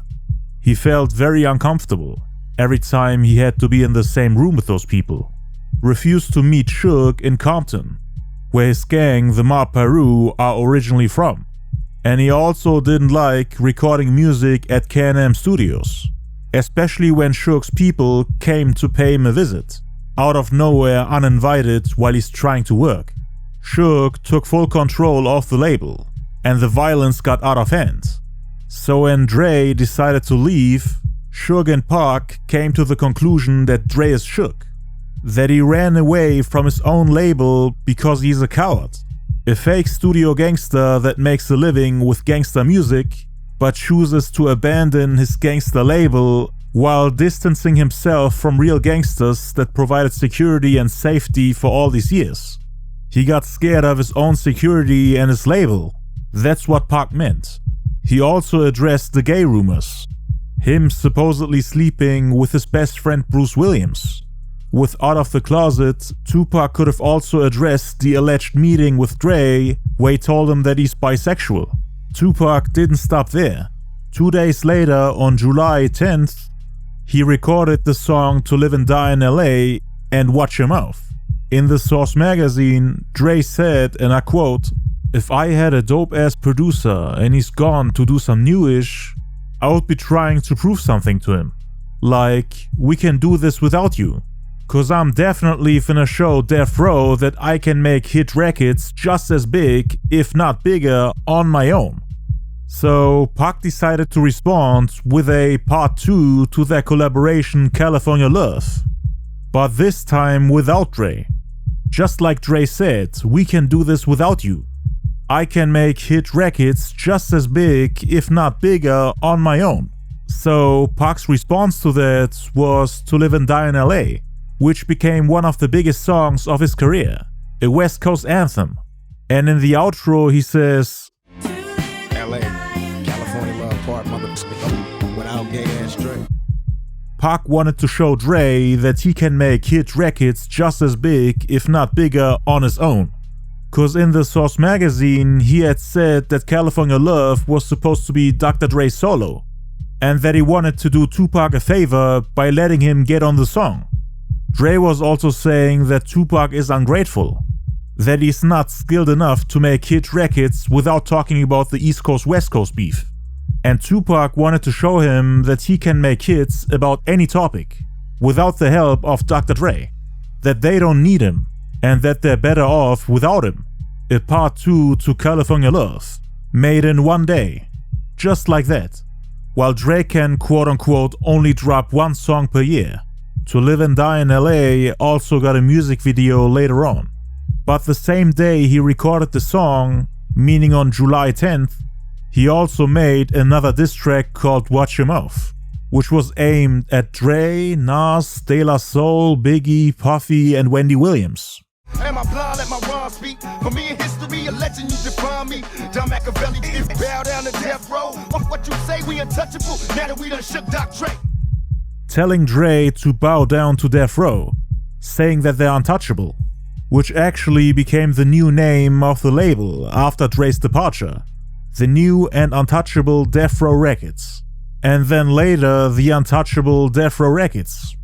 They rebranded the label and wanted to show everyone that they're stronger and better than ever, that Dre and Aftermath are in their shadow, and that they can't do anything but bow down. He ain't made a beat in 6 years, sway this shit. Won't get no record sales sucking Nas. Let me get my preach on. Niggas drop the beat, I get my freak on. The wrong one for you to speak on. Motherfucker, watch him out.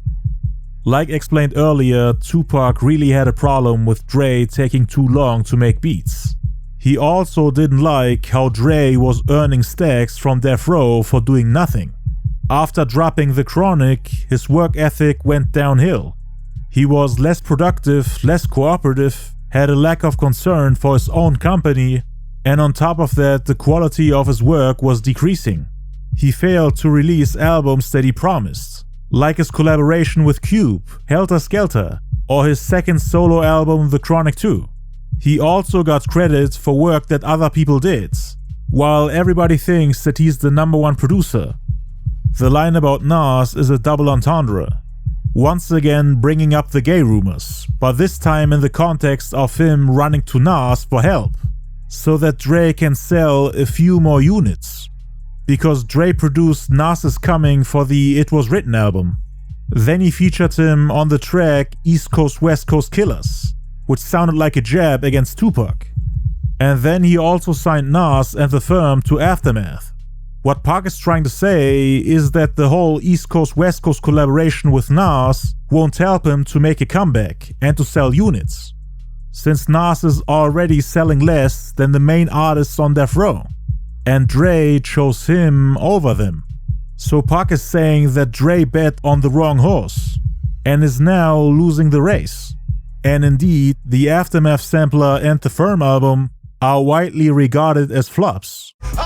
My name in the game will follow. Wait, and I'll murder these snakes tomorrow. Bunch of washed up, jealous ass punks, though. Quit bull, issue pop, flip the funk mode. Machiavelli ride, all you niggas die when I come. I do some fly shit and be done. They say Pac ain't got love for the east side. Use a line, motherfucking the weed ride, watch your mouth. Pac was calling out every rapper who had a problem with him, and who either directly or indirectly spoke negatively about him. And not just him, his clique, his label, or the West Coast in general. He called Dre and De La Soul washed up snakes, saying that he'll lyrically murder them if they want the smoke. The song was supposed to be a warning, to make people understand that anyone can get it.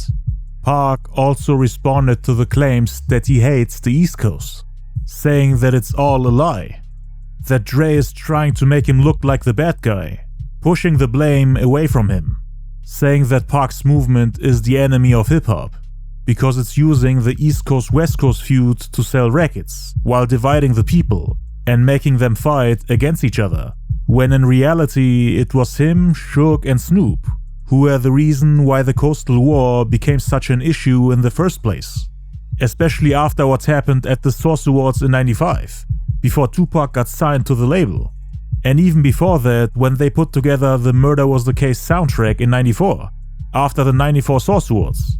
Dre recorded the East Coast Diss Interludes, which was later scrapped from the album. He addressed the hate they got from the East Coast and became vocal about it.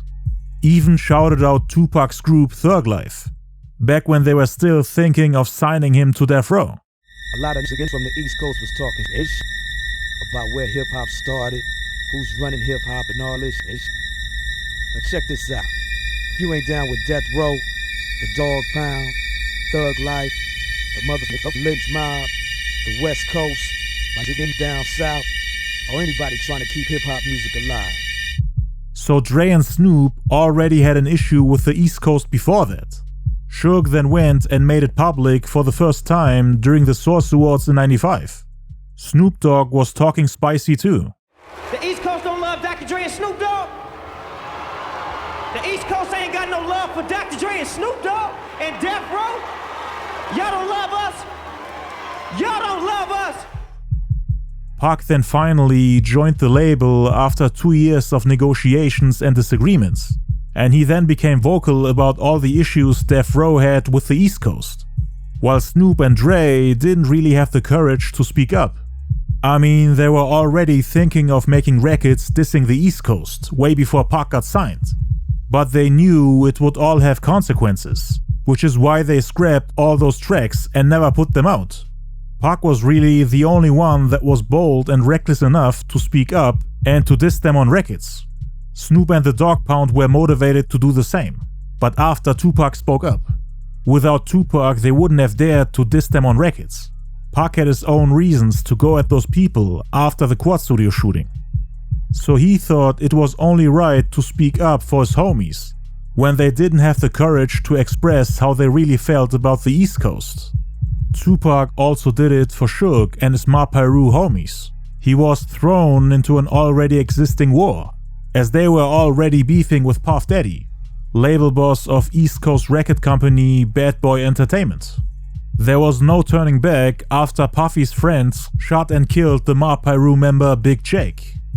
Even though Pac was the protagonist of the Coastal War, he wasn't the one who started it, and without Death Row, it would have just been a beef between Pac and Biggie.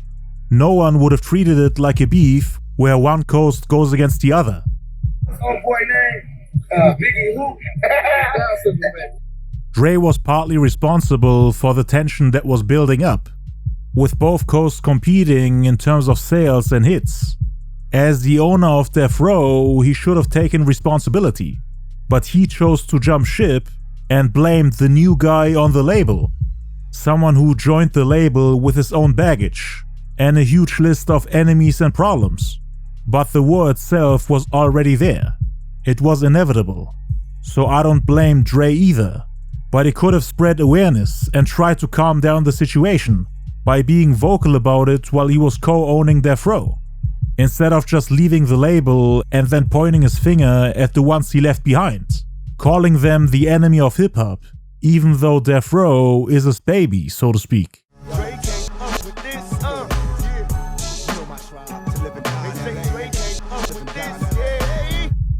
He also had a few words for him in the outro, comparing Dre's current level of success and status to himself, now that Dre has lost his company and has to start from scratch, saying that he took Death Row away from him, and also the beat for No Diggity.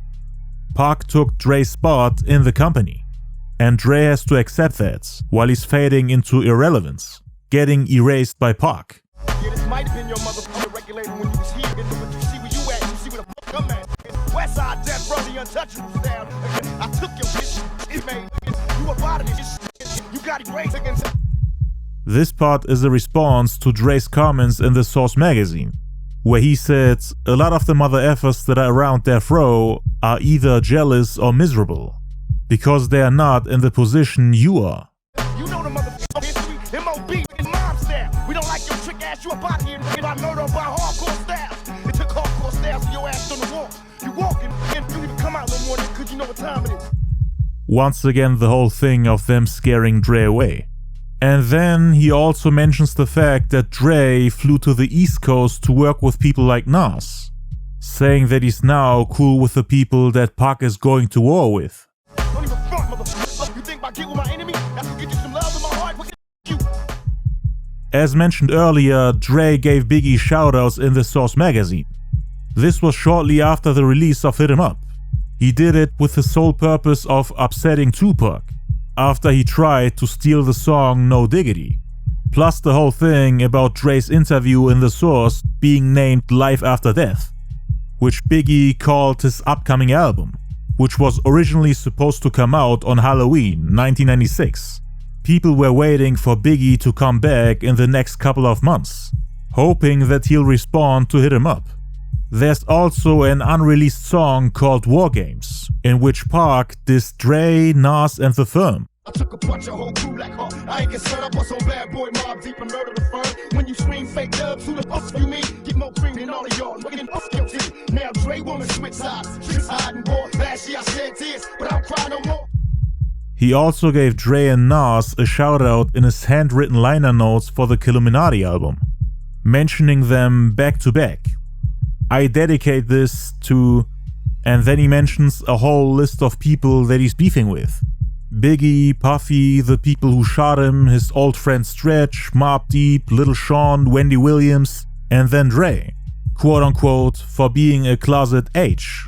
And then also Nas for quote unquote not minding his own business, cause he felt like Nas was trying to help Dre to get back at Pac. The songs Watch Your Mouth and Friends were left off the album when it finally came out in November. But one of the reasons why Pac kept calling Dre gay was because of his beef with EAZY-E after NWA disbanded. EAZY-E was the one who basically started the whole rumor of Dre being fruity with his song Real Compton City G's. In the music video, he showed pictures of Dre with lipstick, eyeliner and tight pants. Photos from back in the days when he was part of the world-class Wrecking Crew between 1983 and 87. That was a decisive blow to the gangster rap icon. And the rap game came to the conclusion that EAZY-E had successfully defeated Dr. Dre and Death Row in a rap beef. The gay rumors were Dr. Dre's kryptonite.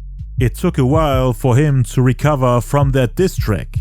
A lot of people, especially in the hood, which was his main audience at the time, lost respect for him and called him a studio gangster and actor.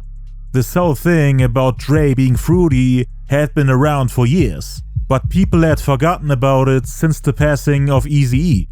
Bringing back the rumors and spreading it even further is the easiest way to attack him. Pac was fully aware of that. According to the singer Jewel, who was part of the Death Row family, she had seen that side of Dre with her own eyes while she was on Death Row. Dre supposedly continued wearing those things in the 90s, and a lot of people kept quiet about it since it would hurt the label.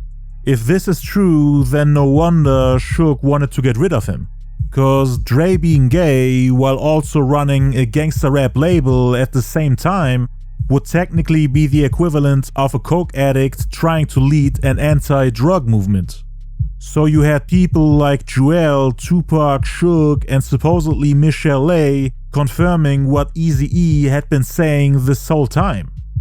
But when he said it, it was all just accusations from a rival, who's trying everything he can to destroy his image. But now you had people in his camp claiming that they saw it with their own eyes. So it was more than just a rumor now. It was now time to continue what EAZY-E had started. And it was really looking bad for Dre since he had to start from zero. His decision to all of a sudden give up on gangster rap, while the people on Death Row are trying to make him look like a gay studio gangster, was really making it look like the people from Death Row are in the right, after claiming that they kicked him out because he's not the gangster he claims to be in his lyrics. There's no place for a fake gangster on a gangster label. And all Dre did was confirm the accusations. Cause all of a sudden he's now the mature guy, someone who doesn't surround himself with gangsters and respects women. After 10 years of gangster rap, one of the fathers of gangster rap distancing himself from gangster rap. All while people are trying to expose him for being gay and a studio gangster, saying that he has no other choice than to choose the mature route, now that he can't make gangster rap anymore. with him getting exposed left and right. So Pac used the gossip, the question marks in everybody's heads, and the rumors on the streets to his advantage, to make Dre look like a fraud. Dre later responded in interviews saying that him and Pac didn't really know each other that well, that Pac's claims about him being gay weren't true, saying that him and Pac weren't even close enough for him to be able to verify those claims. They supposedly never hung out or even had dinner together, saying that the only places the two were at together were in the studio and at the video set. So they were nothing but business partners. There was nothing there between me and Tupac. There was nothing there. What he was saying about me is all hype because he knows absolutely nothing about me except what he hears and reads. You know, we've never hung out. We've never even went to dinner. You know, the only place we've been together at is in the studio and on the video set. That's it. He said, look, I want something more than anything and, you know, possibly more than anything in the world. And I said, what's that? And he said he wanted to be white. I said, well, look, I ain't God. I can't make you white. You know, I'm a manager and all things. I mean, you can make enough money and you can act white and you can live white, but I can't make you white. And he said, well, Jimmy told me that he can put me on a level where I don't have to cuss on my records and I can live that type of way. He said to Jimmy, you know, and I was shocked. I was like, well, you know, where all this come from? Being black and all of a sudden you want to be white, you know. I tell him the only way to be, you know, white, you probably can never be. But if you can marry a white person and you can have, then your kids more likely to be more white instead of this black. And, you know, I feel we friends because he take my advice because he done it. You know, he married a white lady, he got, you know, mixed kids, which is good. The song No Diggity was finally released on July 29th. It features Dr. Dre and the female rapper Queen Pen. The song topped the Hot 100 for 4 consecutive weeks and sold over 1.6 million copies the year it came out. It definitely helped Dre during his transition phase from Death Row to Aftermath. The song came with an iconic music video at a beach. Suge and Pac were fuming, as their plans of sabotaging Dre failed. They wanted to hinder Dre from any ongoing success outside of Death Row, but now he made a huge comeback merging R&B and hip-hop. So they decided to remake the song by removing the distinctive piano and parts of the Bill Withers sample. They added their own vocals, piano and sound effects to make it sound harder and more aggressive compared to the slower No Diggity. The new version of Toss It Up is more hip-hop than R&B, while the old version, just like No Diggity, was more R&B than hip-hop. Tupac decided to add an additional verse to diss Dre. Right at the end of the song, they turned the R&B track into a battle rap song. Pac gave the phrase "toss it up" 2 different meanings. In the first verse, it's referring to sex, and in the second verse, it's referring to violence. This is Tupac's representation of the love and death nexus. They decided to put out the record as the lead single to the upcoming album The Don Illuminati's 7 Day Theory, which was supposed to be filled with disses. Toss It Up is hereby the main song on which he's directly going at Dre, as Pac dedicated the entire second verse to him, which he wrote and laid down on August 4th.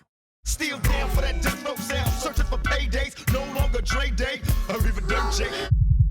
Pac starts off by referencing Dre's song Effing with Dre Day, which was a diss track aimed at EAZY-E, to which E responded with Real Compton City G's, where he says, Damn, E, they tried to fade you on Dre Day, but Dre Day only meant Eazy's payday, no longer Dre Day, or even Dirt J. So Pac brings back the whole Dre Day is payday thing, and then he says goodbye to him in Italian. Not just because he left Death Row, but also to say that the days of Dre are no more.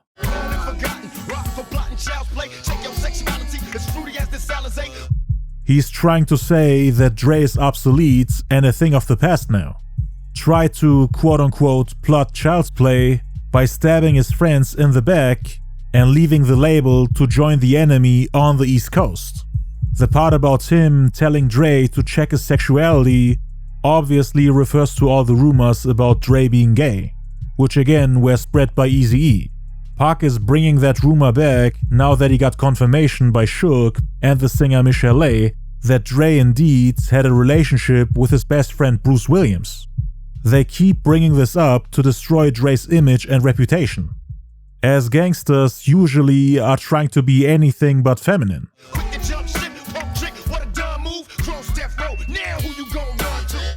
They really saw Dre as a traitor, someone who gave up on being part of the #1 label on the West Coast to go work with people on the East Coast. Loyalty was the most important thing to them, leaving the label, not being there for Snoop during his trial, producing more beats for rappers on the East Coast than for Pac, dissing Pac in the Source magazine while giving his enemies a shoutout, encouraging Nas to go at Tupac, saying that East Coast rappers are better than the ones on the West Coast, and that West Coast music has become stale, while the East is coming back. All this was seen by Pac as Dre stabbing his friends on the West Coast in the back. He's asking him who he'll run to next after crossing death row and joining forces with Nas. That's who he's addressing in the next line by saying that Nas and Dre are similar.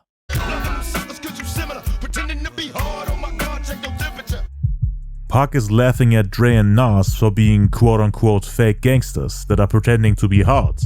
Nas evolved into a mafioso-style rapper with his sophomore album It Was Written, rapping about drugs, his criminal life, and him getting shot in the leg, and then leaving the hospital the next day. Just like Tupac during the Quad Studio shooting. Pac didn't believe that any of those stories are true, saying that Nas's stories are all made up and fake, just like Dre, who always pretended to be tough since the NWA days. A gangster from Compton, even though he can't go back there, as he has more enemies there than friends. Dre was using Suge's gang ties and intimidating aura to gain respect in the hood and make his gangster rap lyrics more believable. But Pac and Suge felt like he couldn't live up to the fake image he created. That it got too much for him, as he couldn't be the man he was rapping about all the time. At first he was benefiting from them, by putting the industry in fear and getting him out of the contract with Ruthless Records. But later, when the same people that protected him got too close to him, he felt uncomfortable and started to distance himself from them, refusing to spend time with them in the studio or meeting up with them in Compton. He later left the label by saying that all that gangster-ish is childish and that he has matured now, saying that gangster rap is dead, even though years later, after Tupac's death and Suge's incarceration, he went back to doing gangster records. Screaming Compton, but you can't return. You ain't heard brothers piss cause you switched and escaped to the birds. Born and raised in Compton, Dre proudly represented his hometown throughout his career. Pac claims that Dre is no longer welcome there, as he has lost his street cred and ditched the Compton streets for the suburbs. EAZY-E offered a similar sentiment on his Dre diss record It's On.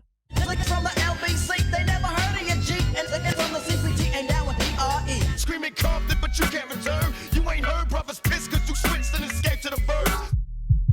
Suge also confirmed that Dre was too scared to go to Compton because of EAZY-E's connections to the Crips.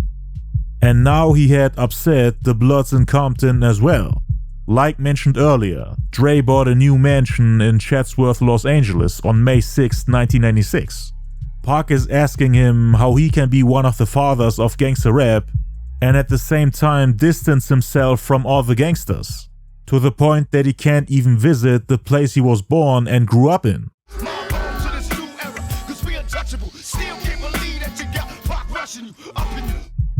Pac is giving a shout out to Suge's gang, the Mob Peru, which he himself became a part of. He got a MOB tattoo on the back of his right arm and rapped MOB in countless songs. It's the same gang that Dre was afraid of and tried to distance himself from. The same people who kept sending him threats and continued to harass him for years to come.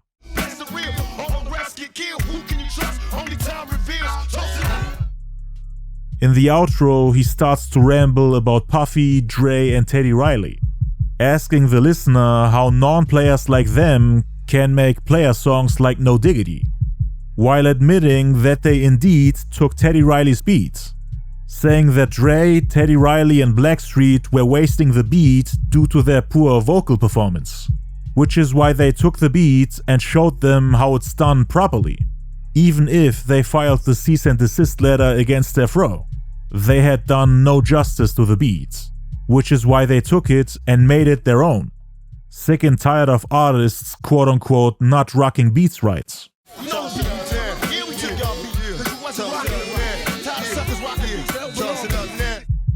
After putting together the second version of the song, Pac and Suge decided to do a video for it, similar to the one Dre and Blackstreet did for No Diggity.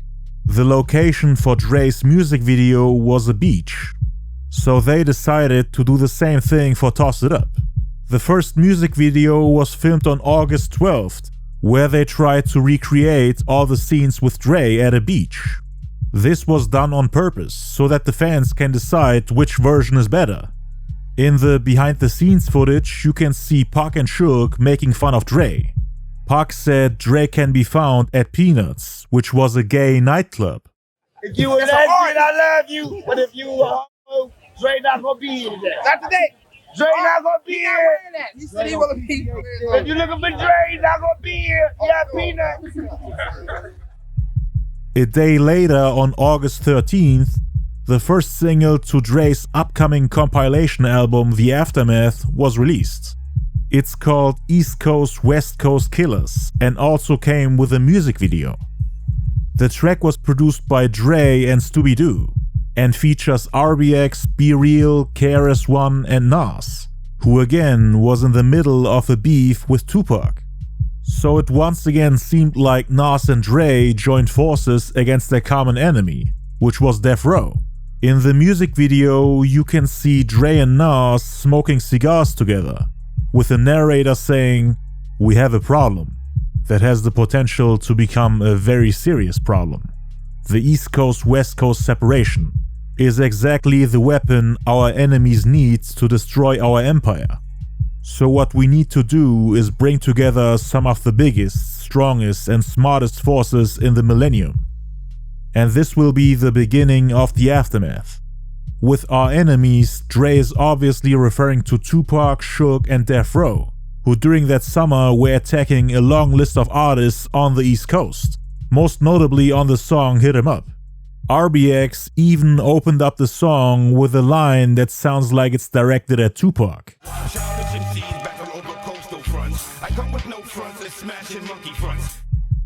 Tupac was the protagonist of the East Coast-West Coast War, and he was also Dre's enemy at the time. So this was definitely a shot at Pac, who obviously didn't like what Dre was doing. The release of It Was Written and Dre's appearance in the Source magazine made Tupac stop working on the One Nation album, which again was supposed to be an East Coast-West Coast collaboration. So something similar to what Dre did with his album The Aftermath. He did songs with Black Moon, Smith & Wesson, OGC, Helter Skelter, Greg Nice from Nice and Smooth, The Loonies. He also did songs with Big Daddy Kane and wanted to work with Melly Mel, who was supposed to get signed to Death Row East. So Pac did exactly what Dre wanted to do this whole time: bring the East and West Coast back together. This was before Dre and Nas sent shots at Pac on It Was Written and the July issue of the Source magazine, which made him push the One Nation album to the sides and focus on his next solo album, The Donk Illuminati, on which he's once again attacking the East Coast. Had Nas and Dre not made a move, we might have not gotten the Illuminati album. He might have continued to work on the One Nation album instead, cause it was still not completed by the time he passed in September. Pac's approach on the One Nation album was different than Dre's peacemaking efforts on the Aftermath album, cause Pac was basically cherry-picking who he wanted to make peace with and work with, while at the same time battling the rest of the East Coast, mainly the ones who were at the top. He was trying to create a rift within the East Coast. Those who tried to stay out of the East Coast-West Coast war and those who tried to become a part of it. The people on the East Coast who collaborated with Tupac later got into trouble with Tupac's enemies, like Starang Wonder from OGC for example, who got beaten up by Biggie's goons at D&D Studios. I covered this in my Biggie vs Nas video, make sure to check it out. Tupac wanted to become the gatekeeper for artists on the East Coast, destroying careers of those he didn't like and promoting those who were showing him love. That's why they founded Death Row East. They wanted to sign all the people they were cool with on the East Coast. Tupac's goal was to be in full control of the East Coast. He wasn't really in peace mode like Dre. Pac only wanted to be cool with the chosen few who show him love. He didn't reach out his hand to people who got themselves involved in the East-West conflict, only to those who tried to stay out of it. You only needed to say one bad thing about the West Coast and you were on Pac's hit list. The only enemies for Dr. Dre were Suge Knight and Tupac. He wanted to make peace with the entire East Coast. Didn't even want to battle Pac, but because of Suge, beef was inevitable. Dre tried to ignore everything Pac had to say about him. He was actually the mature one. Just wanted to move on and undo the damage him and his old label had done to the culture. Cause artists were too scared to come perform on the opposite coasts, thinking that they might get booed or attacked. On August 24th, Tupac did an interview with Rob Marriott and once again spoke about Dr. Dre. When asked if Pac was the one who pushed Dre off Death Row, he said, "I did. Suge is the boss of Death Row." Suge is the boss. He a boss of Death Row. Suge is the gun. You understand? But I'm the underboss. I'm the capo. That's my job. For the protection of all of Death Row, to do what's best for all of Death Row. And Snoop, to do what's best for all of Death Row. My decision wasn't based on I'm coming to Death Row, taking it over. My decision was based on Dre not being there, for Snoop doing his crowd, and it's all for real shit. You understand? And he wasn't producing shit. I began to produce the beat like on my album. I began to doing the beat, and Dre was getting the credit. And I gotta go to MTV and be like, yeah, he did this, he did that. No, he ain't do it. He is a dope producer, but he ain't working years. And I got tired of that. I didn't think we needed that. I think we didn't need that. And he was owning the company too, and he's chilling. He owning the company, he's chilling this out. Fucking busy. I'm out here in the street, you know what I mean? Whooping niggas ass, starting wars, putting it down, dropping albums, doing my shit. And this nigga taking 3 years to do one song.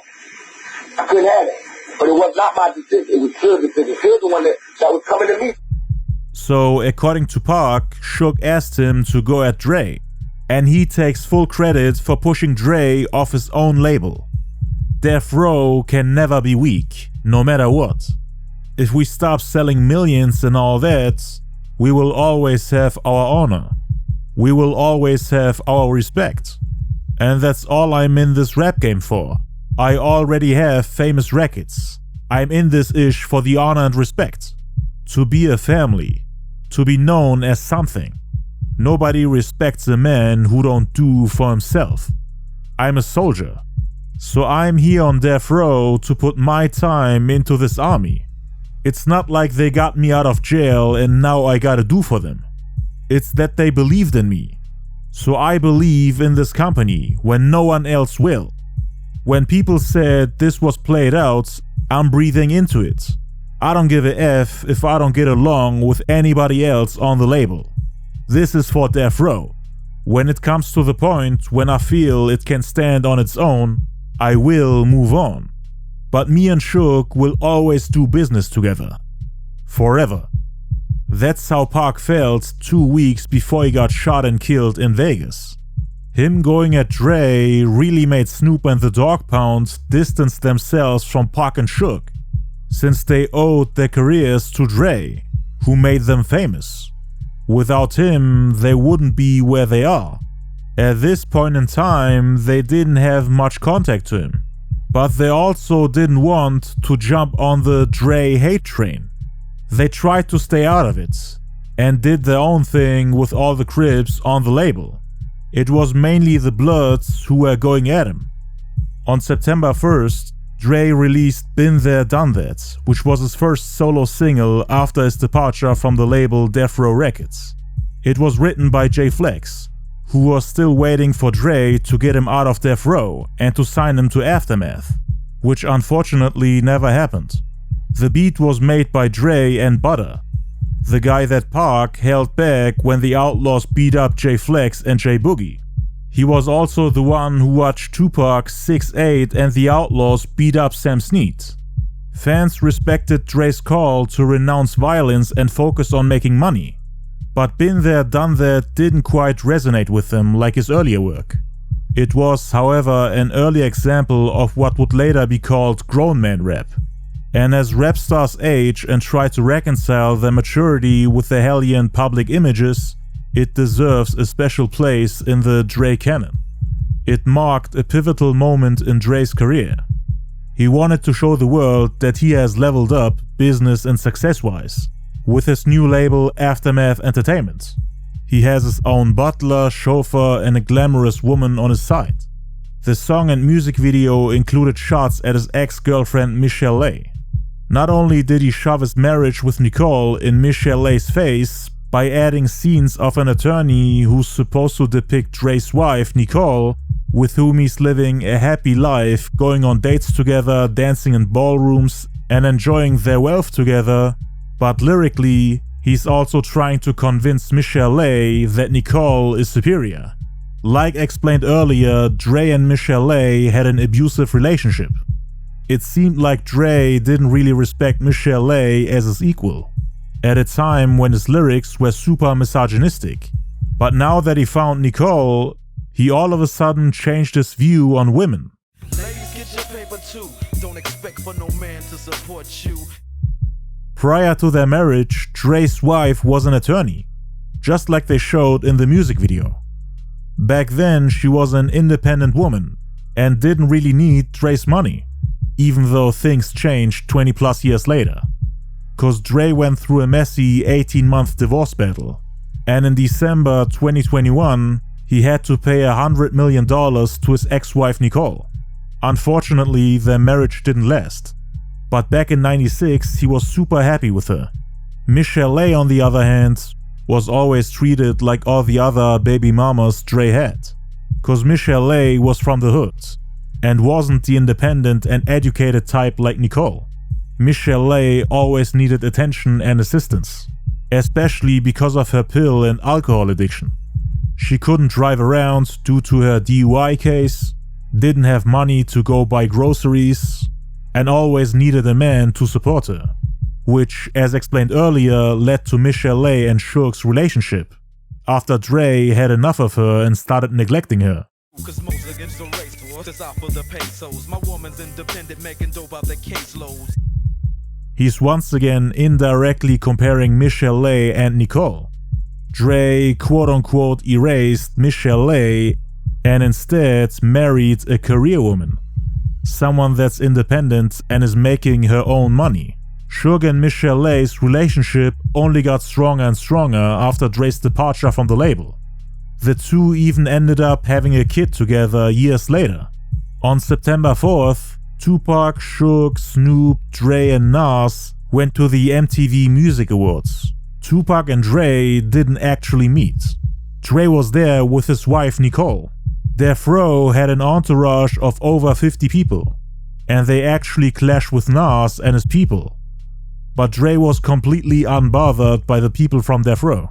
2 days later, on September 6th, Tupac recorded the second version of the music video for the song Toss It Up, which they ended up using. Then, a day later, he got shot and killed in Las Vegas after the Mike Tyson-Bruce Seldon fight. I covered everything in detail in my 4-hour documentary, The Reason Why Puff Daddy Killed Tupac. Make sure to check it out. So Pac gets shot on September 7th and spends the next 6 days at the University Medical Center in Las Vegas, where he loses his life on September 13th.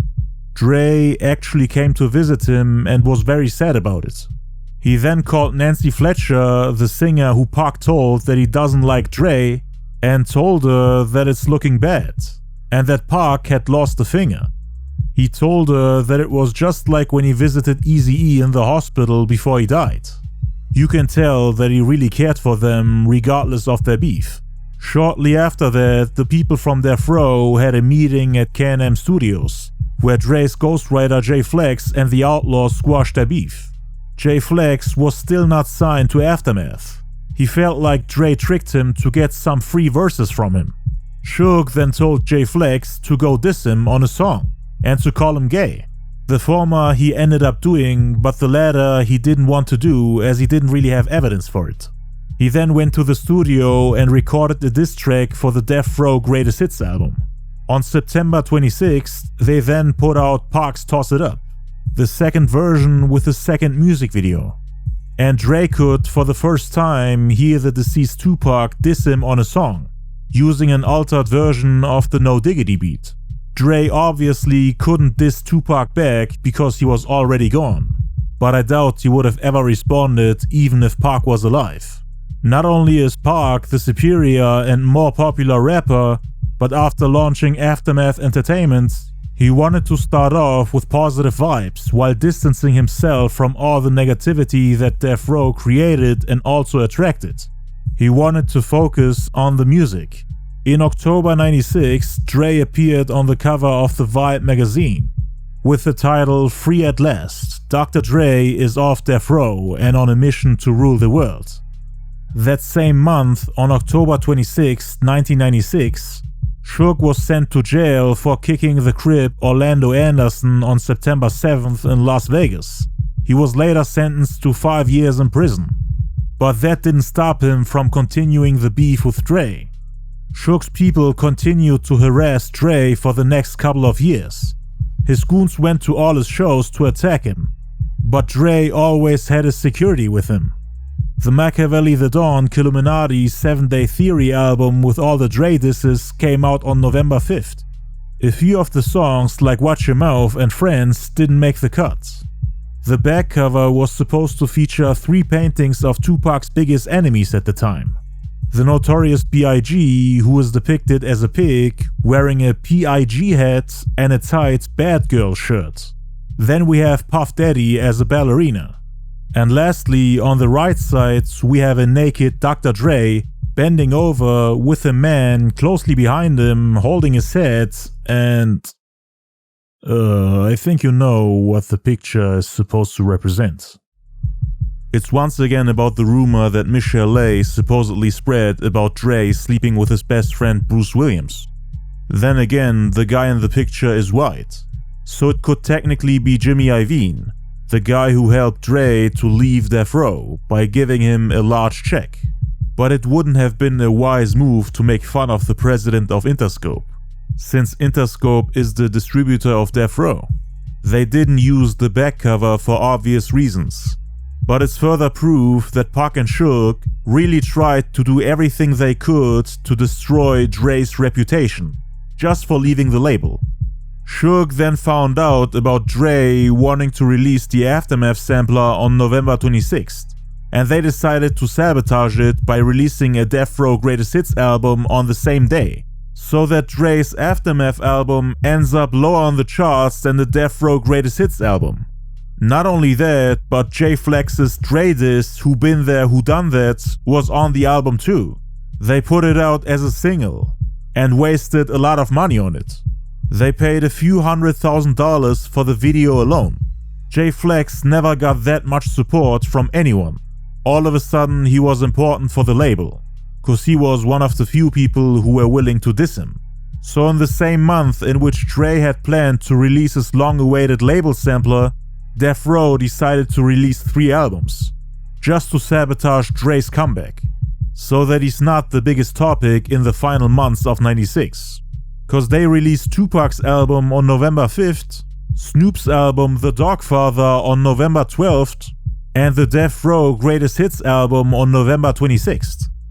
Dre got dissed on 2 of those albums, and the other one was released before it was even finished. Nobody was happy with the Dogfather album, but they put it out regardless, just to spite Dre and sabotage his long-awaited comeback. Cause Snoop's The Dogfather was one of the biggest disappointments and flops ever. It was a complete letdown compared to Doggystyle. They could have improved the album and released it in '97. Cause Snoop at that point was one of the biggest rappers. and they were expecting him to drop another album on the level of Doggystyle, thinking that he's up there with Tupac and Biggie. That album made him lose a lot of respect and also fans and supporters. But back to the Greatest Hits album. The reason why Jay Flex decided to make a diss track against Dre is because Dre got credit for songs that Jay Flex wrote, and he didn't get paid for them. So he wasn't on good terms with him, as none of the promises he made were fulfilled. Dre didn't sign Jay Flex to Aftermath as he had promised, but still put out the song Been There Done That, even though Jay Flex was still signed to Death Row and didn't get paid for writing the song. Him being on Death Row while writing songs for the enemy could have gotten him into big trouble with Suge, cause Been There Done That was Dre's biggest solo song in '96. Like, why the hell would you ghostwrite for your enemy while you're still on the label? I mean, Sam Sneed got beaten up for way less, and Jay Flex was jumped a few months prior. Dre didn't really care about what would happen to Jay Flex. He had no more use for him. He could have gotten jumped, stabbed or shot. Dre knew what Suge's people were capable of. I mean, that's part of the reason why he left the label. Instead of jumping Jay Flex, they used that energy against Dre by convincing Jay Flex to drop a diss record. They wanted to make it as big as Hit 'Em Up. But of course they failed because Jay Flex and Pac are not on the same level. Who Been There Who Done That was a response record to Dre's Been There Done That. He tried to expose Dre by showing the world how he exploited Jay Flex. How he wrote Natural Born Killers, Keep Their Heads Ringing, California Love and Been There Done That. And Dre supposedly didn't pay him enough. In the music video, they also had actors who were supposed to depict Dre and his ex-wife Nicole. They tried to make Dre look as feminine as possible. In the beginning, you see Suge's goons threatening him, just like they did in real life. Bruce later blamed Michelle Lay for setting him up, cause they threatened him over Dre not returning certain items when he left the label. Further investigation is underway to find out the real man behind the music. Oh my God. Anyway, the plan of landing in front of Dr. Dre's Aftermath sampler on the charts failed, since Death Row's Greatest Hits album peaked at number 35, and the Aftermath sampler at number 6. Dre's album also included the song Blunt Time by RBX. Dre supposedly offered the beat to Tupac on November 2nd, 1995. Pac recorded vocals for it, but the track was never released. They hadn't put it on the All Eyez On Me album. Most likely because of the label internal beef, or because Tupac didn't like it.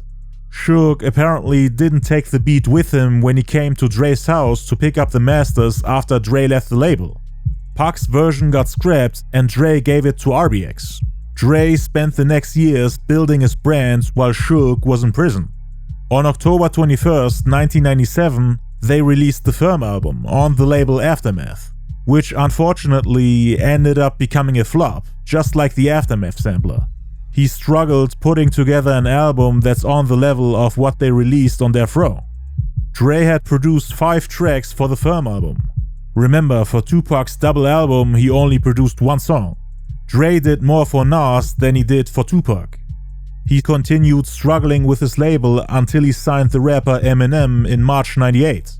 Then on February 23rd, 1999, Eminem's sophomore album, the Slim Shady LP, was released on Aftermath Entertainment.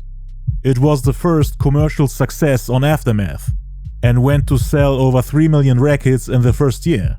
After Suge found out about Eminem and Dre's success, he sent hundreds of Mob Peru goons to intimidate them. They would surprise Dre and Eminem at shows and music video shootings. They tried to ignore them and focus on business. On November 16th, 1999, Dre finally released his second solo album, 2001, which he originally wanted to call The Chronic 2000. But Death Row had already used that title for their compilation album Suge Knight Represents Chronic 2000, Still Smokin', which they put out on May 4th, 1999. Meaning 6 months prior, when Dre was already promoting his upcoming album. Death Row wanted to once again sabotage Dre's comeback. Everyone was waiting for Dre's Chronic 2000. So Death Row got free promo. And due to Dre having to rename his album, the Chronic 2000 promo didn't help Dre as much as it could have. Just to avoid getting sued, he named the album 2001. The album contains a song called The Watcher, which was written by EMINEM, who was actually a battle rapper before getting signed to Aftermath. Dre used the first song on the album to reflect on the changes he observed since his last album The Chronic, which came out 7 years prior in 1992.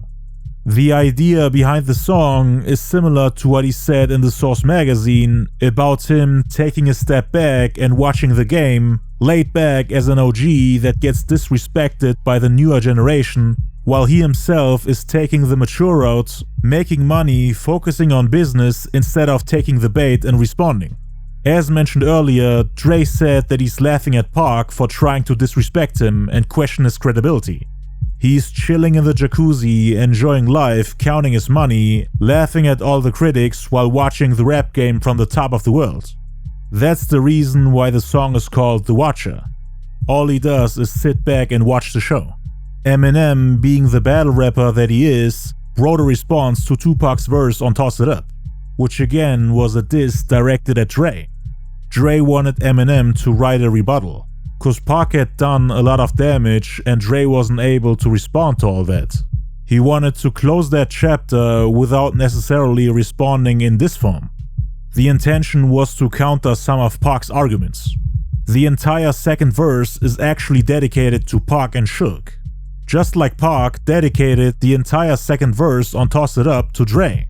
He starts off by directly responding to Pac's claims of Dre moving out of Compton to live in the suburbs.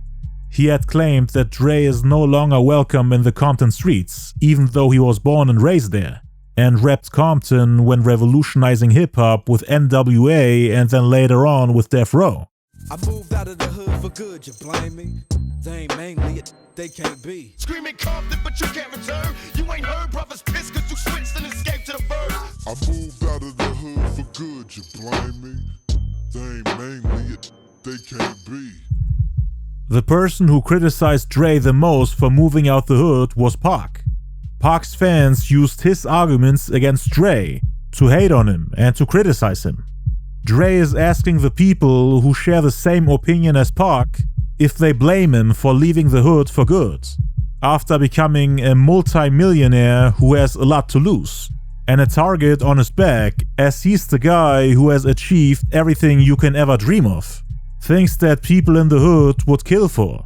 This verse is clearly a rebuttal to Pac and Suge's claims of Dre being a fake gangster, someone who moved out of the hood and is too scared to go back there. He can't visit his family and friends as he's too scared of the gangsters there. He bought a new house in May '96 to make sure that Pac, Suge and his people can't reach him. But can't hit, they can't see. I'm out of sight, now I'm out of their dang reach. Pac was asking Suge and others for Dre's new address, so that he can pay him a visit and beat him up. There were also rumors that Dre was receiving death threats from Suge's Mob Piru homies. Jimmy Iovine himself said that Suge wanted to kill him. How would you feel if wanted you killed? You probably moved to a new house on a new hill. Dre is saying that if Pac was in his shoes and would have gotten all those death threats, he would have done the same and moved to the suburbs without ever coming back. A new house on a new hill, somewhere safe from all those gangsters. There's just no point in making yourself vulnerable and easy to approach. He's also saying that he ain't a thug like Tupac, someone who has no problem putting his life at risk. A man who lives by the gun and dies by the gun. And choose a new spot if wanted you shot. I ain't a thug. How much Tupac in you got? He's also telling the people who share the same views as Tupac, like Suge for example, that even though he ain't a killer, in a life or death situation where it's either quote-unquote my life or your life, he wouldn't hesitate to kill. But why would he voluntarily put himself in that position and stay in the hood? The goal is to move out of that type of environment, so that you and your family are safe. Dre is a married man with kids. Why would he try to be a tough gangster and mess with people who have nothing to lose? He ain't a thug like Tupac. I got a lot more to lose than you. Remember that when you wanna come and fill these shoes. I got nothing to lose, it's just me against the world, baby. I got a lot more to lose than you. Remember that. Can't turn back, my eyes on the prize, I got nothing to lose. Got a lot more to lose than you. Remember that. A young with hope and lose. Got a lot more to lose than you. Remember that when you wanna come and fill these shoes. Dre says that he got a lot more to lose than Pac and all those other people who criticize him for moving out the hood. And Pac was trying to fill Dre's shoes by becoming Suge's partner. After Dre, the co-owner of the company, left the label, Suge had promised Tupac that a part of Death Row East is his. Pac was always bragging about how he made Dre leave and how he took his spot. People like Pac, who try to replace him, fill his shoes, and also want to go toe-to-toe with him, shall remember that Dre has a family to worry about. He can't be part of pointless fights. That's something that careless people like Tupac can afford to do. It's not that he's scared or unable to fight. It's just that he chooses the mature route and does what's best for him and his family. But if people like Pac and Suge want to take it there, and if Dre has no other option, then he's ready to fight back and go back and forth. People like Suge and Pac were always trying to emasculate him and make him look like a weakling. This is a response to all those people, even though it would have been more fair if he said those things while Pac was alive. If you really wanna take it there, we can. Just remember that you with a family, man. There is no denying that Eminem was thinking of Tupac when he wrote this verse. I mean, there are numerous references and he's even mentioned by name. M wrote it in a way that it looks like Dre is comparing his point of view to Tupac's. The quote-unquote thug who has nothing to lose on one side, and the rap veteran who chose the mature route on the other. He ain't a thug like Pac, but he can take it there. I ain't a thug. How much Tupac in you got? I ain't no neither. And then we get the typical Eminem wordplay, where he's playing around with the words of his opponents and critics to come up with a slick rebuttal that counters all their arguments.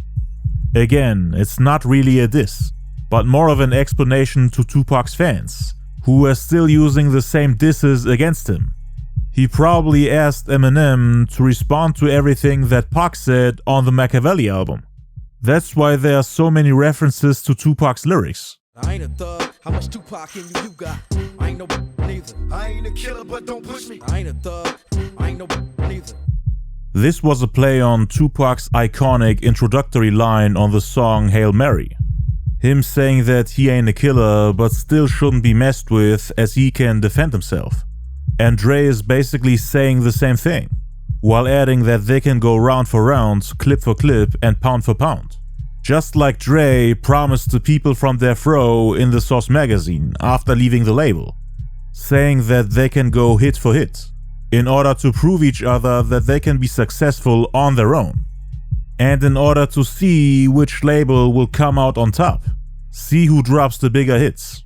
I mean, that's the reason why the incident with No Diggity and Toss It Up happened. It's either my life or your life, and I ain't leaving. I like breathing. But it's my life or your life, and I'm a born first. It's either my life or your life, and I ain't leaving. I like breathing. Bad choice of words, knowing that Pac was shot in the lung and died of respiratory failure. You could interpret this as a cheap shot at Tupac. Why make I like breathing jokes in the same verse dedicated to Tupac? I mean, once again, that's Eminem trying to think of smart punchlines, using shock value and your own words against you. But can't hit, they can't see. Niggas can't see me.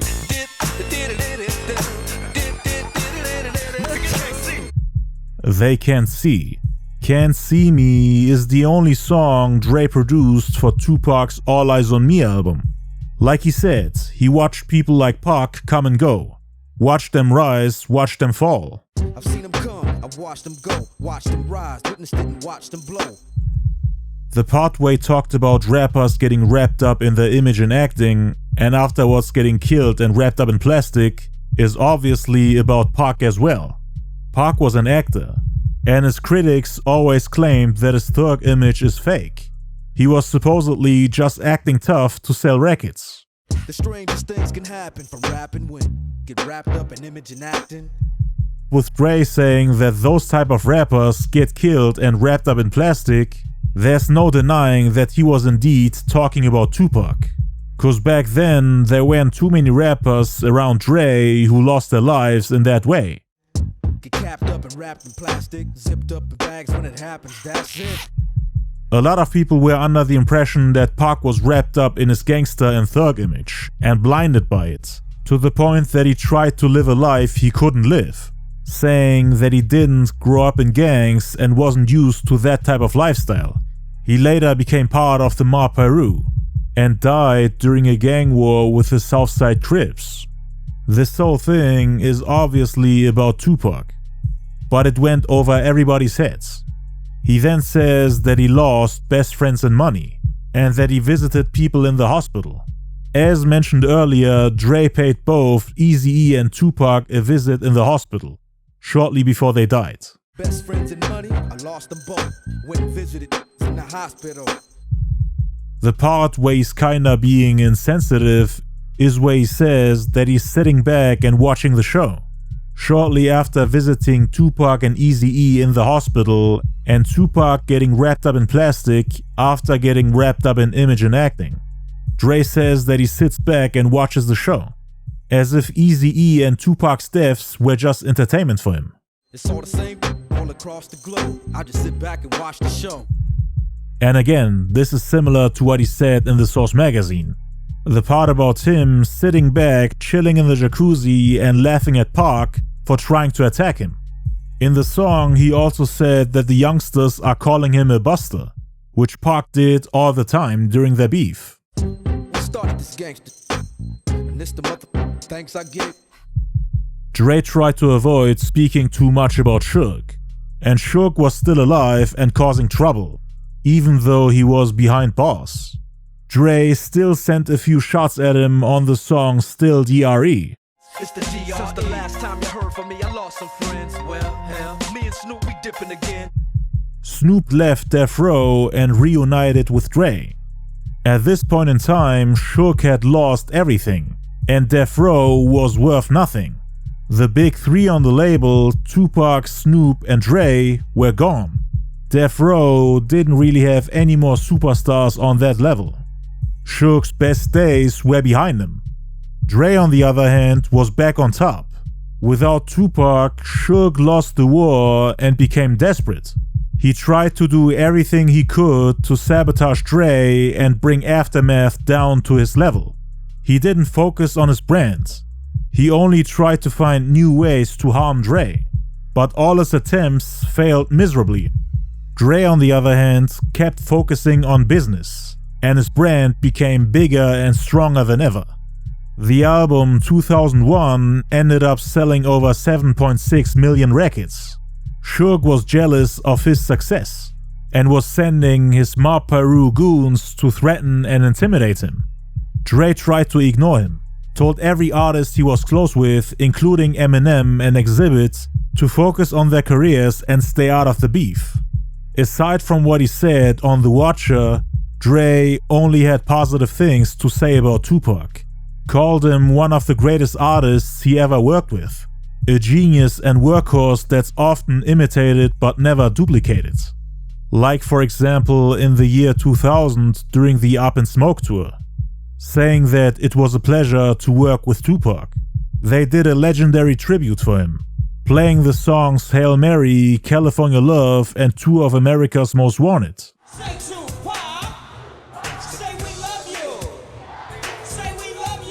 They also did a tribute 12 years later at Coachella with a Tupac hologram.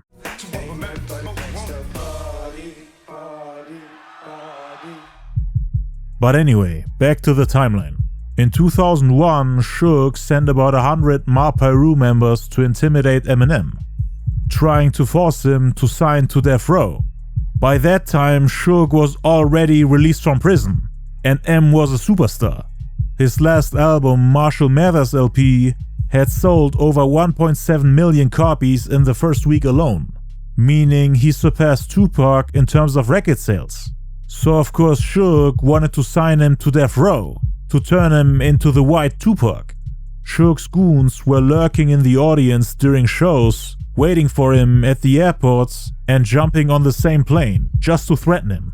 Imagine being on an airplane with about a dozen gang members while you're all alone with one bodyguard. But their attempts failed, as M stayed loyal to Dre. He actually begged him to allow him to record a diss record against Suge, but Dre told him to stay out of it. He later mentioned this on a song called Like Toy Soldiers. It wasn't my intentions were good. I went through my whole career without ever mentioning it. Suge just kept sending people, even when they signed 50 Cent. During the music video shoot for 50's hit single In the Club on December 10th, 2002, Suge Knight showed up with about 30 Mexican gangsters trying to intimidate Dre, 50, Exhibit, and M. He was jealous that Dre had managed to sign 2 rappers who were both on the level of Tupac in terms of success. Both M and 50 Cent dropped albums that sold over 1 million copies in the first week. Suge Knight, on the other hand, had no one. And then when Ja Rule and EMINEM started beefing, and when everybody claimed that Ja was biting Tupac, with not only his looks, the way he dressed, the gimmicks, the tattoos, and also with the way he rapped, Suge sided with Ja Rule, as they shared a common enemy. He even called Ja the next Tupac. After Suge got involved in the Murder Inc. vs. Shady G-Unit Aftermath beef, Dre finally decided to step in. He dedicated a few lines to Ja Rule on the song Ish Hits the Fan, which was on Obi Trice's album Cheers, released in the year 2003. First he tells Ja that he's not Tupac, calling him a biter, a cheap copy, and basically an insult to Tupac.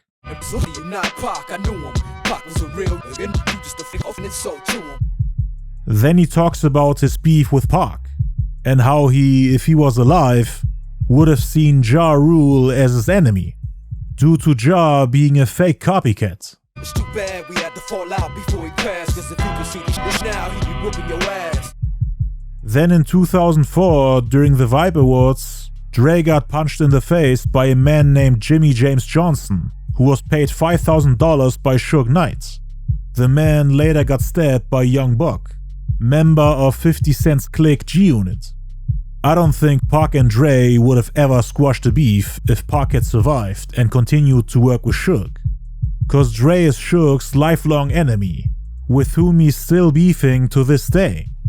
Even while he's serving a 28-year prison sentence for a fatal hit and run which happened in January 2015, he's still sending shots while he's in prison, trying to destroy Dre's reputation. I mean, Tupac said it himself that he will do business with Suge until the day he dies. The two are so close that Pac joined his gang, the Mob Peru, even though he never wanted to be part of any gang.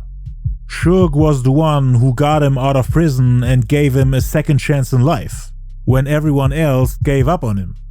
This means that Pac could have beefed with EMINEM and 50 Cent, but then again, Pac is one of their biggest idols, so who knows what would have happened.